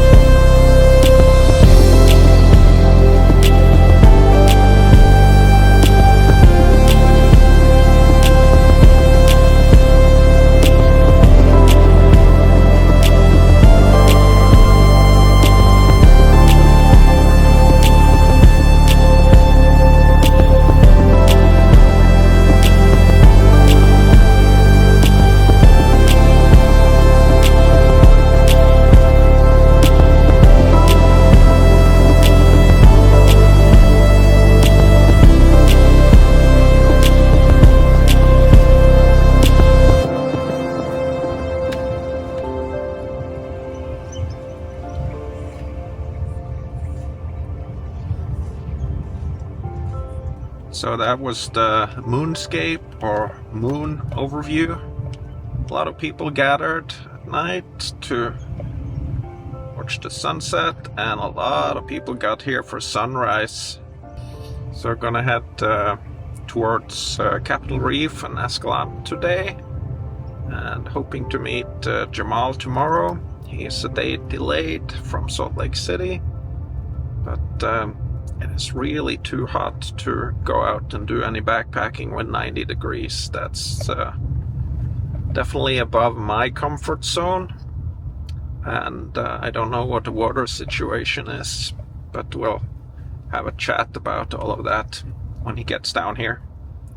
But now I'm gonna head to Capitol Reef and over to Escalante, I think.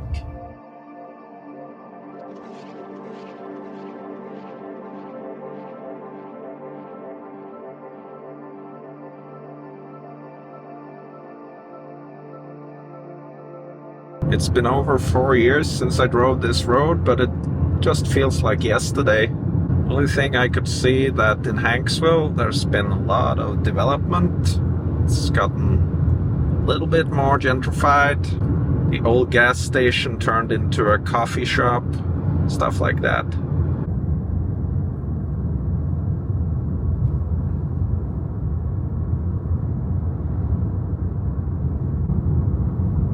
Okay, we're entering Capitol Reef National Park.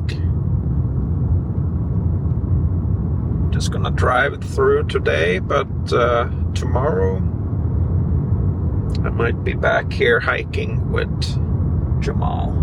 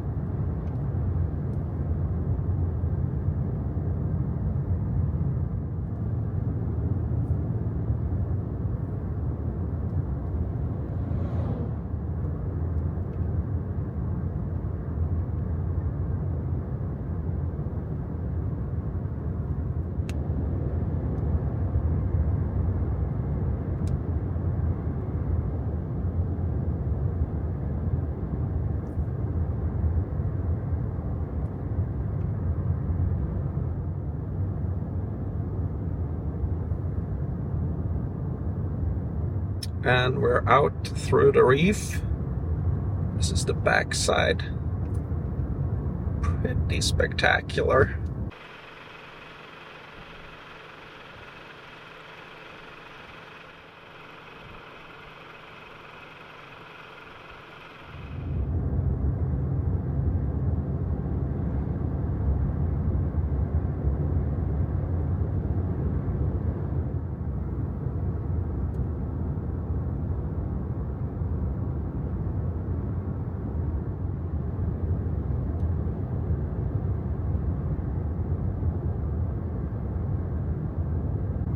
arriving in Torrey. Gonna get some gas and coffee now before I drive across the incredible Highway 12 towards Escalante. One of my favorite roads in the world.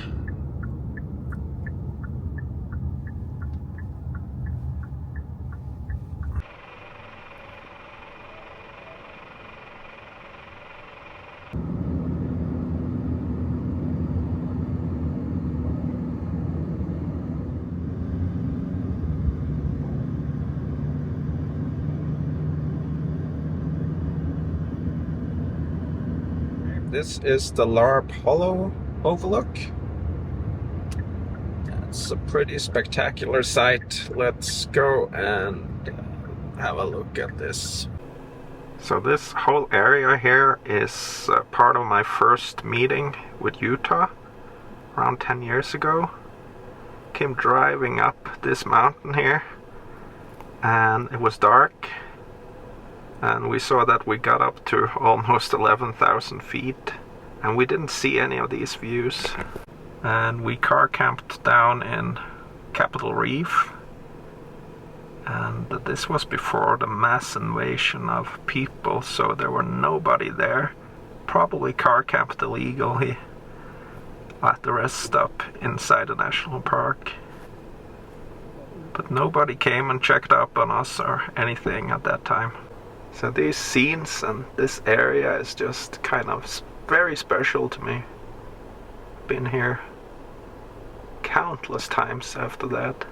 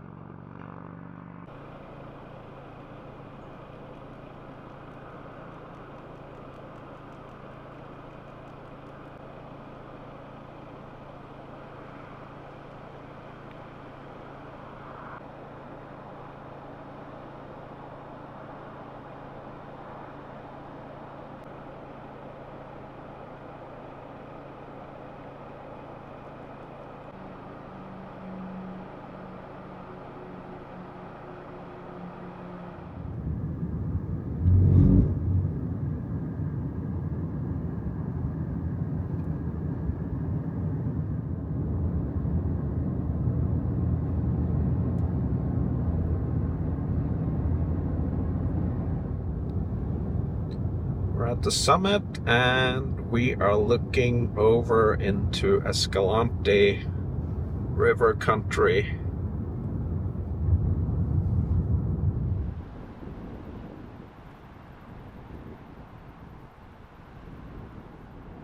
You can actually see Monument Valley way out there in the haze. Cliff Point.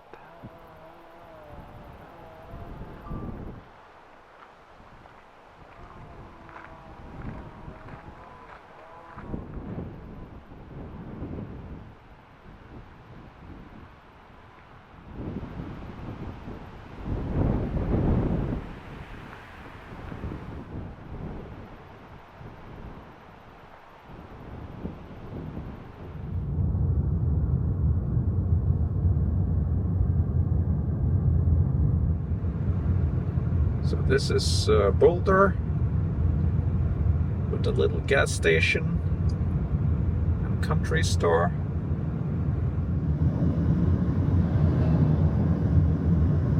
Boulder Mountain Lodge. I stayed here once. Great place. Welcome to the Hogbags. It's quite spectacular road.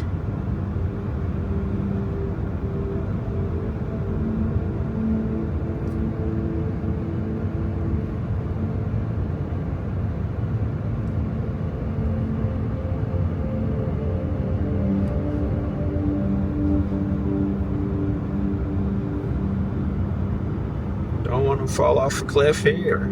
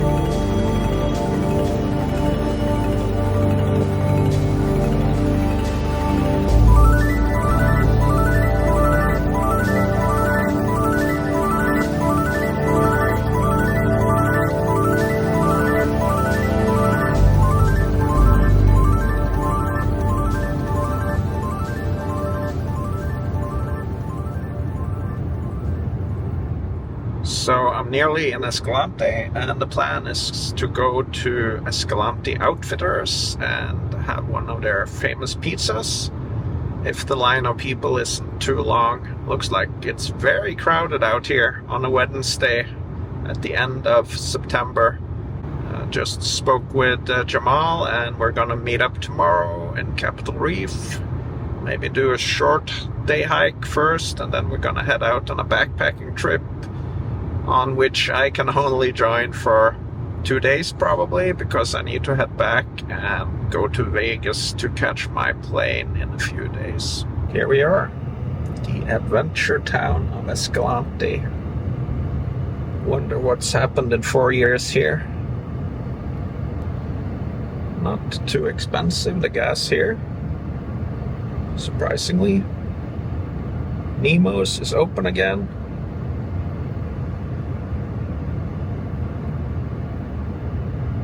Grocery store is open.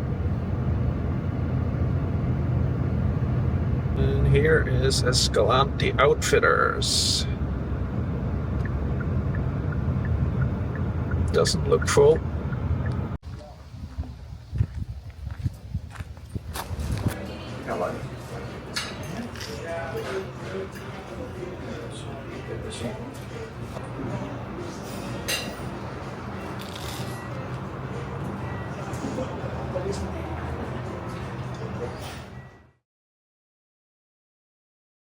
Today I'm meeting Jamal at Capitol Reef. Gonna spend the night at Fruita Campground, and then we're gonna head out tomorrow on a backpacking trip around the Escalante River now, and this area just fills me up with peace. I don't know why, but it's just so calming. These red rocks, and if you have some time, not driving too fast through the scenery, just taking it all in. Crossing the Escalante River.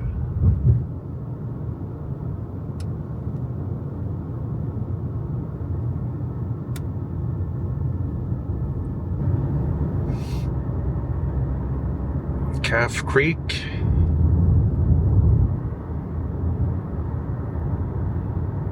Got a famous waterfall in here, but it looks like the trails are closed.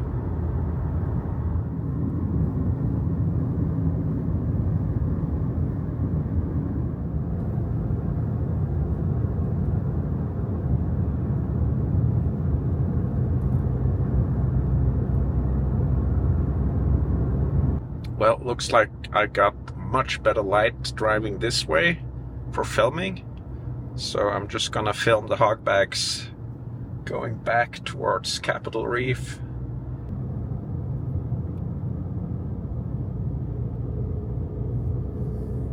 This is Calf Creek, heading in towards the falls.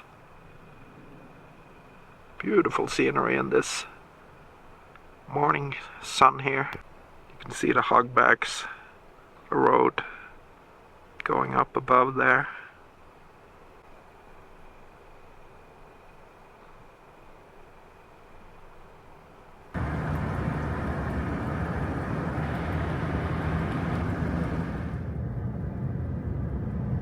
What a road.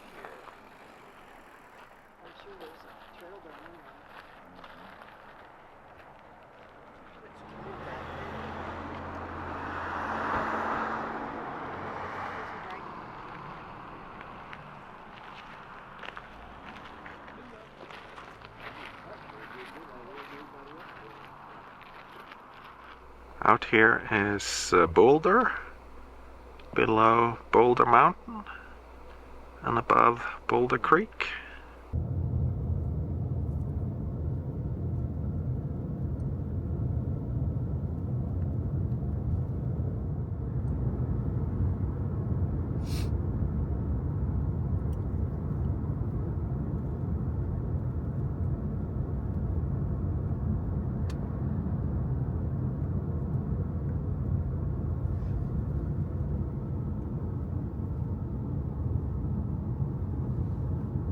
Those were the hogbags. Pretty spectacular scenery up there on that road. I'm in Boulder now. I'm gonna go and check out the Burr Trail. Let's head down the Burr Trail.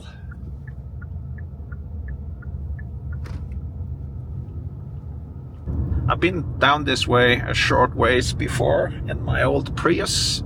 But now I got higher clearance in this rental, so I'm gonna try to make it all the way out to the eastern side of Capitol Reef. Look at these slick rock hills here. Amazing.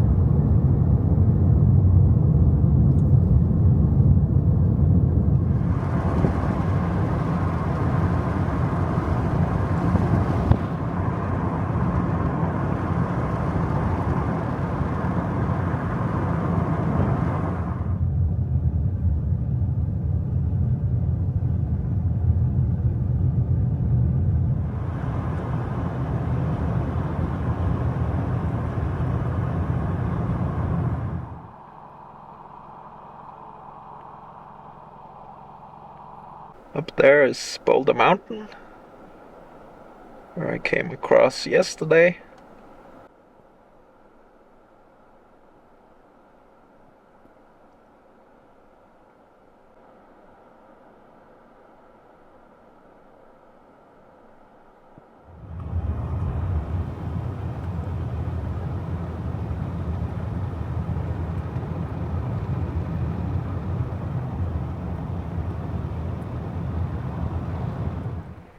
These incredible canyon walls here. Gonna drive down there. That's what it's all about.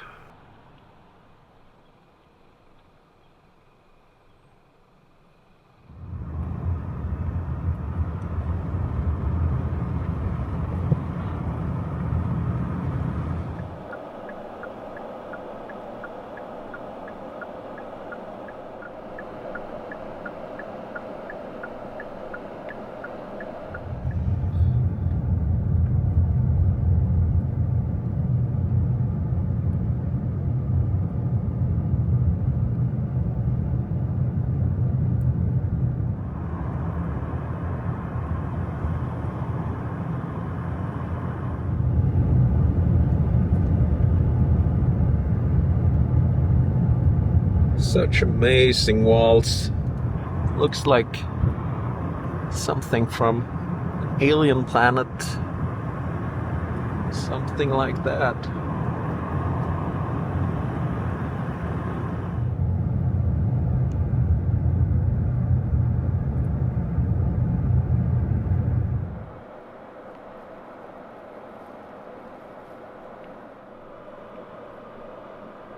Looks like those buildings in Barcelona.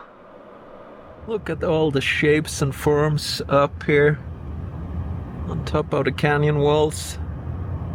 It's just too much to take in.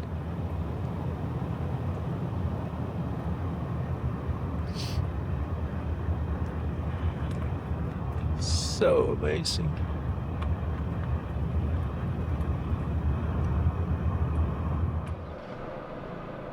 That's the turtle, the king turtle, queen turtle. There's a lizard watching over us. This is just crazy. How cool is this canyon here?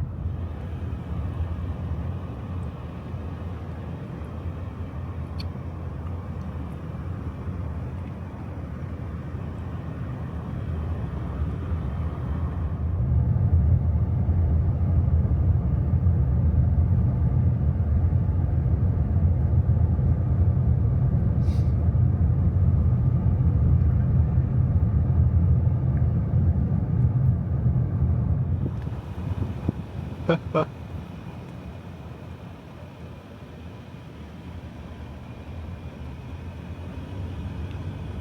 gonna be a famous arch at one point. Look at the size of that thing.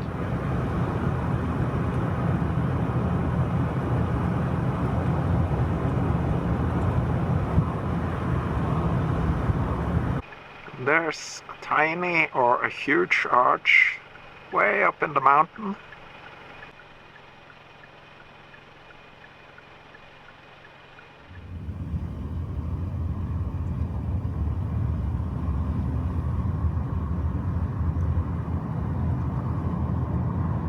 So you got a little bit of needles in here as well.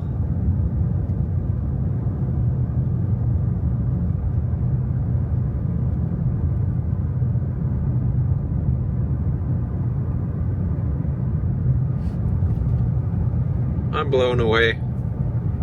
I really had no idea this would be so awesome. I can't believe I haven't driven this road before.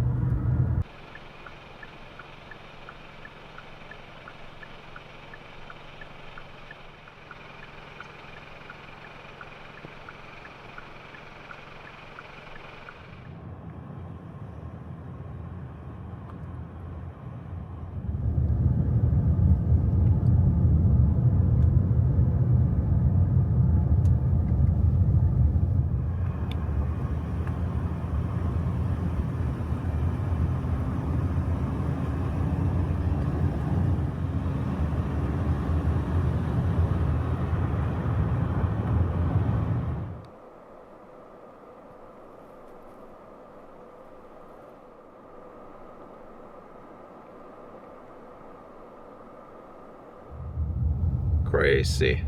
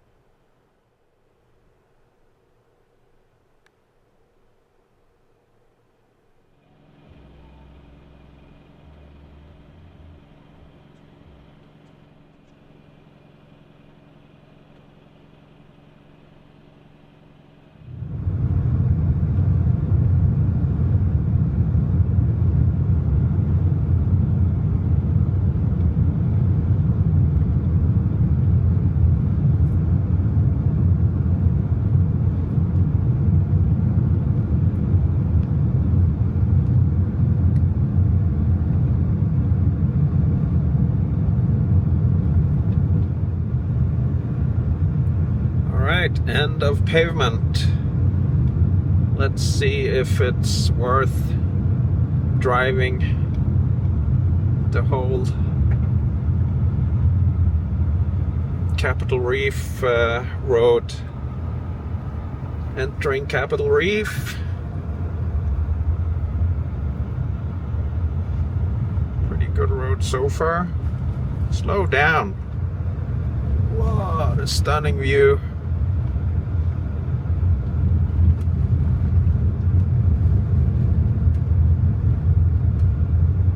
Absolutely gorgeous.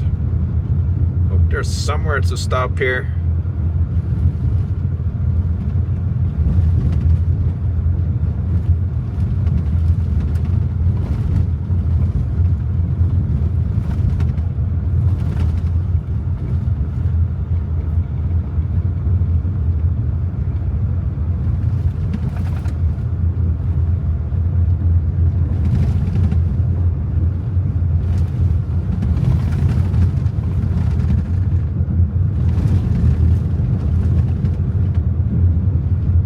Just can't believe there hasn't been made one single place to pull over here and catch these amazing views.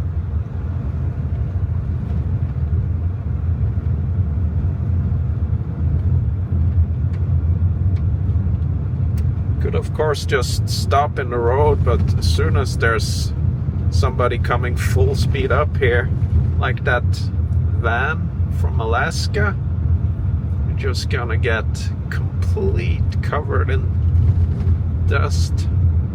Look at this scenery. This is some magic stuff.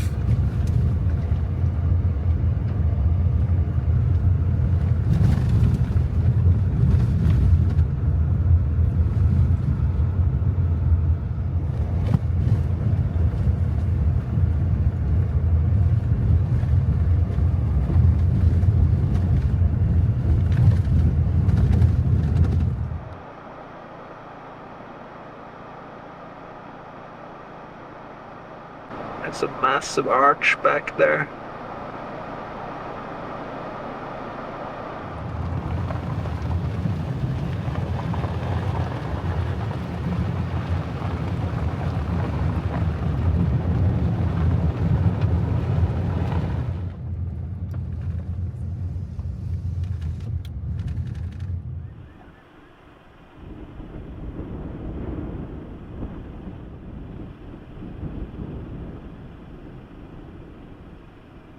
Alright, Burr Trail switchbacks. Let's see if this is something that is possible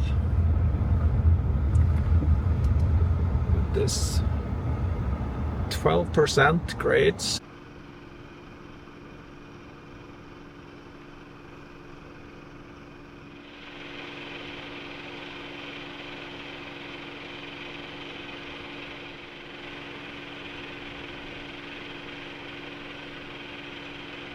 Okay, let's try the Burr switchbacks and see what happens. It's a legendary road, and we'll see. That's the first turn.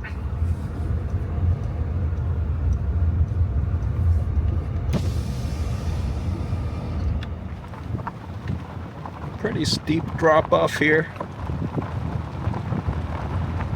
Beautiful, beautiful, beautiful.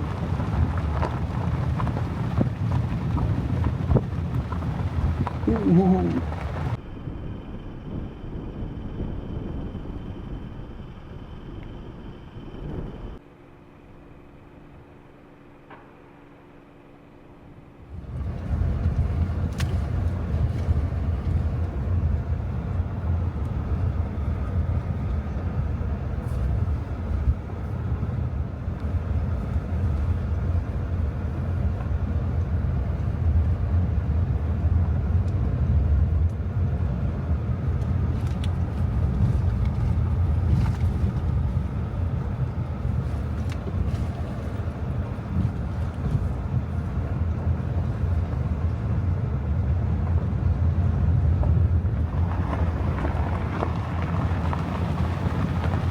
What an impressive road this is. This is an adventure.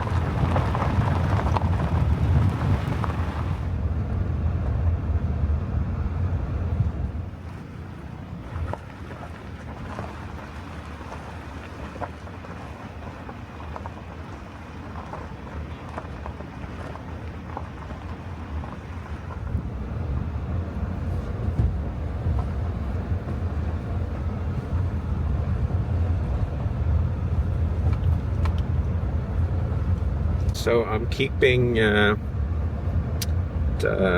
transmission in first gear just to brake as much as possible on the engine, and driving around 10 miles an hour, and I think that's it. Switchbacks are done. Cool. So now to head out to the Bullfrog Notom, or Notom-Bullfrog Road, and see if I should drive out that way. Look at these cliffs here. It's the back side of the water pocket fold, or the front side maybe. Here's the water pocket fold that we just drove through in Capitol Reef National Park. Some really cool rock formations in there. If I drive this road, it's 29 miles. And it's probably the same going back, but it's paved, so I'm gonna go and check on the conditions on this road. If it's sandy and clay, then it's fine. If it turns into a lot of trashy soil, then it's bad. Let me ask this person. So the guy from North Carolina said the road was good going this way, so let's do the 29 miles soft sand road right now. Here's that arch from the backside. I'm gonna call it Lobster Arch. And here are the switchbacks I just came down. I'm gonna follow the fold the whole way down here, I think. Awesome, awesome, awesome.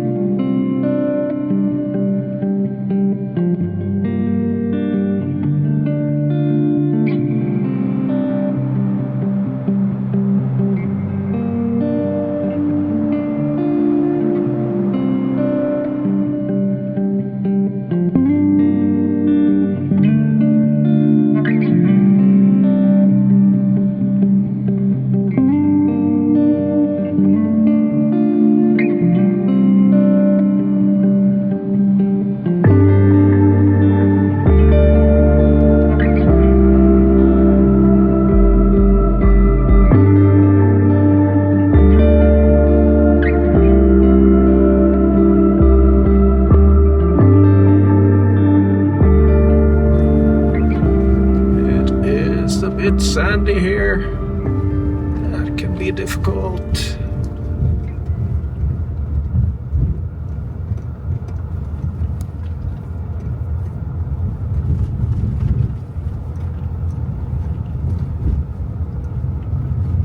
But that was okay so far. Oh, look here, pavement. Didn't expect that. Still got 15 miles left. But I'll take it. What an absolutely stunning drive this is. And now I'm on pavement. It's pretty warm. It's around 90 degrees, 30 degrees Celsius-ish.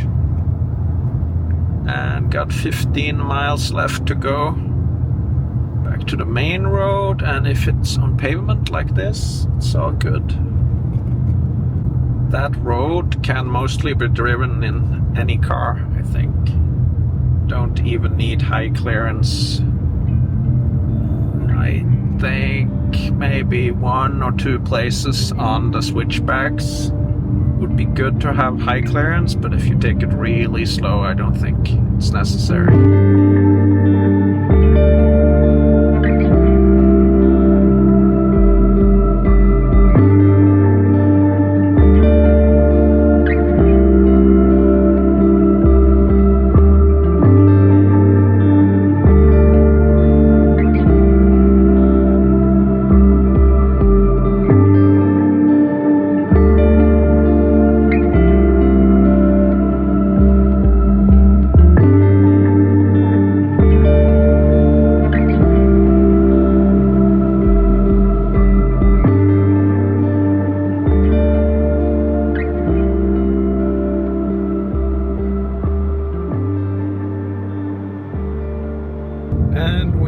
Back on Highway 24.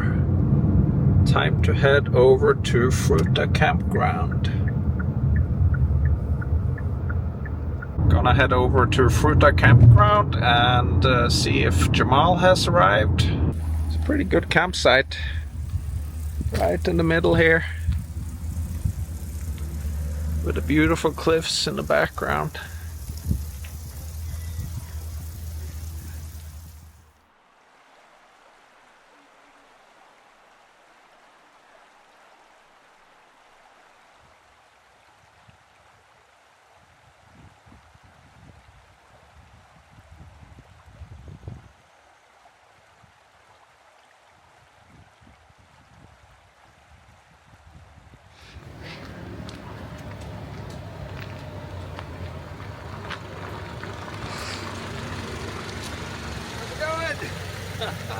So I'm here with Jamal. You all know Jamal. And today we're going to do something different. We're going to do a very short hike to touristy hike to the Hickman Bridge. Never been there? Neither have I. First time. Yeah. So we're just going to head up here, and the sun is going down in half an hour. Just going to try to beat the sun, basically. It should be beautiful in this light. So let's go. All right, let's do it. Yeah, so Grand Wash comes up in between us and that.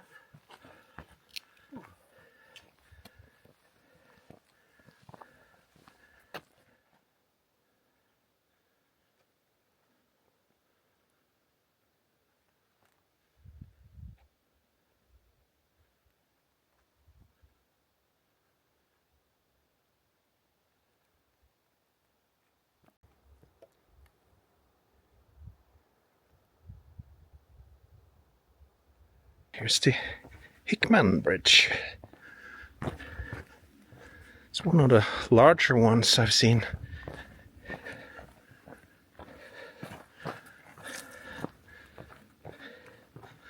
Pretty cool.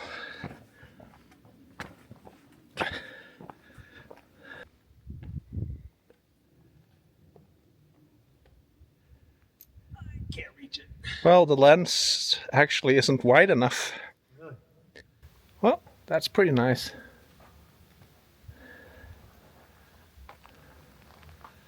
It's after sunset, so no funny lights, but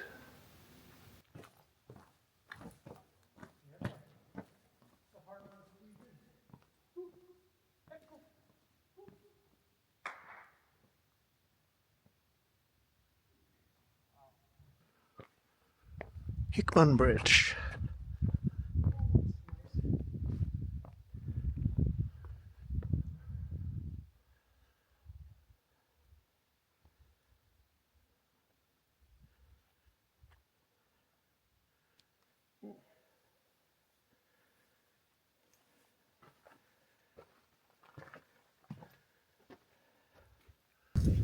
quite impressive, this bridge. It's much bigger than we imagined. Now we got a little bit of purple haze.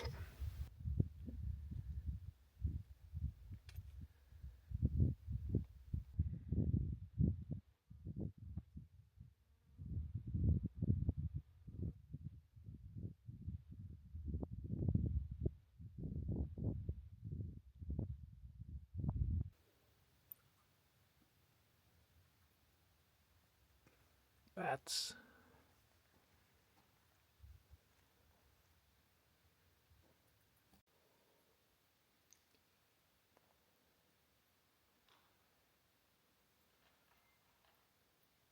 Wow.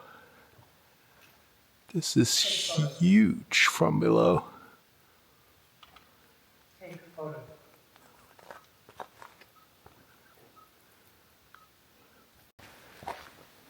Pretty impressive bridge. I wonder what it's like when the sun comes through.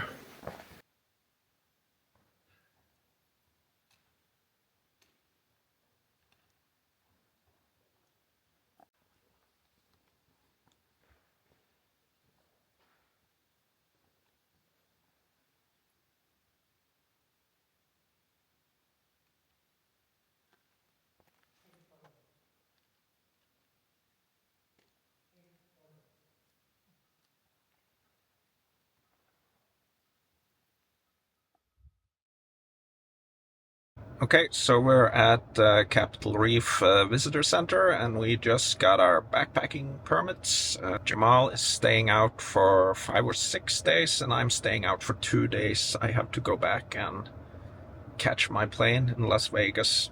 So I'm doing a little loop with going up Sulfur Canyon and down Lower Spring Canyon. It's gonna get really hot.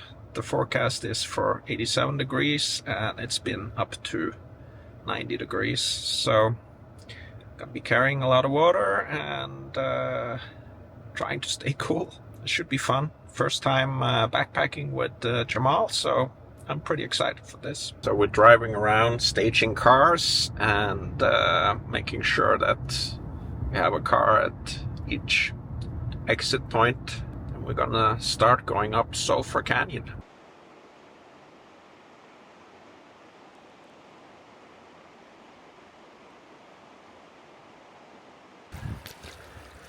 So Jamal, can you tell me a little bit about what we're doing? We are off on an adventure. We are going up Sulfur Creek and connecting to Upper Spring Canyon and then to Lower Spring Canyon. I guess some people call it an extravaganza, as in the extravaganza loop. But we might do some other side stuff on the way. So it should be fun. Awesome. Good to be here with you. Likewise. Our first time hiking together, actually. Oh, you're right. Yep. It's funny. We've chatted so much about it. We've had beers together. Yep.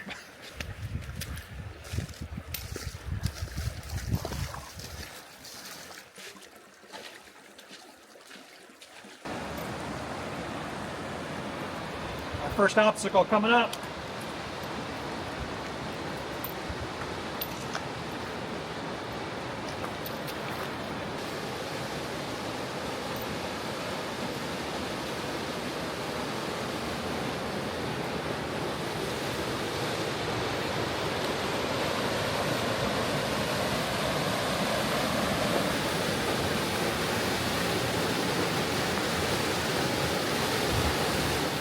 Going down fast. Jamal is checking depth, so we're not going up there.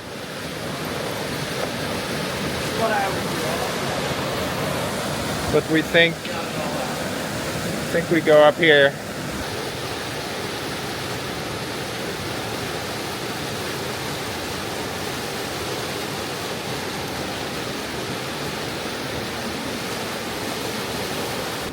It's so slick. Right? Yeah. I like it. Oh yeah.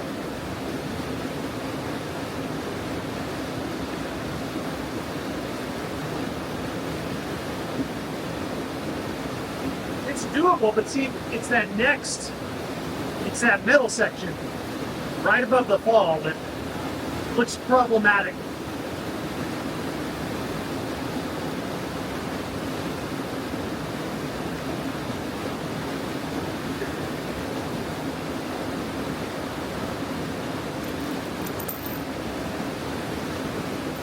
Right? Get back in the water.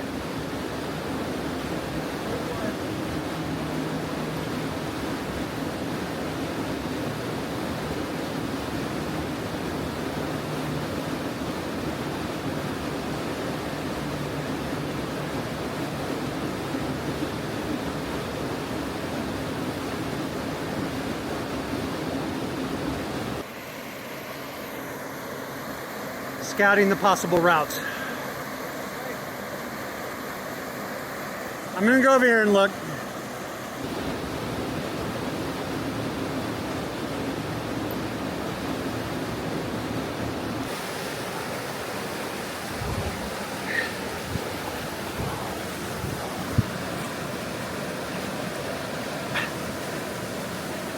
All right.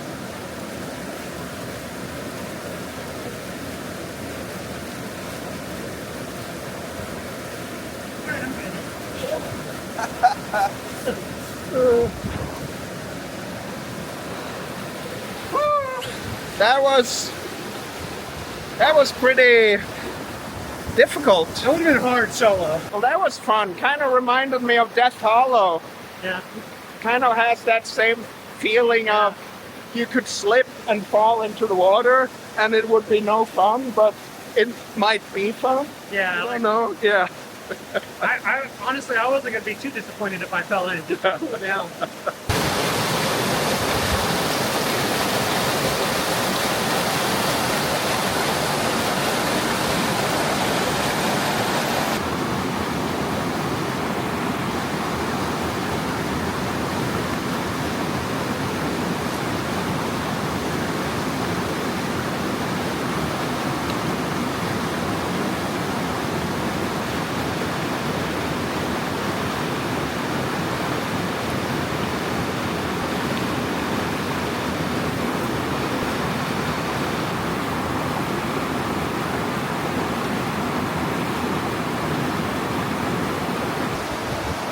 Pretty awesome.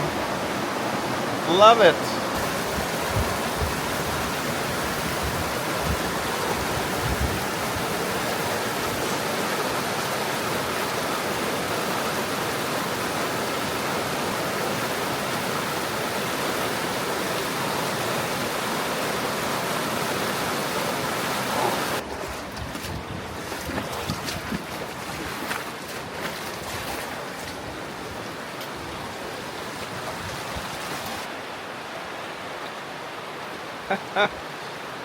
This is amazing.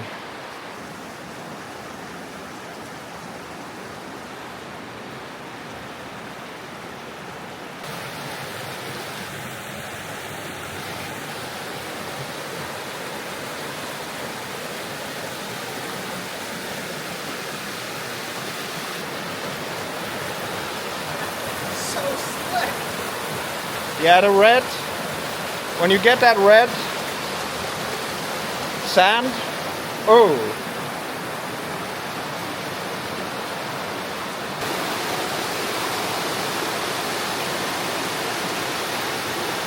Yeah, it's a rare case that actually walking in the water is less slick than the edges of the water.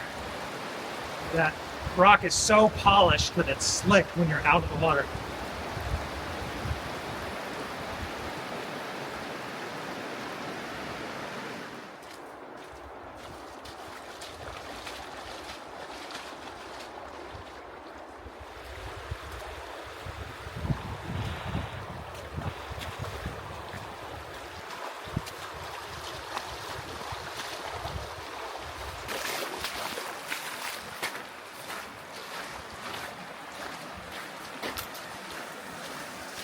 This creek does have a pretty good catch basin, so I imagine it does get ripping and roaring at times.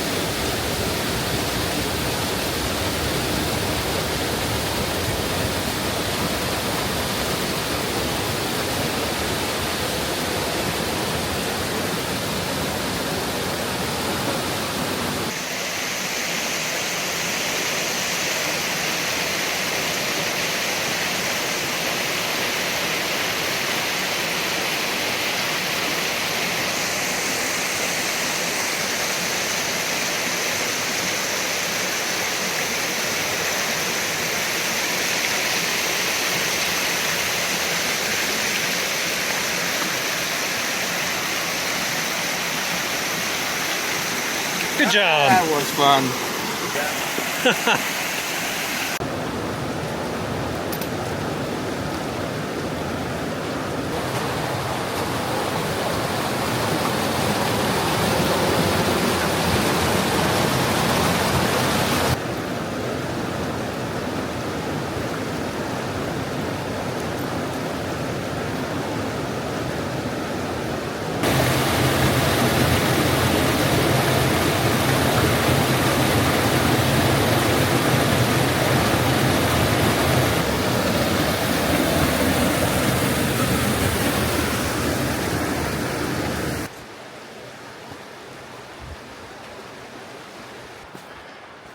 Do we need to get up there? Yeah. May not have to, but it was starting to get kind of deep there.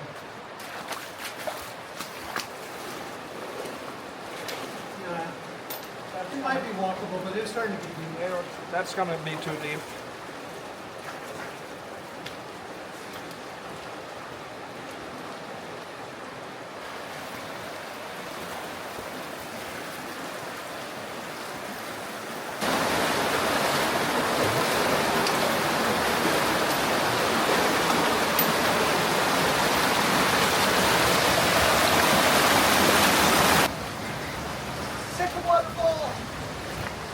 Waterfall! I can hear it.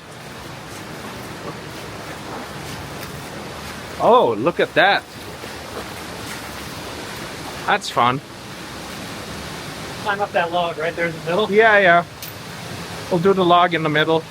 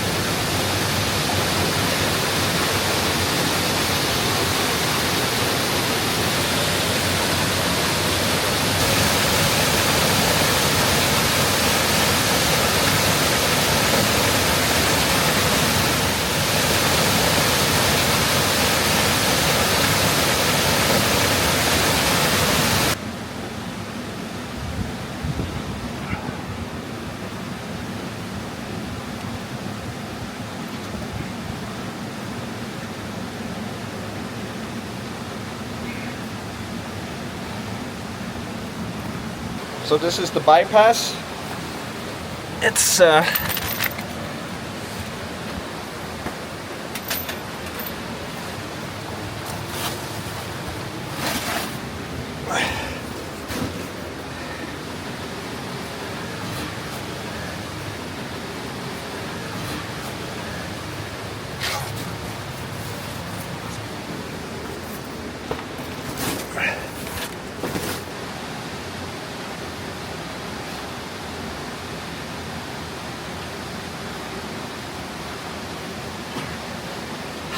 yeah, nothing to it. Not bad. Old knees and all.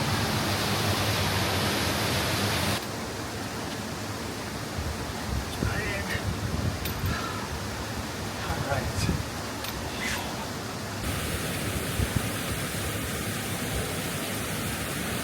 Okay, this could be interesting. Looks deep.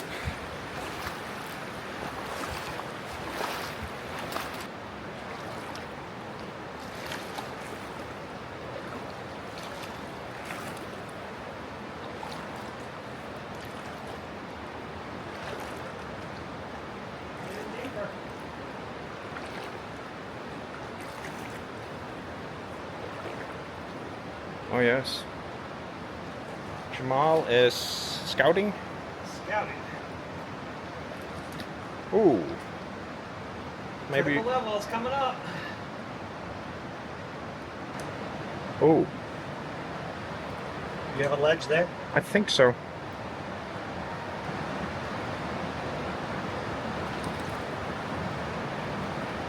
Oh yeah, there's something there.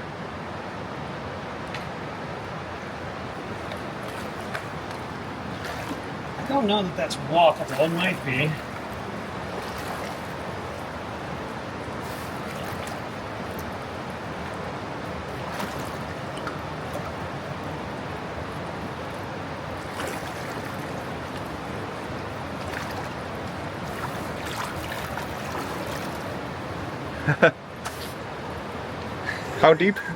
How deep does it get? It's still going. It's silty. Like I'm sinking probably 12 inches in to my feet.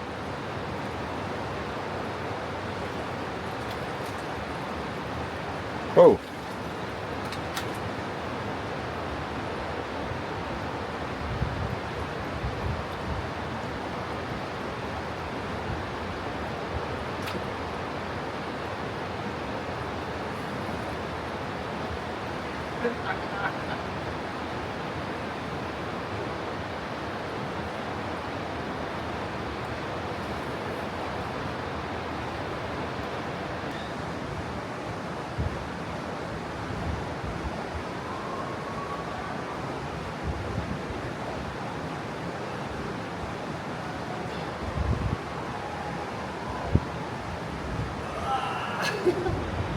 Been stuck on the.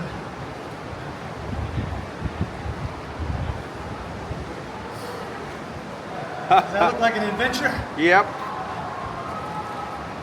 Except for the background sound. Sounds like we're at an amusement park. Amusement park. Okay, I'm gonna give this to you. That was quite tricky. Not tricky, but it was. The water was high.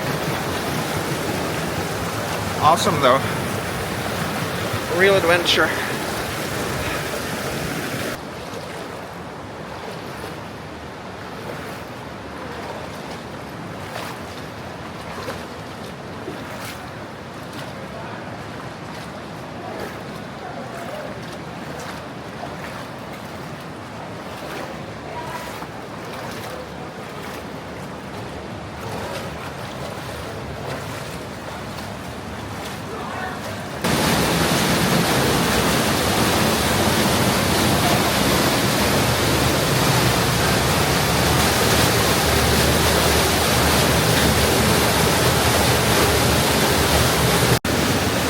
That's pretty nice.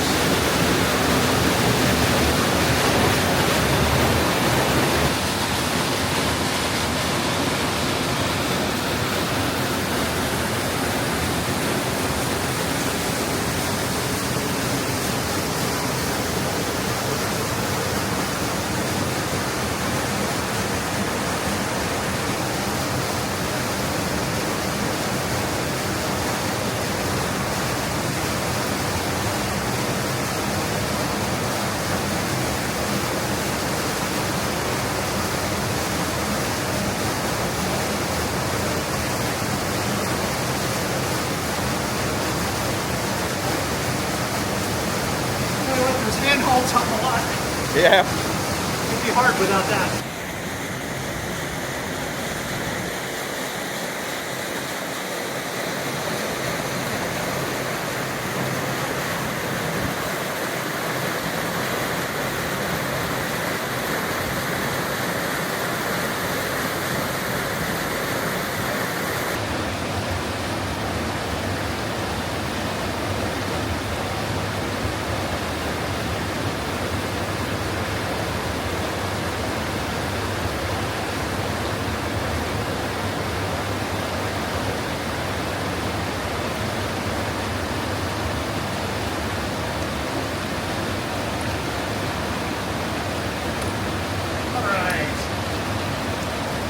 So up here is the Goosenecks Overlook, and you can maybe see some people up there. I have actually been to that viewpoint like 6, 7, 8 years ago. Maybe I'll find a picture from that and post it here in the video.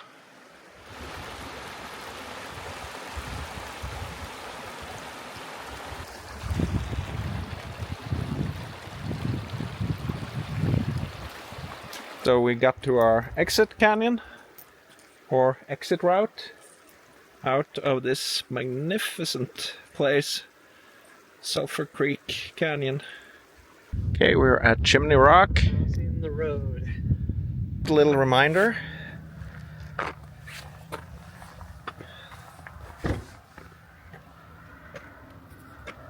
It's Mr. Shadow. It's a little short. It's not quite time for him to be out in full. We're heading over a pass, Chimney Pass or something. Don't know if it's called Chimney Pass. I'll call it that. To get into Spring Canyon. It's a beautiful evening.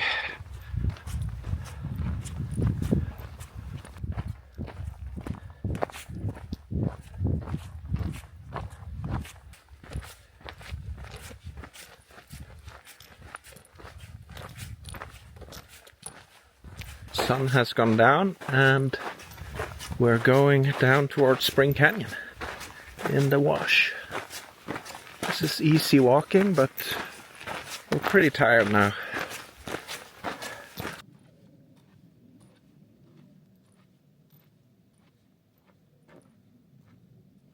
These white walls in front of us here is Spring Canyon.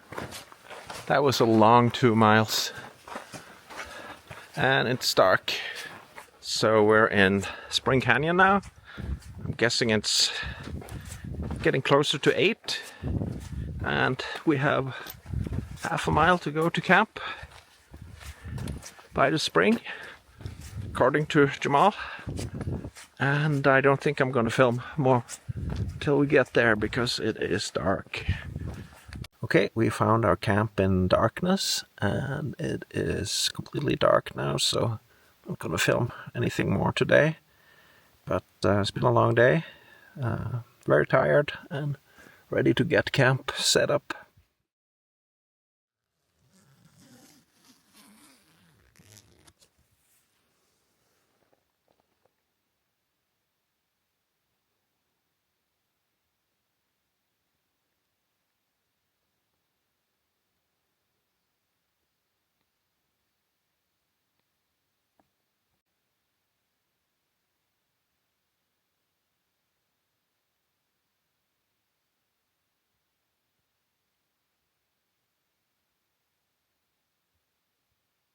What are you doing over the coming 5-6 days? Well, I'm headed in cross country into the northern part of Capitol Reef. I'm going to go up this route that I dubbed Jamal's Crack. It's just kind of a weakness in the Navajo sandstone layer. Get up to the top of the mesa, and then I'm going to head northwest to some really cool areas that I stumbled upon years ago. There's a few arches back there and a few that I saw from a distance that I want to get a closer look at.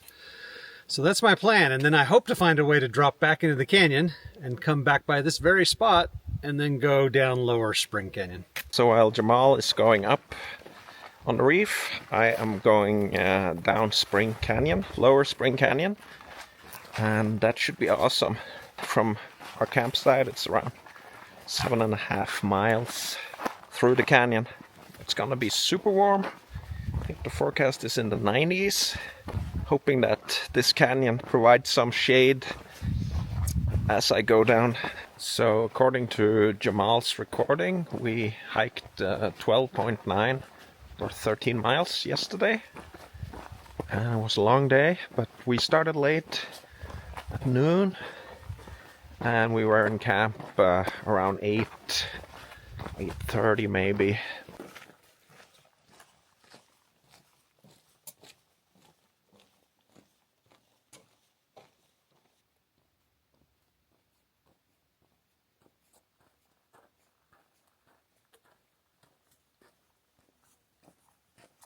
Should be getting to two dry falls where I need to take a high route bypass with a lot of exposure apparently, and I'm pretty sure that's coming up right down here.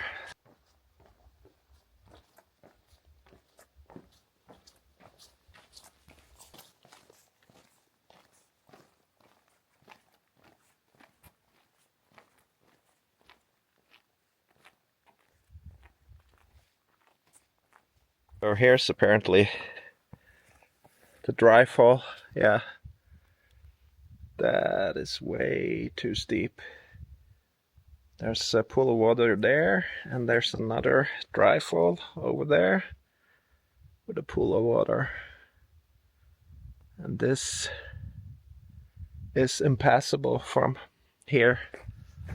So gotta get up on the trail here.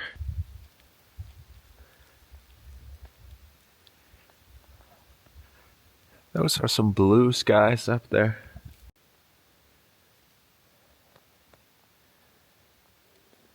There's supposed to be a section with a lot of exposure. I'm guessing it's coming up over here.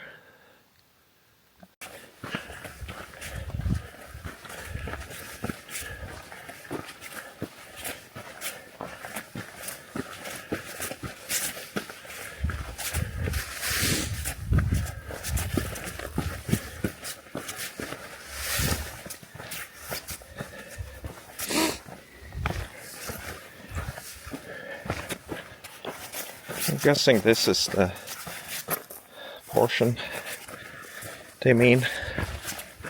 Such good conditions now that it's not a problem at all.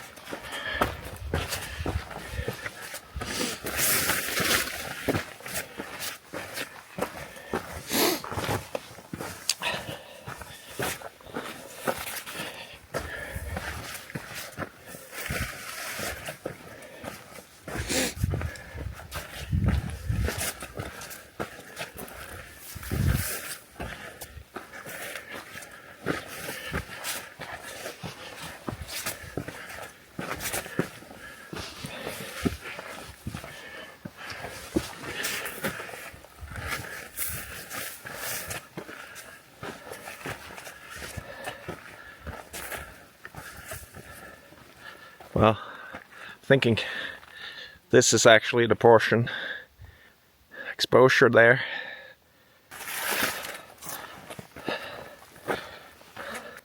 Yeah, this section here would have been no fun if it was wet or snowy or icy.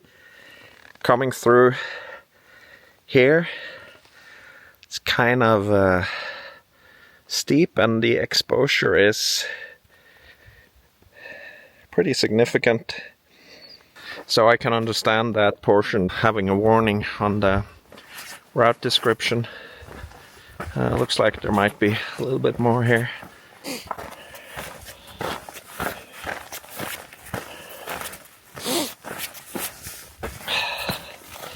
If this gets wet, it kind of turns into clay, and that's just not as fun.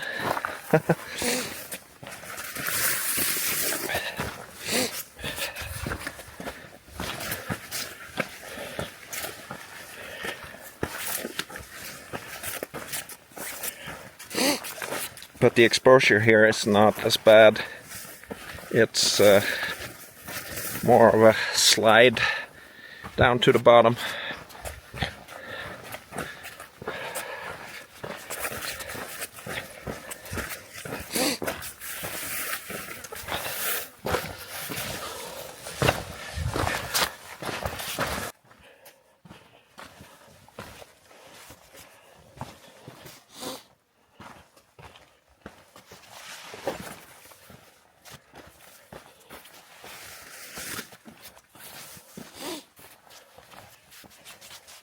Got this section done,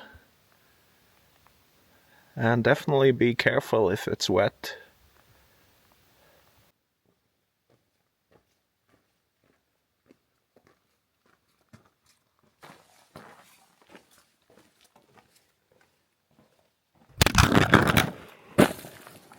So I just broke the glass on my camera. I don't know if it's showing in the image, but that's kind of a bummer.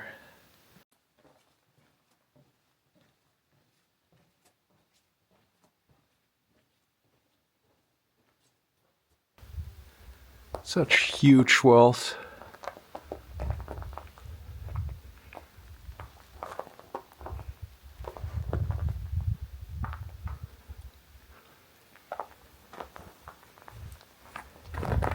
Pretty cool pinnacle there.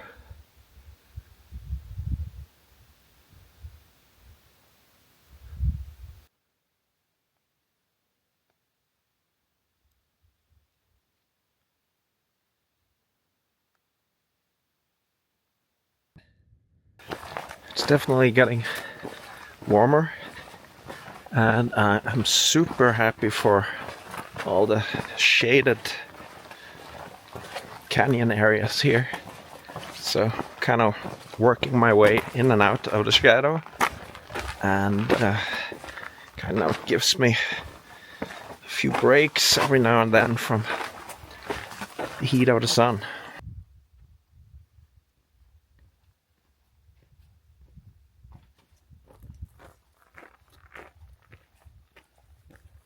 Walls like these are so cool. Love it.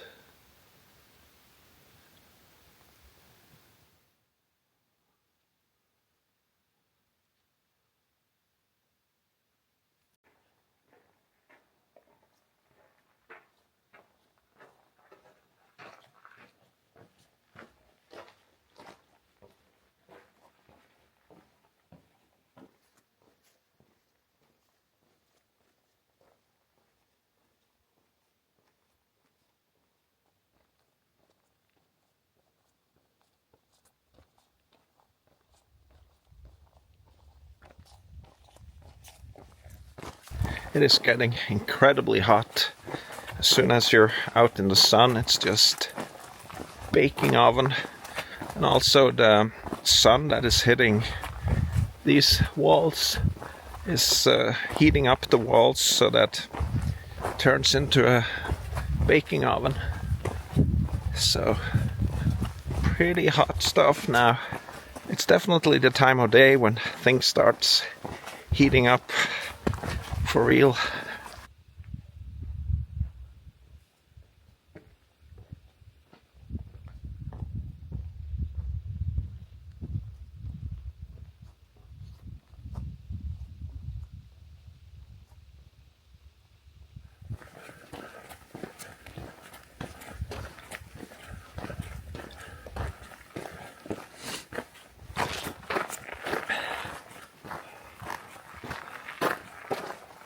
That's a serious undercut. Huh.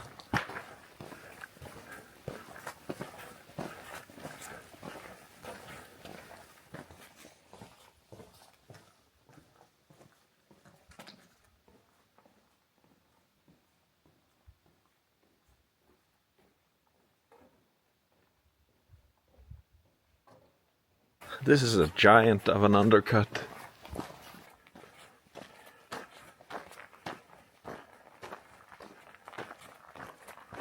Okay, I'm at the Fremont River. Just gonna cross, put on my Crocs, and cross down here, I think. And then it's just a little road walk to the car.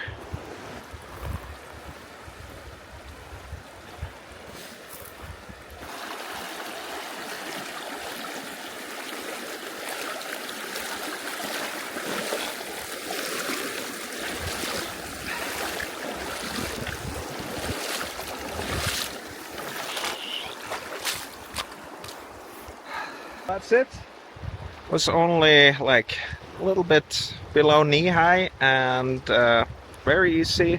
This kind of marks the end of my trip. Just gonna walk up to the car now and get changed, get cleaned up a little bit. And we'll see where I'm heading to next. Got another day before my flight, so I'm gonna sleep around the area here, I think. Just wanted to thank Jamal Green for inviting me and planning this trip, and it was really awesome. Love Capitol Reef after this, such an awesome place. So thank you so much, Jamal. You need to go and check out Jamal's YouTube channel. It's Across Utah. Okay, so after driving a little bit, it's 91, 92 degrees Fahrenheit. So that's the heat. So it's my last day here before I have to take my flight out of Vegas, and I'm heading into Bryce Canyon National Park. Been in Bryce many times, and it's kind of the one place that blew my mind the most, I think.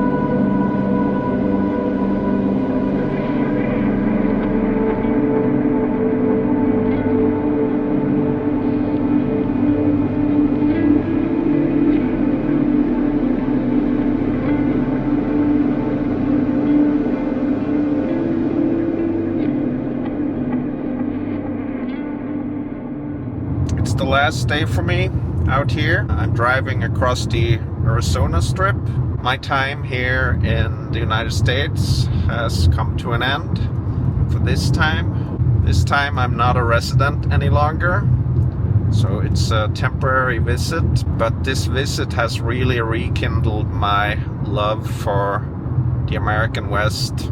The nature out here, the vastness and the openness and the freedom that I talked about earlier in this video. It's been amazing.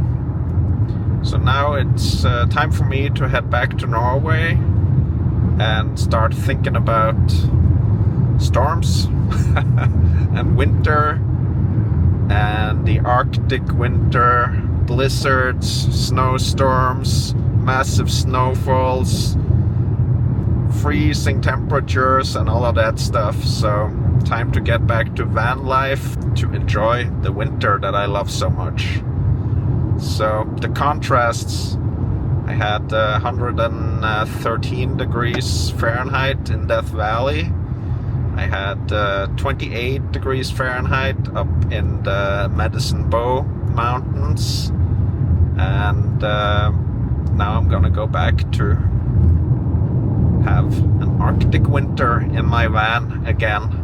This has basically been my American story. I hope you learned a little bit more about why I have such a close connection with America and why I feel it's my second home. I will probably never return as a resident, but I will definitely be back more often. So now it's back to Vegas to catch the plane. I'm having one night at a hotel and then long travel with 2 layovers, which is kind of a bummer, but it is what it is. But totally worth it. Thanks so much for watching, and I'll see you later, my friends, in the van, in a snowstorm, or in a blizzard, in the Arctic.